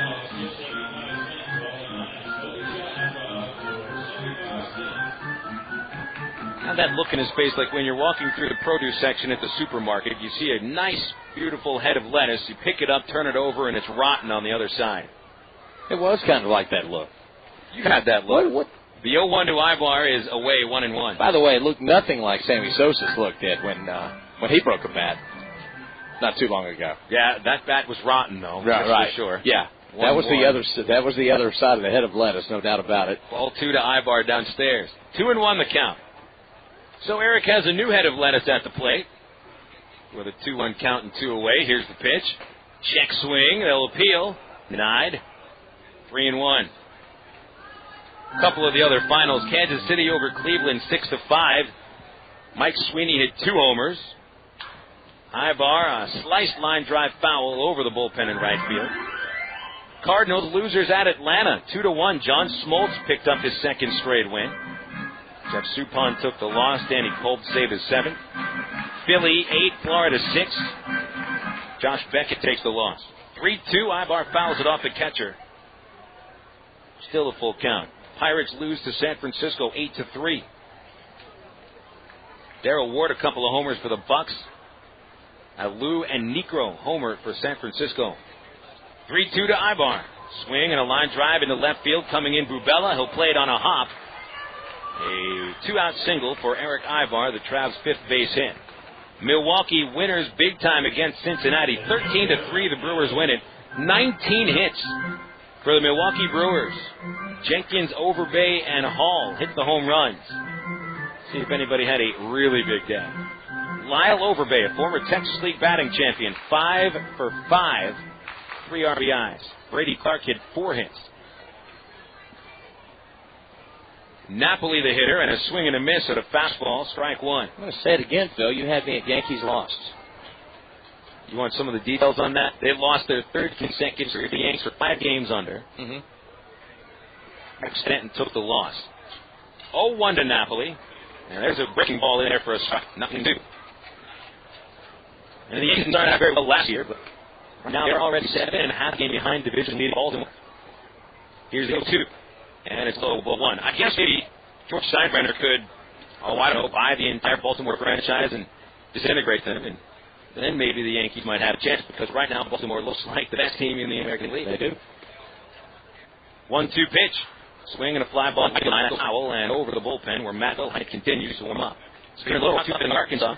Travs had lost 3 games in a row until game 1. They were winners 6-2. So the Yankees' record probably isn't that much better than Kansas City's, although their payroll is probably, $180 million more. Doesn't Alex Rodriguez actually make more than all the Royals put together? I think he may well. Darn close. Throw to first. Diving in is Ibar. Heard something today at SportsCenter just made my jaw drop. They said the Orioles are playing great baseball even with just a $70 million payroll. Throw to first again, diving in Ibar safe with just a $70 million payroll. New York's 200? Yeah. And Boston and New York, the only teams paying the tax? 1-2 pitch. And fouled back. I'm not sure who's paying the tax this year. I don't even remember what the threshold is. I imagine that definitely the Red Sox and Yankees fall in there. Angels might be getting up there, though they don't have the big contracts that lost anymore. 1-2 pitch.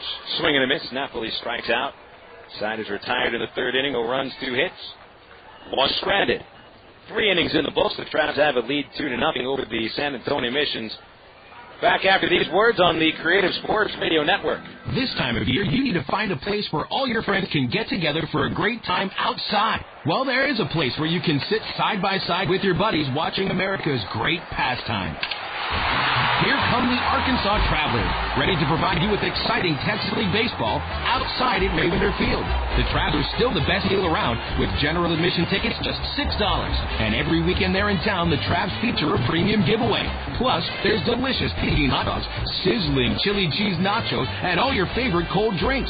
For the 5th season, the Travs are affiliated with the Los Angeles Angels, one of baseball's most talent-laden organizations. Last year, Travs third baseman Dallas McPherson was named the top player in the minors. You're sure to see a rising star every night. So get on the horn and gather up all the guys and girls. It's time for a raucous, foot-stomping time with the Arkansas Travelers. Call 664-1555 or go online to Travs.com. It's time for a reintroduction to one of your close friends. A friend who supported you through many a spring or summer night over the years, and you never have to go searching for him. He's always in the same spot along the third base line. Baseball fans, reintroducing the Ravender Field Bleachers.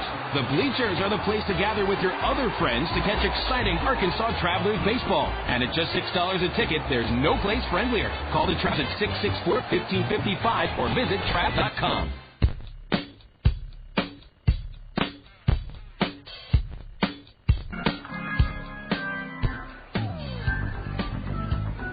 Three innings complete at Ravender Field here on this Sunday afternoon doubleheader, which began at 1 o'clock. I'd like to thank Chris Rhodes at CSN Center Control for sticking around for both games, and all of the other studio engineers down the line on the Creative Sports Radio Network in Game 2 on KASR 92.7 FM, Conway, Little Rock, Total Sports 1380 KDXE, Pine Bluffs 101.3 FM KPBQ, 1490 AM KOTN, and in Fordyce. We are on in Fordyce. We are. 1570 AM KBGT. Big in Fordyce. Thank you to all our board operators and studio engineers sticking around for both games today. Phil Elson and Nathan Christian here on the broadcast today. 7:10 first pitch tomorrow and Tuesday against the brand new Corpus Christi Hooks, the AA affiliate of the Houston Astros. T.J. Vaughn, the batter, tries to bunt his way on. He fouls it. Strike one. Matt Wilhite is the new Traveler pitcher as he takes over for Kasey Olenberger. Wilhite in his 9th appearance of the year. 1 win, no losses, and a 1.04 ERA. Now, if he gets 2 outs before a hit is recorded, he will have thrown the equivalent of a no-hitter, 27 outs. 0-1 to Vaughn. Breaking ball, a check swing. They'll say he went around, strike 2. Now, Matt has not given up a hit since his first outing of the year, way back on April 7th. Here's the 0-2. Swing and a miss. He strikes him out. That's 26 outs for Wilhite. This hasn't been all straight. There's been a couple of walks and a couple of errors in between. 3 walks. But he's allowed 1 base hit in now 9 innings on the season. And he barely breaks 85 miles an hour. How does he do it? Guile. Ryan Moon batter. And he takes a pitch low for a ball. First off, Wilhite has that southern style that is very difficult for batters to pick up where the ball is coming out the first couple times they see him. Plus, he's got a good sinker and a good slider, and he's around the plate. 1-0 pitch, pulled foul outside first. Moon had a single in the second inning before Olenberger picked him off. Speaking of Olenberger, he is not in line for the win, though he goes 3 scoreless innings. Gave up 6 hits, 1 walk, no strikeouts. He was the beneficiary of 2 double plays turned by Ryan Leahy, the third baseman. 1-1 to Moon. Another ground ball foul outside first. 1-2. I think you had it right when you said guile. It's that cunning, clever thing again. Deceitful, treacherous.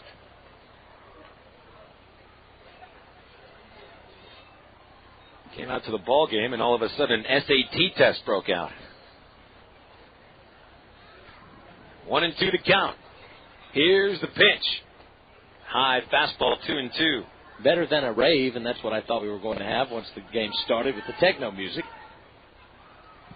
Yeah, that was some interesting music that Kasey picked for his intro. But, it worked. If he goes out and throws 3 scoreless innings every time he pitches, bring your own DJ to the park. 2-2 pitch, and it's bounced foul outside first again. Scoreboard Tommy can spin for him. Tommy Tunes. I'm not sure if many people know it, but this guy to my left, Scoreboard Tommy, used to be, and probably still could be, one of the slam-bangingest DJs you've ever seen in your life. Slam-bangingest? 2-2 pitch. Moon fouls it into the third base seats. It's an industry term. DJ people know what I'm talking about. Joe Buck email that to you? By the way, that commercial that Joe Buck did with the Slam-a-Lamma Ding Dong, let me just tell you that some minor league broadcasters have actually used that term seriously. Why? I don't know. 2-2 to Moon. And he pops it up. Tough play, shallow left field. Coming in, David Gates. He gets there. He makes the catch. And Matt Wilhite, although I'm not sure if he knows it, has just pitched the equivalent of a 9-inning no-hitter. Slam-a-Lamma Ding Dong. 27 outs without a base hit. And I think that it's a real accomplishment. It's worth mentioning. Absolutely. The Sporter News ought to know about it. Here's Ishmael Castro, who flied out to left field in the second, and Wilhite starts him with a strike. Wilhite has been the most effective reliever out of the bullpen so far, and he went undrafted out of Western Kentucky. The 0-1 sidearm pitch, bounced back to the mound, knocked down by Wilhite, tracks it down towards third, fires to first, and gets the out. And Matt Wilhite pitches a 1-2-3 fourth inning, and the Travs keep the lead 2-0 for Arkansas as we go in to the bottom of the fourth inning. But first, these words on the CSN Arkansas Traveler Baseball Network. American Barbecue. I never wanted a Coke so bad in my life. Like the time I went on a shop till you drop-a-thon with my girlfriend. So there I am pinballing from store to store across the vast expanse of this mega mall, forced to give my opinion on her clothing choices, which she promptly ignored. I think it was from all the, yeah, that looks great, honey, but I was parched. Only one thing was going to unparch me, a Coke. I would have cried, but I couldn't spare the fluid. So next time I go shopping, it'll be online. Coca-Cola. Make it real. Pig and Chick has always given you and your family the best choices in great food. Many of you are now watching those carbs, and although the Pig and Chick menu has always offered great low-carb items, there's now a special low-carb menu featuring items with the same great taste Pig and Chick is famous for. Of course, you'll still find those great Pig and Chick ribs, barbecue sandwiches, catfish, gourmet sandwiches, chicken, steaks, and more. Bring the whole family for a relaxing dinner. In a hurry? Get it to go. Pig and Chick, 7824 Highway 107 in Sherwood. Open 10:30 a.m. till 9 p.m. Monday through Saturday. Did you know that more than 250 Arkansans are currently awaiting an organ transplant? And did you know that every 16 minutes, a new name is added to the organ transplant waiting list? You can help to reduce these numbers by registering to become an organ donor. Call the Arkansas Regional Organ Recovery Agency at 866-660-5433 or visit the Aurora website at www.arora.org to learn more. Become an organ donor. Give hope.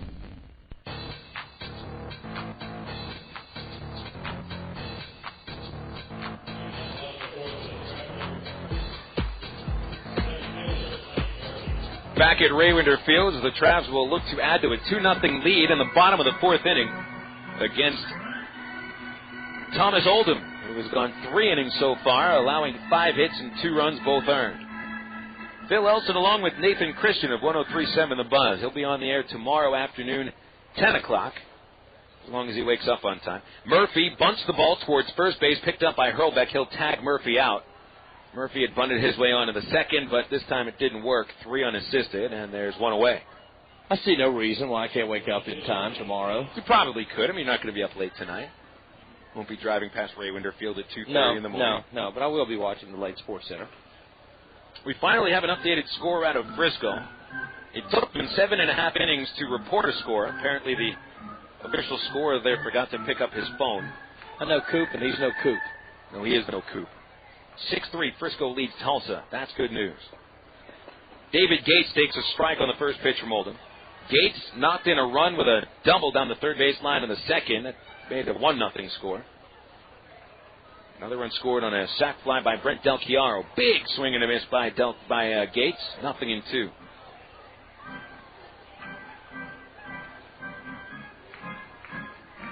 6-3 Frisco against Tulsa. Wichita trails Midland 3-1 in the 7th.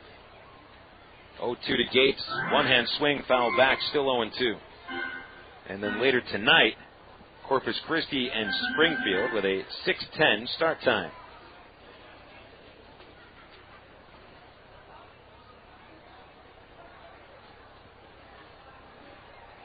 Apparently that first game off has helped Gator a little. 0-2 pitch is high and away. 1 ball, 2 strikes. Being the top run producer on the team. And had chances to tie the game on Thursday and yesterday. Breaking ball strikes him out looking, and Gates knew it. Once the pitch was caught by Moon, Gates just pretty much stepped over the plate and walked back into the dugout. 2 gone, and for Oldham, that's his 3rd strikeout. Actually, his 4th strikeout. Sometimes you have to tip your hat and move on. It's a good pitch. 2 outs, and here's Mike Elward, who was a strikeout victim in the 2nd inning. Caught looking. From the wind-up Oldham, the delivery. Curve ball that stayed high, ball 1. Corpus Christi hooks in town tomorrow. 1-0 pitch to Elward, and that's high, 2-0. Formerly the Round Rock Express, and I mean, at least in the 4 years I saw the Travs play Round Rock, there was some very entertaining series between those teams. 2-0 pitch, line drive, foul over first. Never forget last year, had the governor sitting in that chair as the color man. Travs were 1 strike away from winning. Cam Esslinger on the mound, and he balked in the tying run, and Travs lost in 11. Foul ball by Elward, 2-2, and that was against the Round Rock Express. The governor sitting right here in my seat. Right there. You know, you and he together, you know, probably lost a lot of weight. He a little more than you. Yeah. 2-2 to Elward. Strike 3 called, and Oldham strikes out the last 2 batters in a 1-2-3-4. So the Travs go scoreless in the 4th inning. Still 2-0 Arkansas after 4 innings of play. This is the CSN Arkansas Traveler Baseball Network. Hey, nobody said quitting smoking was easy, but others have done it, and you can too, with help from the SOS Quit line, 1-866-NOW-QUIT. They'll give you the help you need to kick the tobacco habit. It's free, and it's free of nagging and preaching too. So call 1-866-NOW-QUIT and get the help you need. What have you got to lose, besides the most dangerous habit you've ever had? 1-866-NOW-QUIT. Call now. Imagine the following. You and the family are sitting at Ray Winder Field. Top of the 6th inning. Tulsa has 2 on, nobody out. A line drive to the shortstop. Diving catch. Drags the runner. Throws to second. It's an amazing triple play. You just won $100,000. That's right. If the Travelers turn a triple play in the 6th inning of a home game this year, one fan wins $100,000 grand. Travs triple play contest all season long. 18 and older with a valid driver's license must be present to win. For over 30 years, Jim Elder set the standard for broadcasting Trav baseball. Even though he passed away in 1998, Jim Elder will always be the true voice of the Arkansas Travers. Marvin Webb, one of the utility men, is coaching at first base. Rogers, the manager, at third. The pitch. There's a drive to left field. Hit pretty good. Lentine going back. He looks up. That ball is over the fence. A home run. In his memory, the Jim Elder Good Sports Fund was started to have kids learn important life values through sports. For the 5th year in a row, the fund will present 3 Sunday afternoon kids clinics with the Arkansas Travers at Ray Winder Field. All kids 18 and under are welcome to take instruction from the Trav players and coaches. The first clinic will be on Sunday, May the 15th at 12:45, just before the Travs play Tulsa. For more information, go to www.jimelder.org.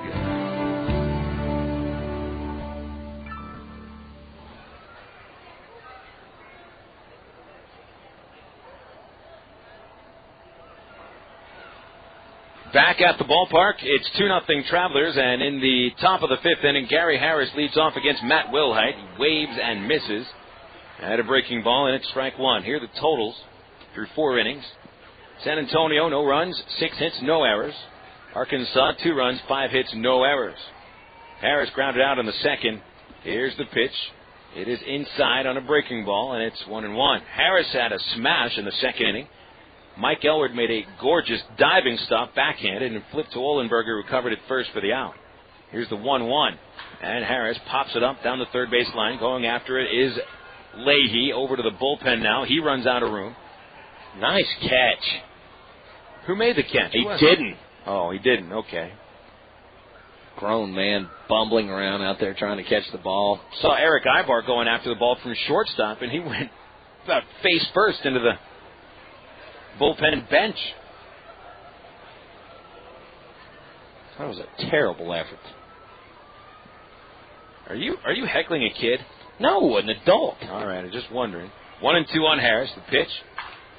Soft liner and into center field for a base hit. And, it's just something we hadn't seen much this year. Just the second base hit that Matt Wilhite allows. He goes 29 at-bats without allowing a hit. And then Harris with a little duck snort into center.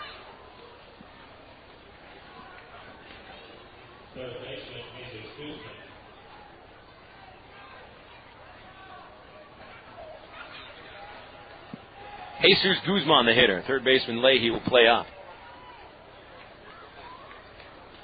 Wilhite to the stretch and a big lead by Harris. Here's the pitch. High fastball. 1-0. Guzman singled in the third inning.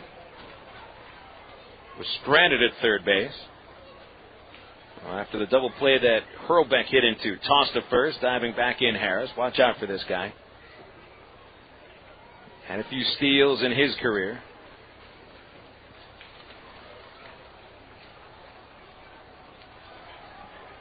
Another throw back to first. Oh, they almost picked him off. Harris just barely got back in. Harris stealing 70 bases in the last 2 seasons combined. And this year he has yet to attempt to steal. Still after that big lead. Here's the pitch. A breaking ball in there. A strike called. 1-1. Harris bluffed on the pitch from Wilhite.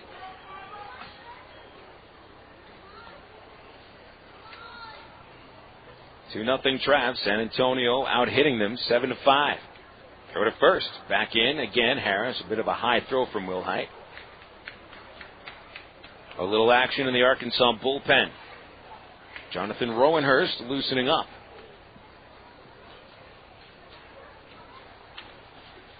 1 ball, 1 strike. Wilhite comes set. A throw to first again. They got him! The second San Antonio base runner picked off at first base. Olenberger picked off Moon in the second. Harris now picked off by Wilhite in the fifth. 1 away, base is empty. The third time was the charm. Almost got him on the second try. Nailed him on the third. Perfect throw right on the base. 1-1 to Guzman. Swinging a hot shot off of Wilhite's foot. It ricochets towards Elward. He'll pick it up in short right field. Wilhite is not limping, but that ball definitely hit his ankle very hard. Armando Rivas, the Arkansas trainer, steps out of the dugout. Tom Gamboa, the manager, also going to walk out there. Any time that a pitcher is hit by a line drive, they're going to go out there with good reason, at least to see that he's okay. Wilhite took one smack flush on the ankle, on his right ankle. Just above the ankle. Really about halfway up the knee is what he's pointing at. He's walking it off now. Really not even a grimace on the face, Phil. Comstock's on the mound. Willie isn't the kind of guy who shows much emotion, and I wonder if he would show pain. No, he's not. Comstock out there talking with him. Now Rowenhurst's been warming up for the last couple of minutes. And if Wilhite has to come out of the game on that line drive, Rowenhurst gets as many warm-ups as he needs before getting forced to face a batter. Everybody convening on the pitcher's mound except for Mike Elward, who hangs at first. It'll be a man at first base with 1 out when we resume play, and looks like they're going to go to the bullpen. Yep, they are. Wilhite comes off and he jogs off. So he'll go an inning and a third, leaving it now to Jonathan Rowenhurst, who jogs in from the right field bullpen. So he'll get a few minutes to warm up if he needs them. We'll take our pitching change break 60 minutes down the line. and tell you about Rowanhurst after these words on the Creative Sports Radio Network. Sonic presents a mascot proposal. Hey, Pete. Yeah. I think the extra long cheese coney would be a great mascot. You'd be on the sidelines, like, shooting chili out of cannons. Yeah, I don't think people are going to like that. And then it could put mustard in their eyes, like whipping people with himself, like, whoosh. Most people want mascots to just be, like, friendly. Like, oh, look at the funny extra long cheese coney. I want my mascot shooting chili, whipping people, and throwing mustard in their eyes. Sonic. Nothing goes better with sports.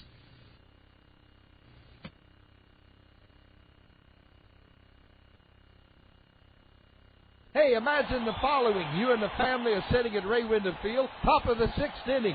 Tulsa has 2 on, nobody out. A line drive to the shortstop, diving catch, tags the runner, throws to second. Hey, it's an amazing triple play. You just won $100,000. That's right. If the Travelers turn a triple play in the 6th inning of a home game this year, one fan wins $100,000. Travs triple play contest all season long. 18 and older with a valid driver's license must be present to win.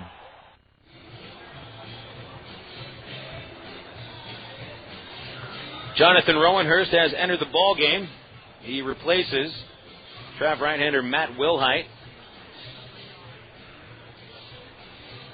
Wilhite leaves after getting hit on the ankle by a line drive off the bat of Jesus Guzman, who is now the runner at first base. So Rowanhurst, quite possibly, if he finishes this 5th inning, could be the pitcher of record if the Travs hold on to a 2-0 lead. He'll inherit the runner at first base, and Uneski Betancourt will be the hitter. Travs could go ahead and, I wouldn't say empty the bullpen today. They could use a couple more pitchers if necessary. Urban Santana starts tomorrow. We hope that he'd be good for at least 7 good innings. Rowanhurst makes his 11th appearance to lead the team. 1 win, 1 loss, ERA at 2.70. Facing Betancourt, who lined out to left in the 1st and in the 3rd inning. Singled to 3rd base. Lefty Rowanhurst delivers to the right-handed Betancourt and misses low and away, ball 1. Travs 2 runs on 5 hits, and the Missions no runs on 8 hits.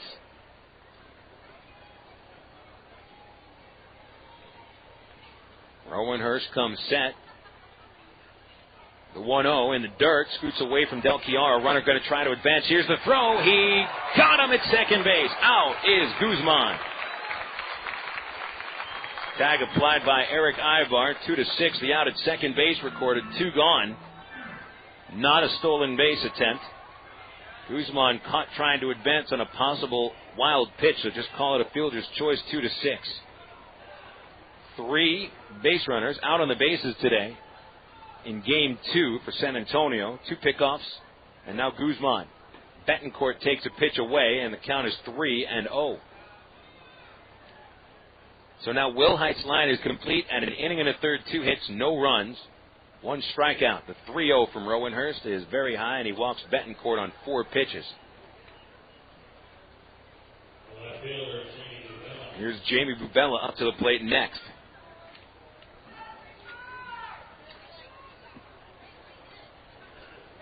Travs bullpen trying to buckle down today after Olenberger goes 3 innings to start the game.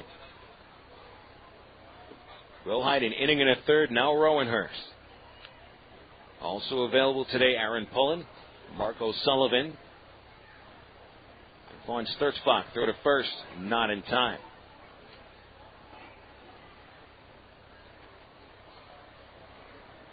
Jamie Bubella is the hitter. Left-handed, had a single in the first and fly to left in the third. Rowanhurst sets at the belt, kicks and delivers, and a broken bat grounder to the first baseman Elwood. Pickett flip it to the pitcher. Rowanhurst covers, and the inning is over. So Rowanhurst comes on, walks a batter, but gets out of the inning, leaving a runner on base. The Missions get 2 hits and no runs. Travelers 2, San Antonio nothing. To the bottom of the 5th we go, right here on the CSN Arkansas Traveler Radio Network. Fresh taste salads. Sonic's got them, others don't. for a fresh hearty meal with a southwestern flair, try Sonic's newest creation, the Ranchero Salad. Crispy lettuce, fresh tomatoes and carrots, topped with meaty chili, crunchy Fritos corn chips, shredded Colby Jack cheese, picante sauce, and of course, one of Sonic's signature golden onion rings. It's a unique addition to Sonic's Fresh Taste Salads. The new Ranchero Salad.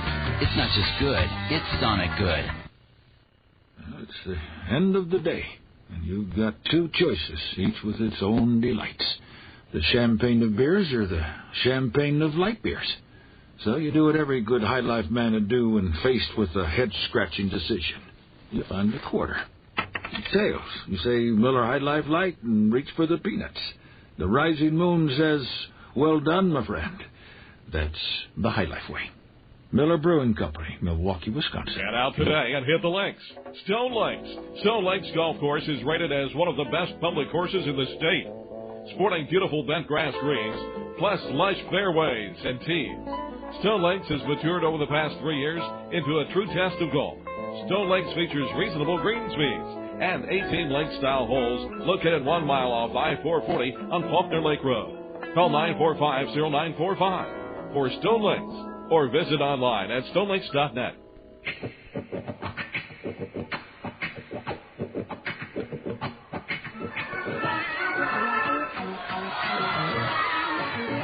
Travs 2, Missions nothing. Last of the 5th in Game 2. And Brent Del Chiaro leading off against Thomas Oldham, who takes the first pitch low for a ball. Oldham has settled down since his rocky second inning, in which he allowed 3 consecutive hits to start. And he's only given up 2 hits since. Del Chiaro swings and misses, and the count now 1-1. Napoli and Murphy started the second inning with base hits. Gates doubled, knocking in Napoli. Murphy would later score on a sac fly by Del Chiaro. Next pitch fouled back, and it's 1-2.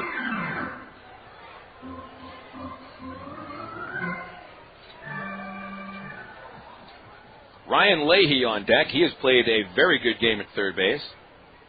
Reggie Willits follows him. The 1-2. Swung on, grounded to the hole at short, and past Betancourt. Del Chiaro leads off the 5th inning with a clean single to left field.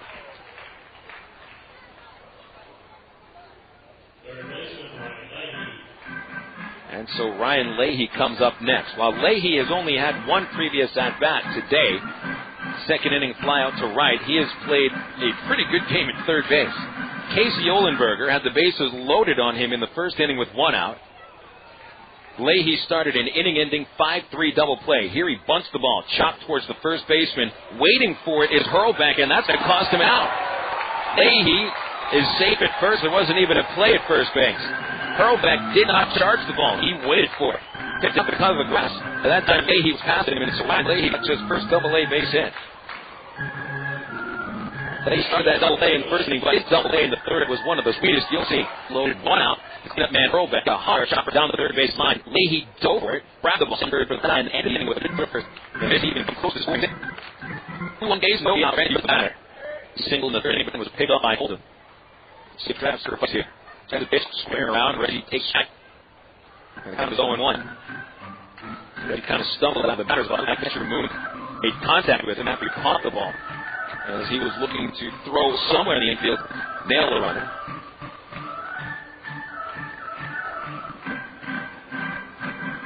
The signs for the infielders come from the third baseman, Jesus Guzman.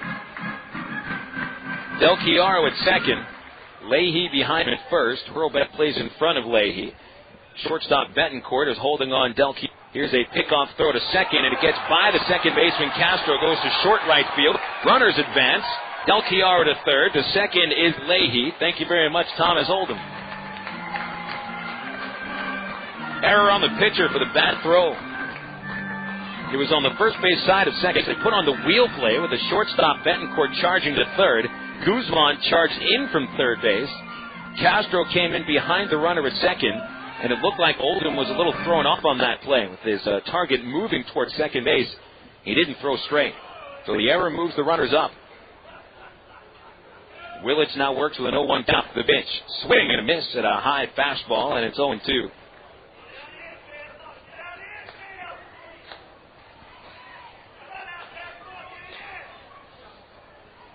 Nothing in 2, the count on Reggie Willits. with 2 runners in scoring position, no outs. Oldham deals. Reggie just got a piece of it, fouls it back, still 0-2.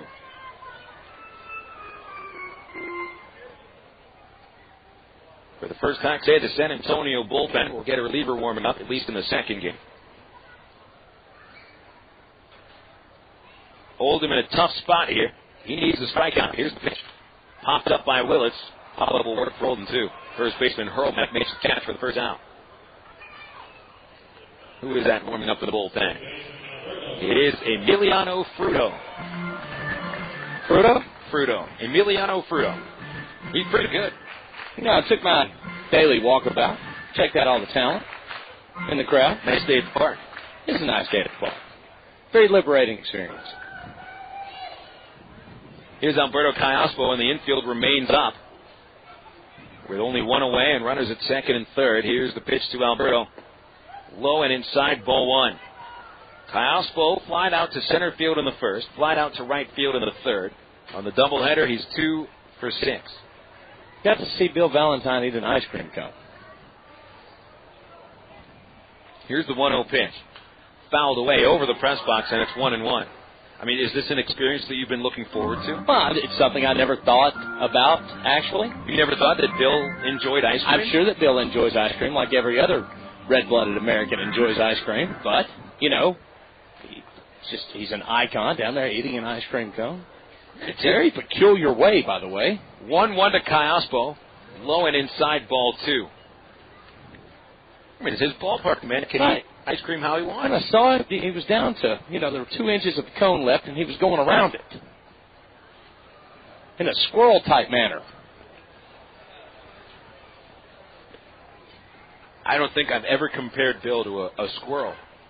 Pitch fouled off over the first base seats. 2-2 now the count. Hey, this is actually your real job. You shouldn't, probably. Absolutely not. Well, at this point of the day, I mean, we've been here for a while. Yeah. Bill gets hungry, and I know when he gets hungry, a lot of times first place he'll go is to that ice cream freezer. 2-2 pitch, hard grounded to third. Runner tries to score. Here's the throw home. Del Chiaro slides into the tag, and he's out. Good throw by Guzman for Moon. Del Chiaro retired 5-2. Callaspo to first on the fielder's choice.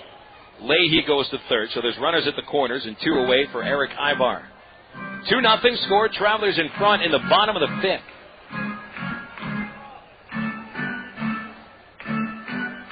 Oldham had runners at second and third and nobody out. Still hasn't given up a run here in the 5th inning. He's only allowed the 2 runs in the second.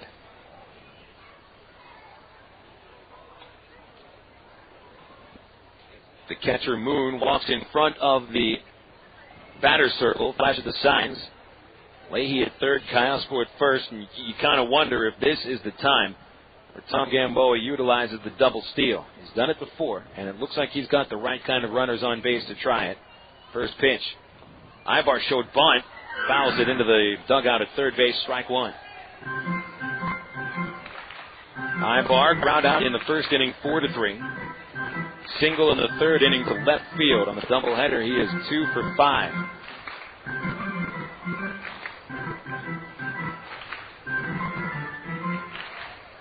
He will bat from the right side against the southpaw. Oldham comes set.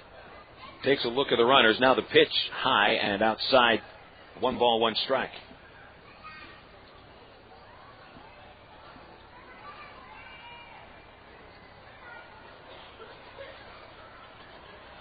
I'm surprised Oldham hasn't thrown over to first base yet in this situation. Here's his 1-1. Ibar takes it upstairs. 2 balls, 1 strike, the count on the Travelers shortstop. Maybe he just doesn't want to mess around. Speedy guy on third. Giving Ibar a chance to swing away. 2-1 pitch. He bunts it down the third base line, and it rolls foul, where third baseman Guzman squeaks in and picks it up. 2-2. A fairly hard bunt by Eric.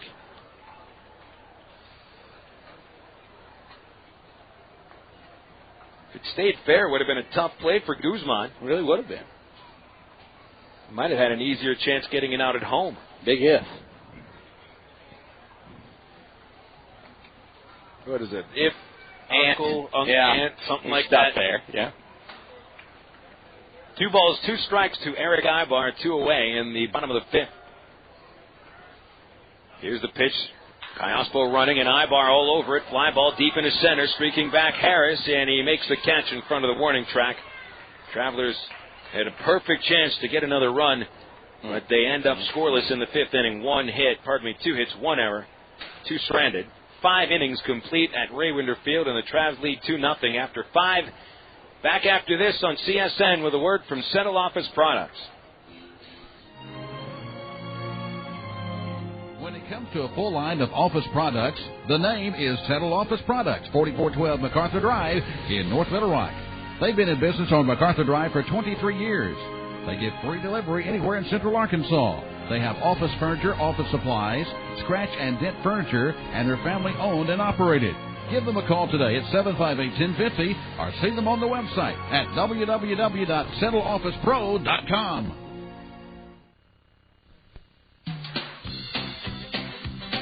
Arkansas's #1 Honda volume dealer in the state and district leader in total customer satisfaction is Bale Honda at 13101 Chenal Parkway in Little Rock. They have a wide variety of Honda cars and trucks. Coming soon next month is the Honda Ridgeline that will pole vault Honda into the truck market. Bale Honda is open Monday through Saturday from 8:30 until 7, and on Sundays from 1 till 6. Their service department is also open Monday through Friday from 7 a.m. until 6 p.m. and on Saturdays from 8 a.m. until 4 p.m. Give them a call today at 227-7000 for your automotive needs. Bale Honda at 13101 Chenal Parkway in Little Rock. Why do people statewide across the state of Arkansas like CSN? Here's Gary Coates, General Manager and owner of affiliate KBJT in Fordyce. Well, I like it because it's Arkansas-oriented. You know, the things that that CSN carries are always, from within the state, and for the most part, and it's a real big help to our broadcast schedule. CSN now in her 27th year.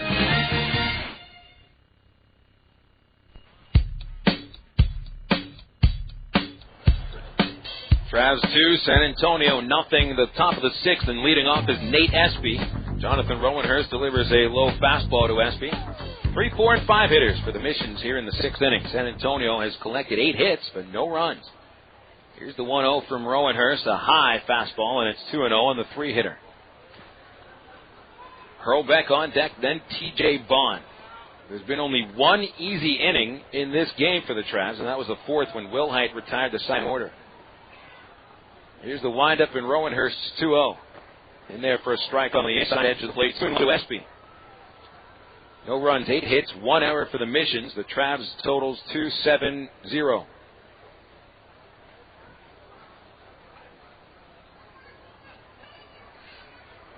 Here's the 2-1 from Jonathan. Fastball grounded to short, charging in Ibar. There to pick it, and the fire to first in time. 6-3, 1 away. Nice fluid motion at shortstop for Eric Ibar. We've talked about how quick his hands are. Now, he didn't continue to charge. He only took a couple of steps in, and then he fielded it. And it was not even a second that he held the ball. Hurlbeck, the batter. Big right-handed hitter. First pitch, low ball 1. Hurlbeck walked in the first. Then in the third, came to the plate with the bases loaded and 1 out. Smashed a grounder to third that Leahy dove for and stopped for a double play. Here's the 1-0 pitch from Rowenhurst. Swing and a miss. Got a fastball by him, and it's 1-1. California, Nebraska. Is that what you're going to call him? I think so. It's easier than his name. 1-1 the count. Here's Rowenhurst swinging into action. The pitch low, 2-1. Thing is, Oldham, the San Antonio starter, is from Nebraska. See? He looks more like he could be from California. Maybe the roster is wrong. I think it is. Has to be. This boy's from Nebraska. Here's the 2-1 to Hurlbeck. Grounder, first base side, scooped up by Elward down to a knee. He'll flip to the pitcher. Rowenhurst there for the out, 3-1. We'll take 10 seconds to pause for station identification from Little Rock's Raywinder Field. This is the Creative Sports Radio Network, your home for Arkansas Traveler Baseball.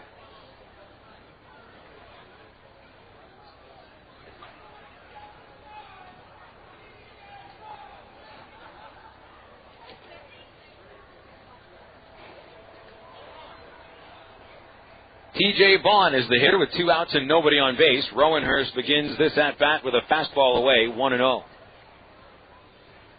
No one warming up in the Arkansas pen. Looks like Rowenhurst might actually finish this ball game, in which I think he might be the winning pitcher, but it is an if. Vaughn takes a strike over the inside corner. 1-1. There's a final in Midland. The Rockhounds defeat Wichita 4-1. 2 wins in a row for the Rockhounds over the Wranglers, who now fall to 9-14. 1-1 to Vaughn. Inside, Vaughn is 0 for 2. Double play in the first, strikeout in the fourth. I thought that game just started. The Corpus Christi Springfield game will start in an hour. And they're in the 9th inning right now at Frisco. The Rough Riders lead Tulsa 6-3. Foul ball straight back into the net. And the count is 2-2 on T.J. Vaughn. San Antonio Missions have scored 2 runs over the 12 innings of this doubleheader. Neither of those runs were earned. 2-2 pitch. Swung on, popped out of play over the roof at first. San Antonio scored both the runs in the second inning in Game 1 against Saunders. Greg Porter committed a couple of errors at third base. That's the only reason they scored. Drafts pitchers and the fielders, for the most part, with the exception of that 1 inning, have just been spectacular. 2-2 pitch on the way. Vaughn fouls it off again. This one gets on the first base roof. You know, if you go up to the roof after a ball game, Nathan, you would have yourself some souvenirs. Probably about 50 of them. Now, you talk about your big ifs. You're not going on that roof, No. are you? Another 2-2 pitch. Another foul ball straight back. What's wrong with going up to the roof? I've got a couple of baseballs at home. I don't know that I need any more. How about a really good view of the freeway? If you go to the edge of the roof on the first base side, you get a great look at the freeway. That's exciting, huh? Within an hour, I'm going to be on that very freeway.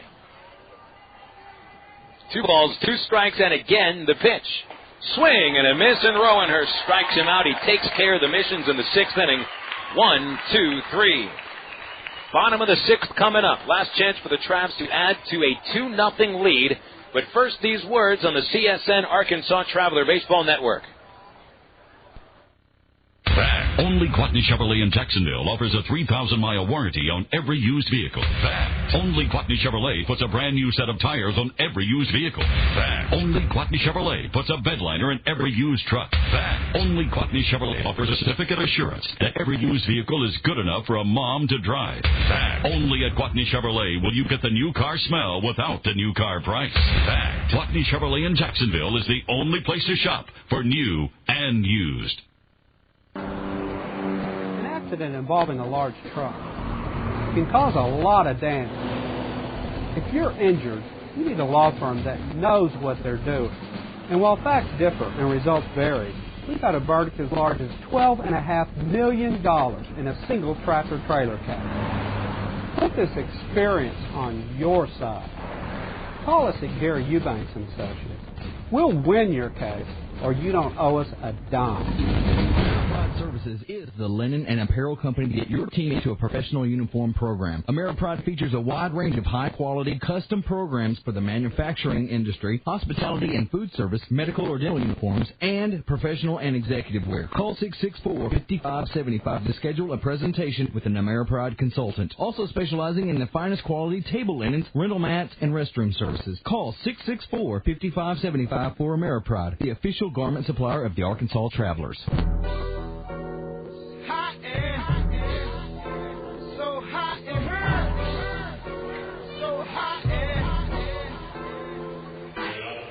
Travs have a 2-0 lead in the bottom of the 6th inning and trying to add to the lead before the top of the 7th, in which they will go for the doubleheader sweep.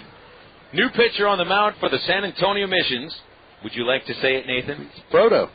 Emiliano Fruto, who hails from Cartagena, Colombia.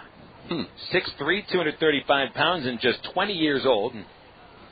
Not a bad pitcher at all. 8th appearance, no wins, no losses, 2.63 ERA. Mike Napoli leads off in a swing and a miss at a slow pitch. You got a fastball on him? I assume he does. You can probably see it here. The 0-1 pitch. Slider, swing and a miss. We didn't see the fastball. It's 0-2. We saw Fruto last year. Pitched out of the bullpen at 19 years old at Double-A. Boy. 0-2 pitch. Fastball, and it's fouled straight back by Napoli. Makes its way up the chicken wire, then all the way back down. Rolls straight to the umpire Maiden, who stops it with his foot, soccer style. Sorry, I didn't mean to upset you by saying the word soccer. Sorry, that's okay. 0-2 pitch. Napoli takes low, ball one. Napoli is 1 for 2. A second inning single and a run scored. Struck out in the third. On the doubleheader, he is 2 for 4. Oldham still in line for the loss. The stretch and Fruto's 1-2. Swing and a long line drive to left field, and that gets down for a hit. Played by Bubella, almost got over his head. Napoli wants a double. Here comes the throw. He'll slide in, and he is safe. A double for Mike Napoli. And a hustling double at that. Good hustle. Bubella can track things down in the outfield pretty well. He overran the ball, but still was able to play it off one hop, reaching behind himself. But he didn't get much on the throw to second base. And therefore, Napoli just beat that throw. For Napoli, that double is his 8th of the year to take the team lead away from Reggie Willens. And so that's base hit number 8 for the Travelers. Now Tommy Murphy steps in. Right-hander warming up right now in the San Antonio bullpen. That's Jeff Harris getting loose. Here's the pitch to Murphy, and he looks at a fastball on the outside corner. Strike one. Murphy 1 for 2. Tried to bunt his way on twice. Successful in the second inning. Scored. Unsuccessful in the fourth inning. 3 unassisted. 0-1 pitch. A wave and a miss at that split-fingered pitch it looks like Fruto throws. Some movement. Frodo's got some stuff. Are you a fan of the Lord of the Rings movies? No, I saw them. I don't know that. Interesting. The stretch and a throw to second into center field. Napoli gets up and stops. He elects not to try to get to third. Center fielder Harris backed the ball up cleanly, and Fruto got so much on that ball that it got to Harris quickly.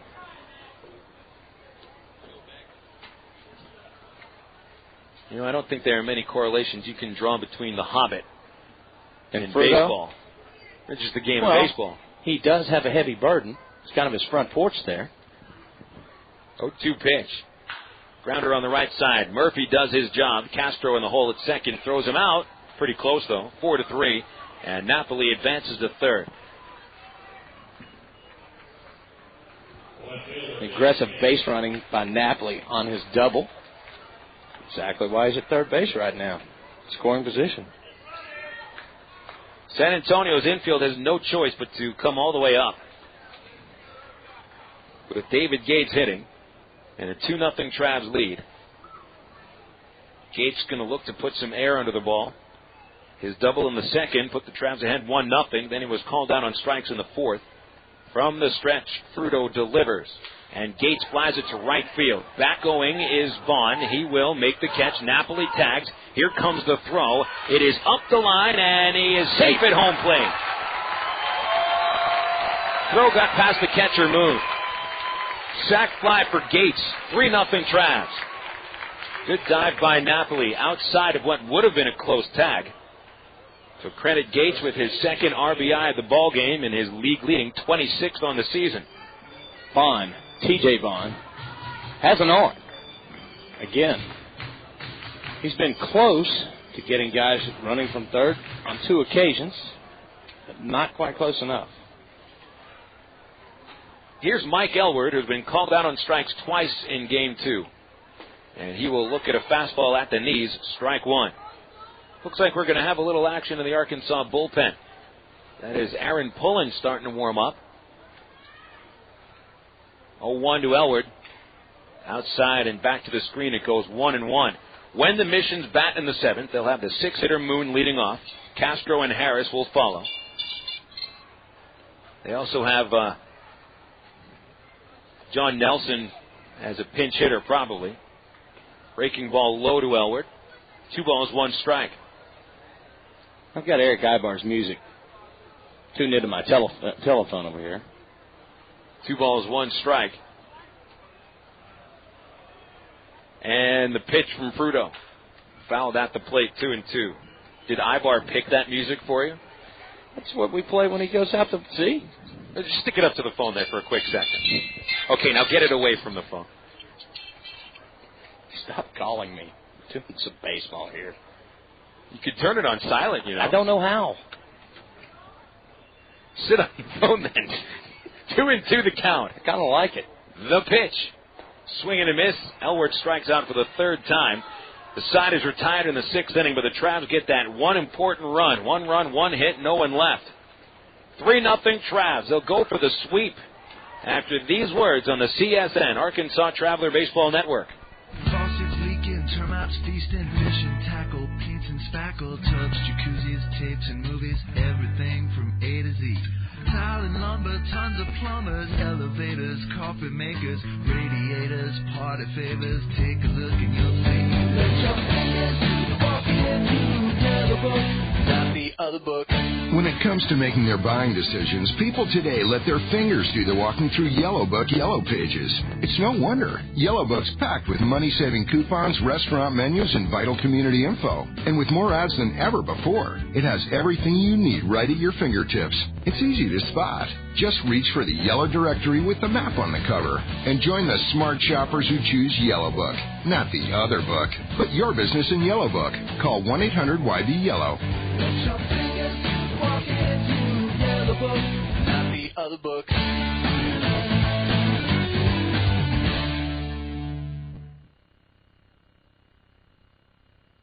The fire in the tire, a mystery Latin tire. I got the sympathy.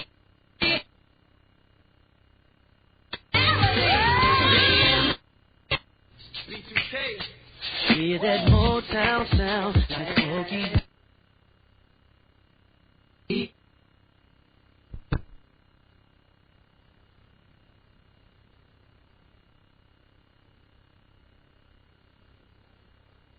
Your own way with National Car Rental. Take a one-tank trip and discover Arkansas. National's great weekend special is just what you need for a trip to the Ozarks. Or get your friends together and rent a minivan to historic Eureka Springs.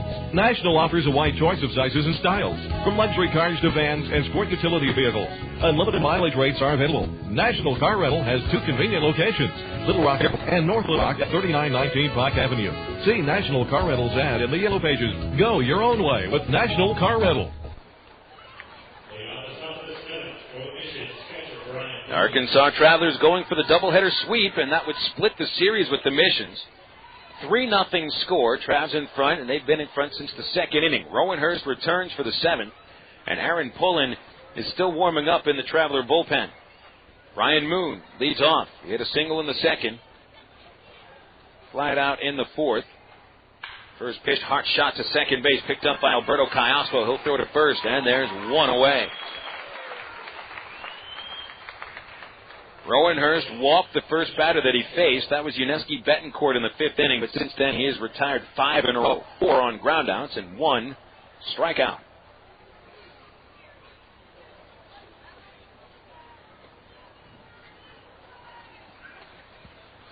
Here's Ishmael Castro. He's 0 for 2. Fly to left and a grounder to the mound. First pitch in there, a strike. If the Travs hold on to this game, they will be 1 game out of first. Tulsa has lost today, 7-5. 0-1 to Castro. Swung on, line drive, shallow right. Coming in Willits. He lets it fall in front of him, plays it on a hop. Keeping Castro to a 1-out single. Frisco wins that game 7-5, so the Drillers' 4-game winning streak is over. At the very worst, Travs would be 2 games in back if they blow this one. Definitely like to get within 1 game of the Drillers heading into tomorrow's opener against Corpus Christi. Gary Harris, left-handed hitter, 1 for 2. First pitch, Rowanhurst gets it on the outside corner, a strike called.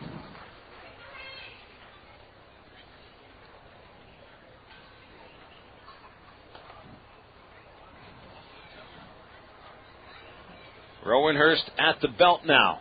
Here's the pitch. Fouled away, strike 2. Kasey Olenberger started, went 3 innings, gave up 6 hits and no runs. Matt Wilhite went an inning and a third, 2 hits, no runs. Rowanhurst trying to finish this game. He is the Travs pitcher of record in Game 2. Here's the 0-2 to Harris. Inside, Harris almost had it hit his elbow, but it missed it. 1-2 the count.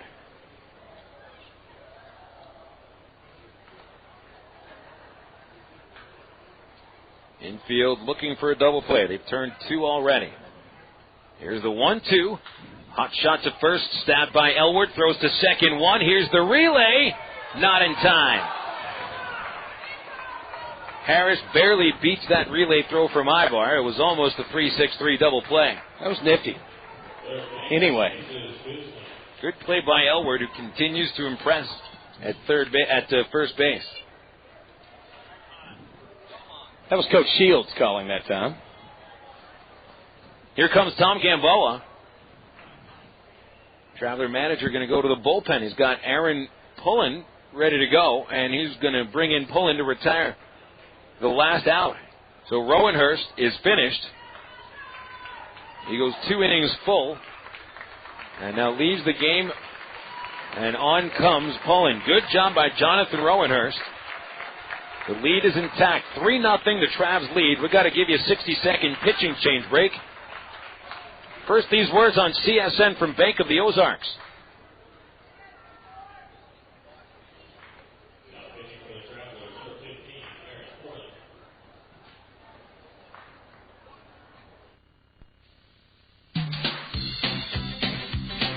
Arkansas's #1 Honda volume dealer in the state and district leader in total customer satisfaction is Bale Honda at 13101 Chenal Parkway in Little Rock. They have a wide variety of Honda cars and trucks. Coming soon next month is the Honda Ridgeline that will pole vault Honda into the truck market.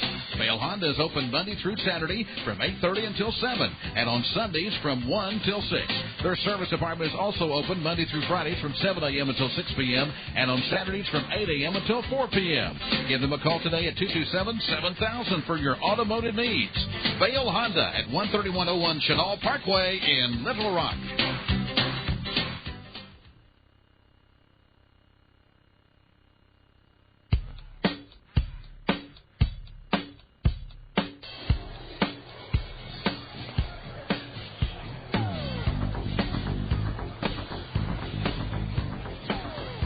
Aaron Pullen comes on in a save situation.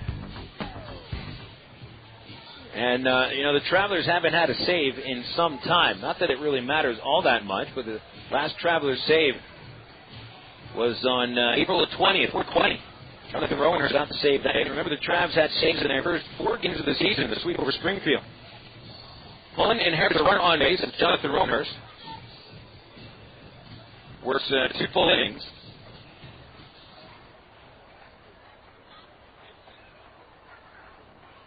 Rowanhurst gave up 1 hit and 1 walk. He's the pitcher. Now Pullen on.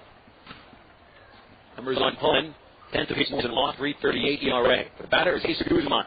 Blown away, ball 1.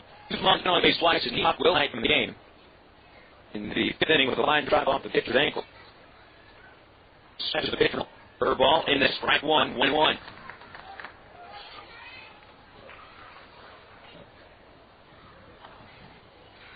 At the belt, now the 1-1. In the dirt, bounces way off of the catcher, Delkiar, over to the first base railing, where Mike Elward comes to pick it up. That'll be a wild pitch, sending Harris on to second base. Gets 2-1. Curveball isn't anywhere near home plate. 3-0, Travs in front. 2 outs at the top of the 7th in the game. That'll wrap up this Sunday doubleheader. Ron Sturtzbach warming up in the Arkansas bullpen. Pullen's 2-1. High fastball, and it's 3-1. Pullen has walked 5 hitters in 8 innings this year, along with 8 hits and 5 strikeouts. Of the 4 runs scored against Aaron Earn. 3-1 pitch. Swing and a foul straight back and a fastball. I mean, no other reason to throw anything else and get cute here. 3-2 the count as the Travs have taken this game as far as it can go now. At least as far as you hope it'll go. Pullen steps off after the mound. Out goes Del Chiaro.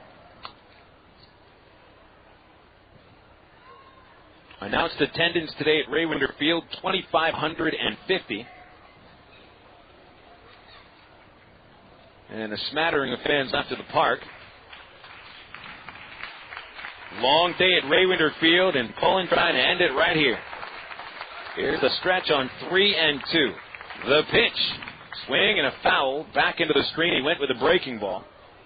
Guzman leaning over the plate, one-handed the swing. Went into the net. Still 3-2.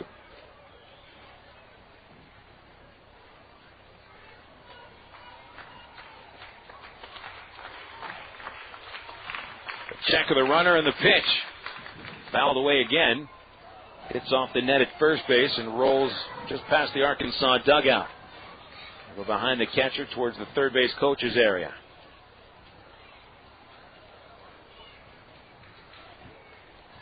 Pulling the fourth Traveler pitcher in his first save situation of the year. Lady in the Hawaiian shirt down there is getting some exercise. I think more than she bargained for. 3-2 count. The stretch. The pitch. Fouled off again over the press box roof. Guzman swinging at everything except the kitchen sink right now. Changeup will get him. You think? Yeah. Are you calling it? I'm calling it. Another 3-2 pitch from Pullen. Another foul ball. Went with a slider. If he'd thrown the changeup, we'd be out of here. Maybe you ought to go out there and tell him. No. I like telling them from the cheap seats, man. 9 pitches here in this 7th inning at-bat as Pullen tries to end the game. 3-0 Travelers. And here again the 3-2 pitch. Swing and a foul. It's actually dropped by Del Chiaro. Not a foul. It was a swing and a miss. It should be the final out, but instead Del Chiaro drops it. And it'll be a pass ball. The first base goes Guzman. On to third goes Harris, and this game is not over yet. Now, we had a game in the first homestand that looked eerily similar to this when Mike Napoli didn't squeeze a pitch. Next pitch was a home run. In this case, tied game. In this case, Del Chiaro, who did not catch the fastball that Pullen got by the hitter Guzman, the pass ball, gives San Antonio a little bit more life, and Yuniesky Betancourt is the batter, representing the tying run. Sturzbach continues to warm up in the Arkansas pen. Keith Comstock had a quick visit on the mound with Pullen. And Betancourt walks up. Yuniesky 1 for 2 in game 2. He's had only 1 hit over the series.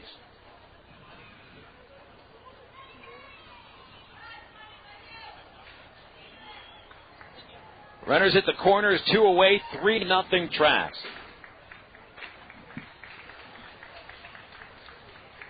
Pullen's going to have to get another out here. A stretch of the pitch. Strike 1. He took a slider on the low outside corner.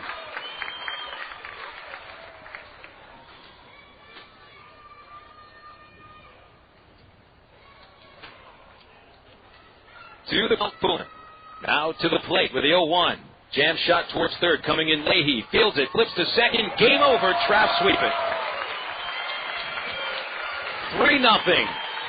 Travs end up splitting the series with the San Antonio Missions, and they played 2 pretty good games. The fielding and some clutch hitting in game 2. And how about the job by the Traveler relief corps, who combine on a 9-hit shutout in a 7-inning ball game. 3-0 Travs win, and you can put it in the books twice. They empty out of the dugout to celebrate a win. It's been about a couple of weeks since the Travs won back-to-back games, and they do it today on a beautiful Sunday afternoon in Little Rock. They sweep 2 from the San Antonio Missions. We'll count down the totals right after these words on the Creative Sports Radio Network.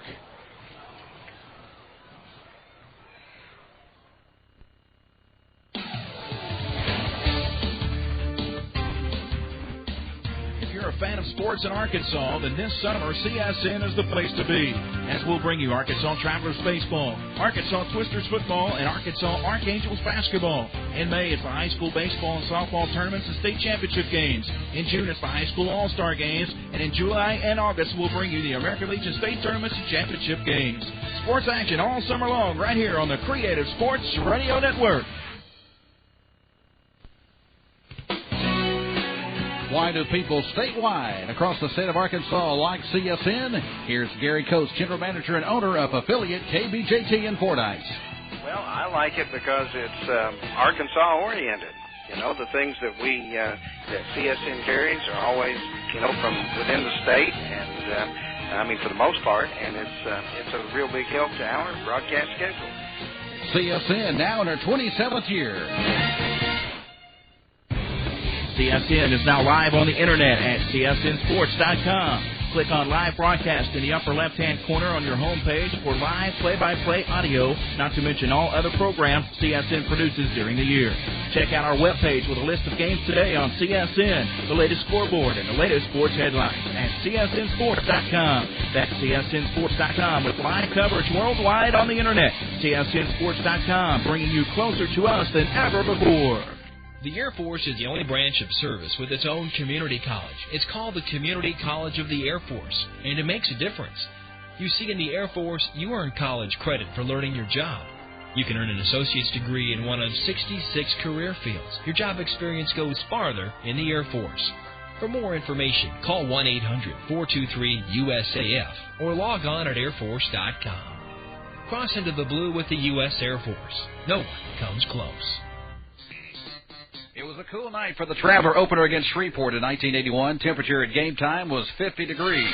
Shreveport scored in the first off Traveler right-hander Jerry Johnson. 1-0 Shreveport at the end of one. But the Travelers battled back on a clutch two-out base hit by center fielder Gotye Mills. Arkansas led 4-2 in the bottom half of the fifth inning as Trav third baseman Donnie Moore came to the plate with two out in the bottom of the fifth. Let's now flash back to 1981 to describe the CSN's Gary Hogan. Wind up. Yes, sir. Sharp fly ball to right field. That thing is out of here on the screen. Donnie Moore with a home run to right field. The right fielder just said it's gone. He didn't even give chase to it. On the screen, about 2 rows up on the screen. It would have been out on Wilbur Mills if the screen hadn't been there. I mean, a ways out. That was all the runs Jerry Johnson needed, and the Travelers won on opening day 6-2 over Shreveport, April the 10th, 1981. And that's tonight's American Gold and Silver Traveler Flashback.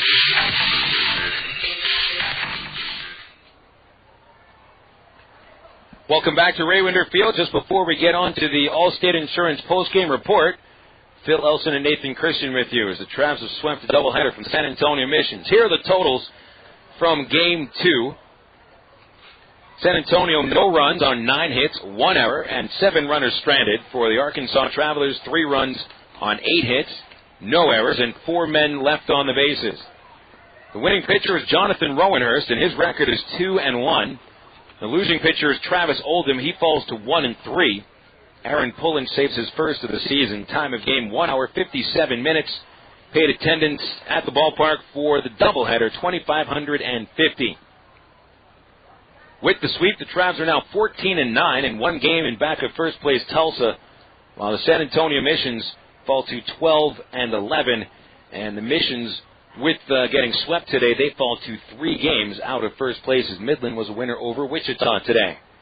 We'll get to all of the scores around the Texas League, and of course the recap and the highlights coming up after these words on the Allstate Insurance postgame report. You're listening to Arkansas Traveler Baseball on the Creative Sports Radio Network.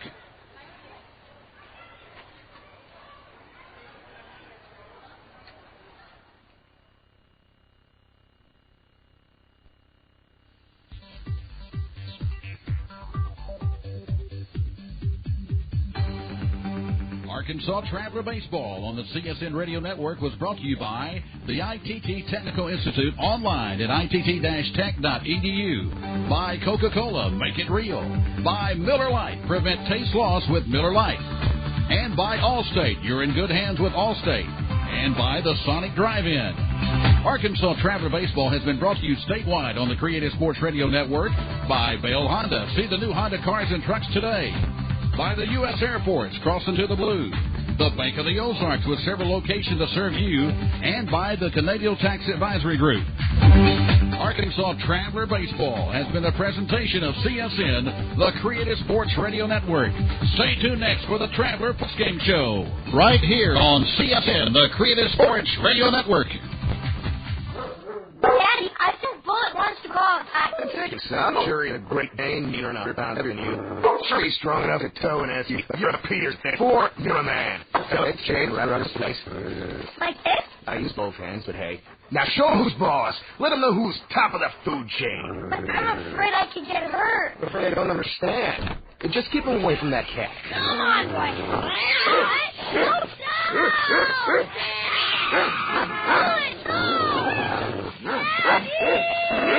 You wouldn't treat your child like an adult, so why put them in adult seat belts? If they're under 4'9", they need a booster seat. Make him spit that cat out this instant. For more information, go to boosterseat.gov. This message brought to you by the Ad Council and the U.S. Department of Transportation. Son, you're a young man now. I just wanted to take a few minutes and talk about men and women. I know all about that stuff. Well, you might know a little biology, but do you know how to treat a woman? I guess I could use a little direction. So how do I treat a woman, Dad? You know, I'm not going to tell you. You have to figure that out by yourself. How? Well, first I suggest you watch a lot of bad TV and violent movies and observe how women get treated there. Okay, I'm kind of doing that already. What else? Well, let's see. Oh, yeah. When you're at school, be sure to take careful note of what irresponsible older boys say. I sure will. Sometimes the only message boys get is the wrong one. Many young men need advice and direction on how to behave with women. You can help provide it. By teaching boys early that violence against women is wrong, you can help prevent domestic violence. For tips on what to say, visit www.endabuse.org. End Abuse. Teach early. This message is brought to you by the Anti-Violence Program. The Allstate Insurance Arkansas Traveler Postgame Show is brought to you by Allstate Insurance. You're in good hands with Allstate.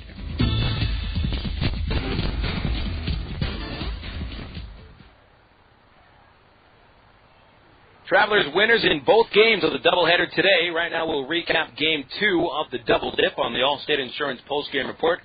Travs win 3-0, and they got ahead in the second inning, but not before it looked like the Missions might grab the lead in the first inning.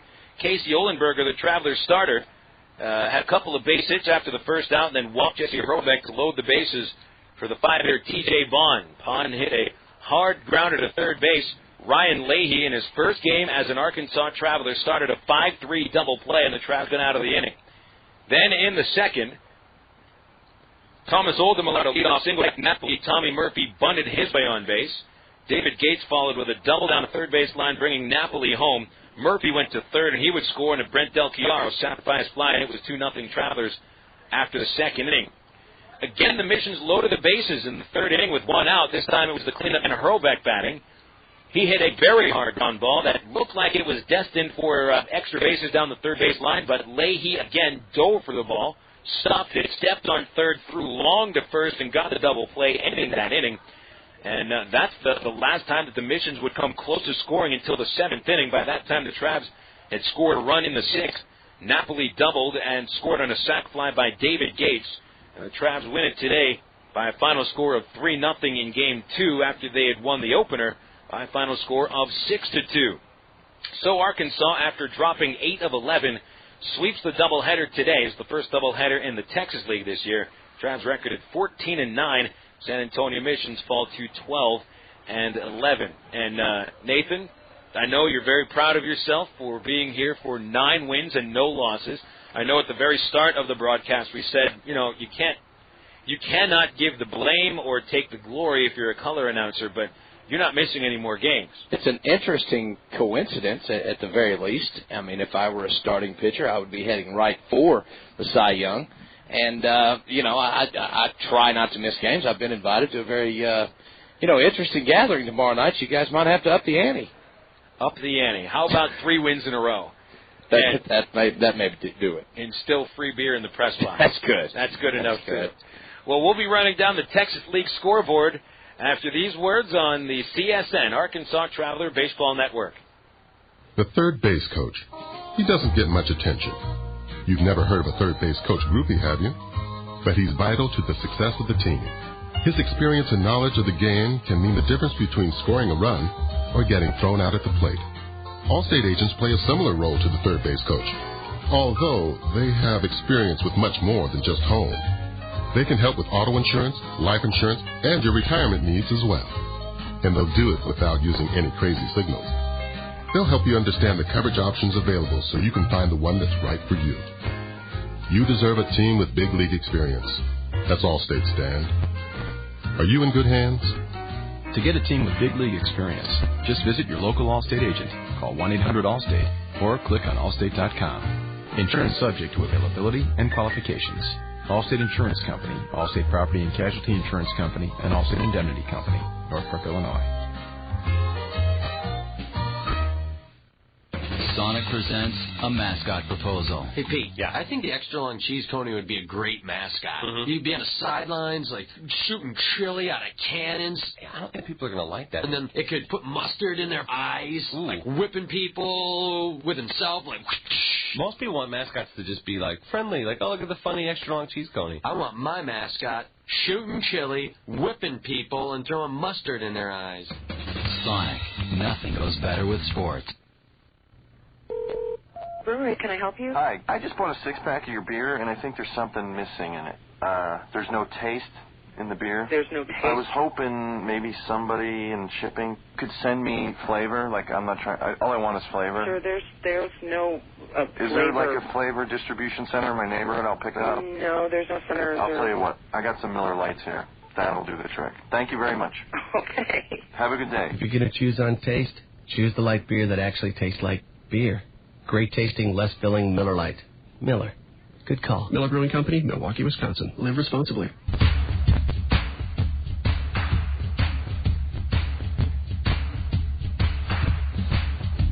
Glancing around the Texas League on the Allstate Insurance postgame report, we'll check around the scores right now. There are two finals in, and of course the game at Springfield will be starting in about 30 minutes as Corpus Christi and Springfield wrap up their series. Midland defeated Wichita earlier today, 4-1. Kyle Crowell got the win. He is 1-0. Jonah Bayless took the loss in relief as the Rockhounds scored twice in the 7th and once in the 8th.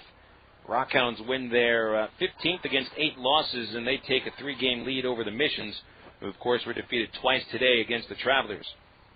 Tulsa Drillers went into Frisco today with a 4-game winning streak, and they lose 7-5 to the Rough Riders. So that helps the Travs out. Arkansas now just one game and back of Tulsa for first place. Those are the Texas League scores. We'll have the Major League scoreboard coming up next on the Allstate Insurance postgame report. But first, these words on CSN from Settle Office Products.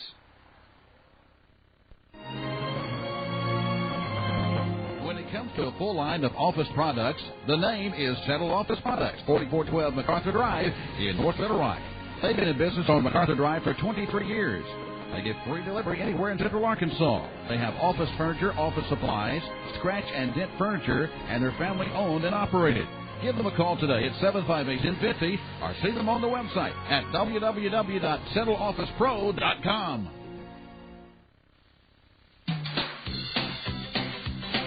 Arkansas's #1 Honda volume dealer in the state and district leader in total customer satisfaction is Vail Honda at 13101 Chenal Parkway in Little Rock. They have a wide variety of Honda cars and trucks. Coming soon next month is the Honda Ridgeline that will pole vault Honda into the truck market. Vail Honda is open Monday through Saturday from 8:30 until 7, and on Sundays from 1 till 6. Their service department is also open Monday through Fridays from 7 a.m. until 6 p.m., and on Saturdays from 8 a.m. until 4 p.m. Give them a call today at 227-7000 for your automotive needs. Vail Honda at 13101 Chenal Parkway in Little Rock.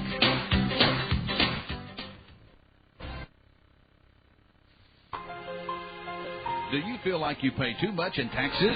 If you're 55 or older, let the professionals at Canadian Tax Advisory Group show you how you can possibly reduce or eliminate your taxes. Ask about our complimentary tax analysis service.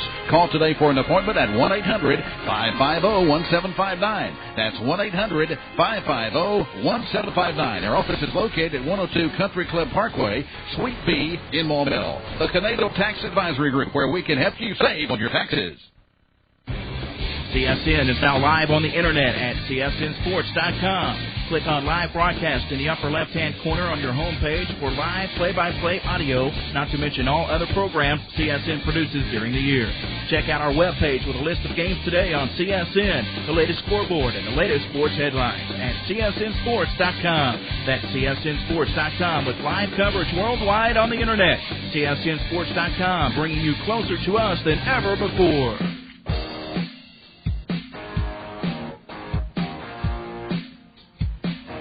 Let's have a look at the Southwest Airlines Major League scoreboard before we wrap up the broadcast. There are 2 games in progress in the National League. Arizona leading San Diego 5-1 on the top of the 8th, and the Dodgers lead the Colorado Rockies 2-1. They're on the top of the 9th at Dodger Stadium.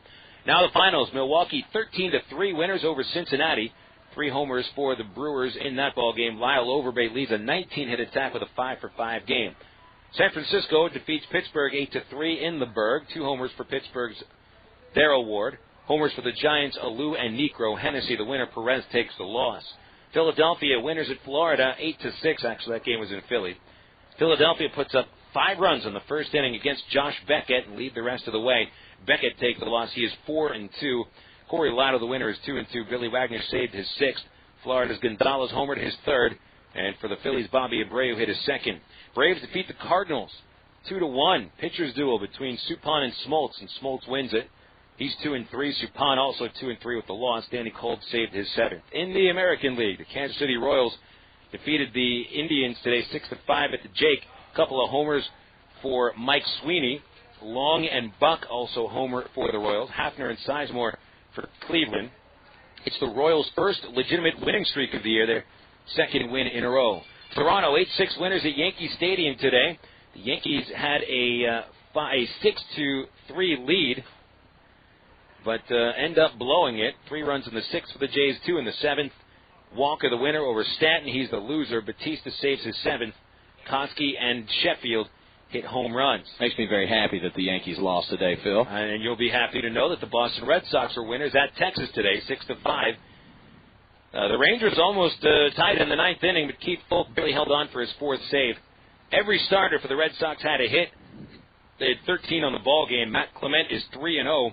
Ryan Drees takes the loss. He is 2-3. Baltimore still with the best record in the AL East as the Orioles win their 8th consecutive game, 7-4 over the Devil Rays.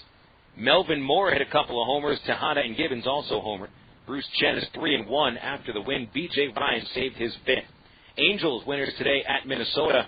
The Angels defeat Johan Santana, who loses for the first time in 17 decisions. His record 4-1 this year. Bartolo Colon outpitched him, went 4-2 on the season. Frankie Rodriguez came on for his 6th save of the season. Home runs for the Angels by Vlad Guerrero and Molina. That's Jose Molina. Shannon Stewart homered for the Twins.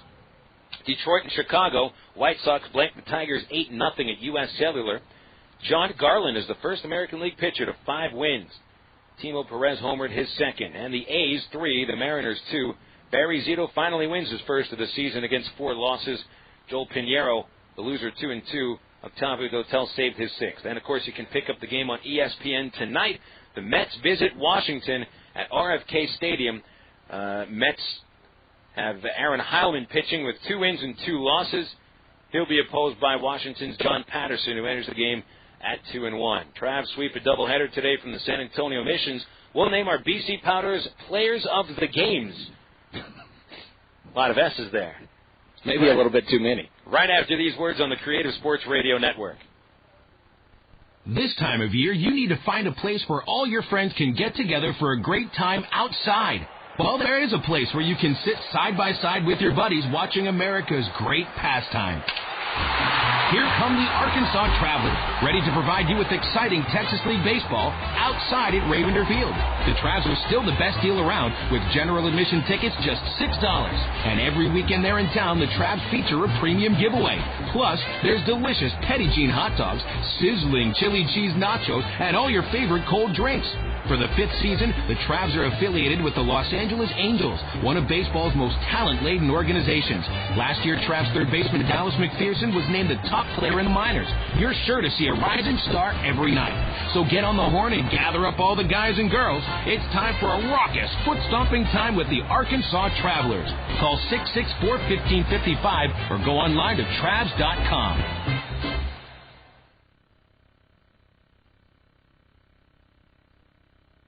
Okay, everybody, we've got to let Travs fans know about our baseball bingo promotion. Sing along if you know the words. At the old ballpark in Little Rock, we play baseball bingo. B-I-N-G-O, B-I-N-G-O, B-I-N-G-O. We play baseball and bingo. On Tuesdays and Thursdays, you'll win lots of prizes. B-I-N-G-O, B-I-N-G-O, B-I-N-G-O. We play baseball and bingo. If you can win a free dinner at the Golden Corral or Villa. B-I-N-G-O, B-I-N-G-O, B-I-N-G-O. We play baseball and bingo. Academy Sports and Outdoors gives away a gift card. Don't worry, fans, we won't sing this at the ballpark, but it's baseball and bingo on Tuesdays and Thursdays at Ravender Field. We play baseball and bingo.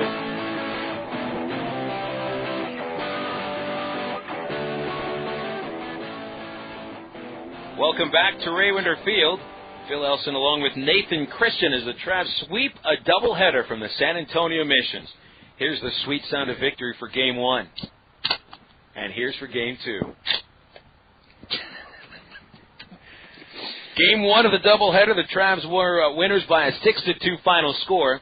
And you would not win the ball game without the outstanding starting pitching job that Joe Saunders did. Goes the distance, allowed just 2 unearned runs, and picks up his second win of the season. And I think there'd be no doubt at all that it would be Joe Saunders as the BC Powder player of the game. But you have an idea. Well, you know, Joe Saunders' first complete game of the Texas League, I believe is what you said thus far this year. But Santana gets an honorable mention for coming in. He hasn't had a lot of starts. I think today was his 4th start, and he got some RBIs that were very key. Emmanuel Santana batted 9th as the DH. He went 1 for 2 with 3 RBIs. That's 3 of the 6 runs the Travs scored. So Joe Saunders, the BC Powder player of the game in Game 1, with Emmanuel Santana as our honorable mention. Then over onto the second ball game.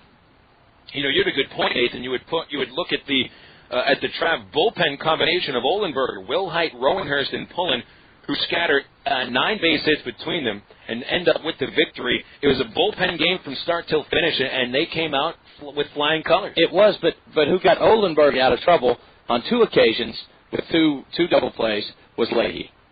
Ryan Leahy, in his first game ever at Double-A, and his first game action of the season, he'd been in extended spring training since they broke camp. He turned 2 gorgeous double plays in the first and third innings when the Missions had the bases loaded with 1 out. And, you know, without those plays that he made, Nathan, I think you're right. The Travs might not have won the game by a 3-0 score. The San Antonio would have scored a few runs. Certainly. Yeah, but like you said, bases loaded on both occasions. They would have scored runs. And those were difficult plays to make. Hard balls hit at him, and he made the plays. Plus, Ryan Leahy comes up with his first double-A base hit. Leahy is the BC Powder player of the game. In Game 2, honorable mention for Mike Napoli with a couple hits and 2 runs scored. Also, David Gaze went 1 for 2 with 2 RBIs, and this battle combinations were Milton Rogers and Aaron Pullen. Congratulations to the BC Powder player of the game. And just Game 1. BC Powder is the official player against Powder. BC assistant and correct. Nothing more impressive than BC, who's as protected. Prepare for the minutes and we'll wrap up this very long podcast after these words on the CSN Arcade Powder Baylor. This is the ball game. He was the Powder. Who's your ignorant up and down? And that's like a move back and treat him heavier and heavier. They're telling me that was correct. You know how? Don't let him be up and ask. Good work. He's up and backward. He's not the salt. Don't tell also. Never heard of Sunday. At the time, I ran a shop to the Brooklyn River. So there I am long to the order that is all for me. Clothing choices she probably weren't. It was fault that was clean, but I was parched. And then he was going to unparch me. A Coke. I would have cried, but I couldn't spare the food. So next time I go shopping, yeah, I'm like, cool. Make it real. CSN's got Bozo. Yeah, I think the extra long cheese Tony would be a great mascot. He'd be on the sidelines, like shooting chili out of cans. I don't think people are gonna like that. And then it could put mustard in their eyes, and like whipping people with the salt, like. Most people like to just be like friendly. Oh, look at the funny extra long cheese Tony. I want my mascot shooting chili, whipping people, and put mustard in their eyes. Sonic, nothing goes better with sports. It's time for a reintroduction to one of your close friends. A friend who supported you through many a spring or summer night over the years, and you never have to go searching for him. He's always in the same spot along the third base line. Baseball fans, reintroducing the Ray Winder Field Bleachers.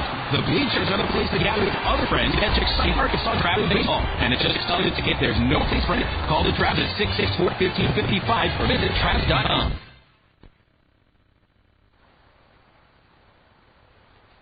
Well, and Nathan Christian with you to wrap up the broadcast, which started back at 12:35 and just short of 6 o'clock. Travs winners today in both ends of the doubleheader. Winners in the first game 6-2. Winners in the second game 3-0. Let's go through the final totals in game 2. These official: Missions no runs, 9 hit, 1 error, 7 left. Travelers 3 runs, 8 hits, no errors, 4 left. Rowanhurst the winner. He's 2-1. Oldham takes the loss, 1-3. Pullen saves his first. Out 57 minutes played in front of 2,550. Two pretty well-played games with the exception of just one inning with the hiccup in the second inning, game 1. Without those 2 errors, the Missions would have been scoreless over 14 innings, so certainly the pitchers have to deserve a lot of credit today. Absolutely. I mean, they got it done, certainly, especially the bullpen in the second, and Joe Saunders going to complete game in the first. That should save the bullpen for a little bit tomorrow when Irvin Santana takes them out against the Astros AA affiliate, the Corpus Christi Hooks. It'll be a 7-10 start time as Santana was on 4-0 in his first 4 starts, carrying a 1.48 ERA. Corpus Christi counters with right-hander Tim McClaskey. His record 1-2 with a 3.24 earned run average. Nathan, it's been a while since you've been sitting next to you here. Enjoyed having you once again. You're 9-0. I am 9-0. Please come back tomorrow. I'll think about it. And we'd like to thank all of our studio engineers down the line who were sitting in for both ball games, especially Chris Rhodes at CSN Center Control in Conway and Little Rock. Fordyce, who loves you, baby? Fordyce, we love you. KBJT 1570 AM. We love you, Mike, 1490 AM, KOTN, and 101.3 FM, KPVQ. We love you, Dogtown, Total Sports 1380, KDXE, and Conway, Little Rock, KSR 92.7 FM. Thank you very much for you, the listener, for tuning in today. From our partner Nathan Christian, I'm Phil Elson. Once again, the final scores from Ray Winder Field to Little Rock. Travs sweep the double dip from the Missions. 6-2 in the first game, 3-0 in the second game. Folks, it's a wrap. We'll be talking baseball again tomorrow night.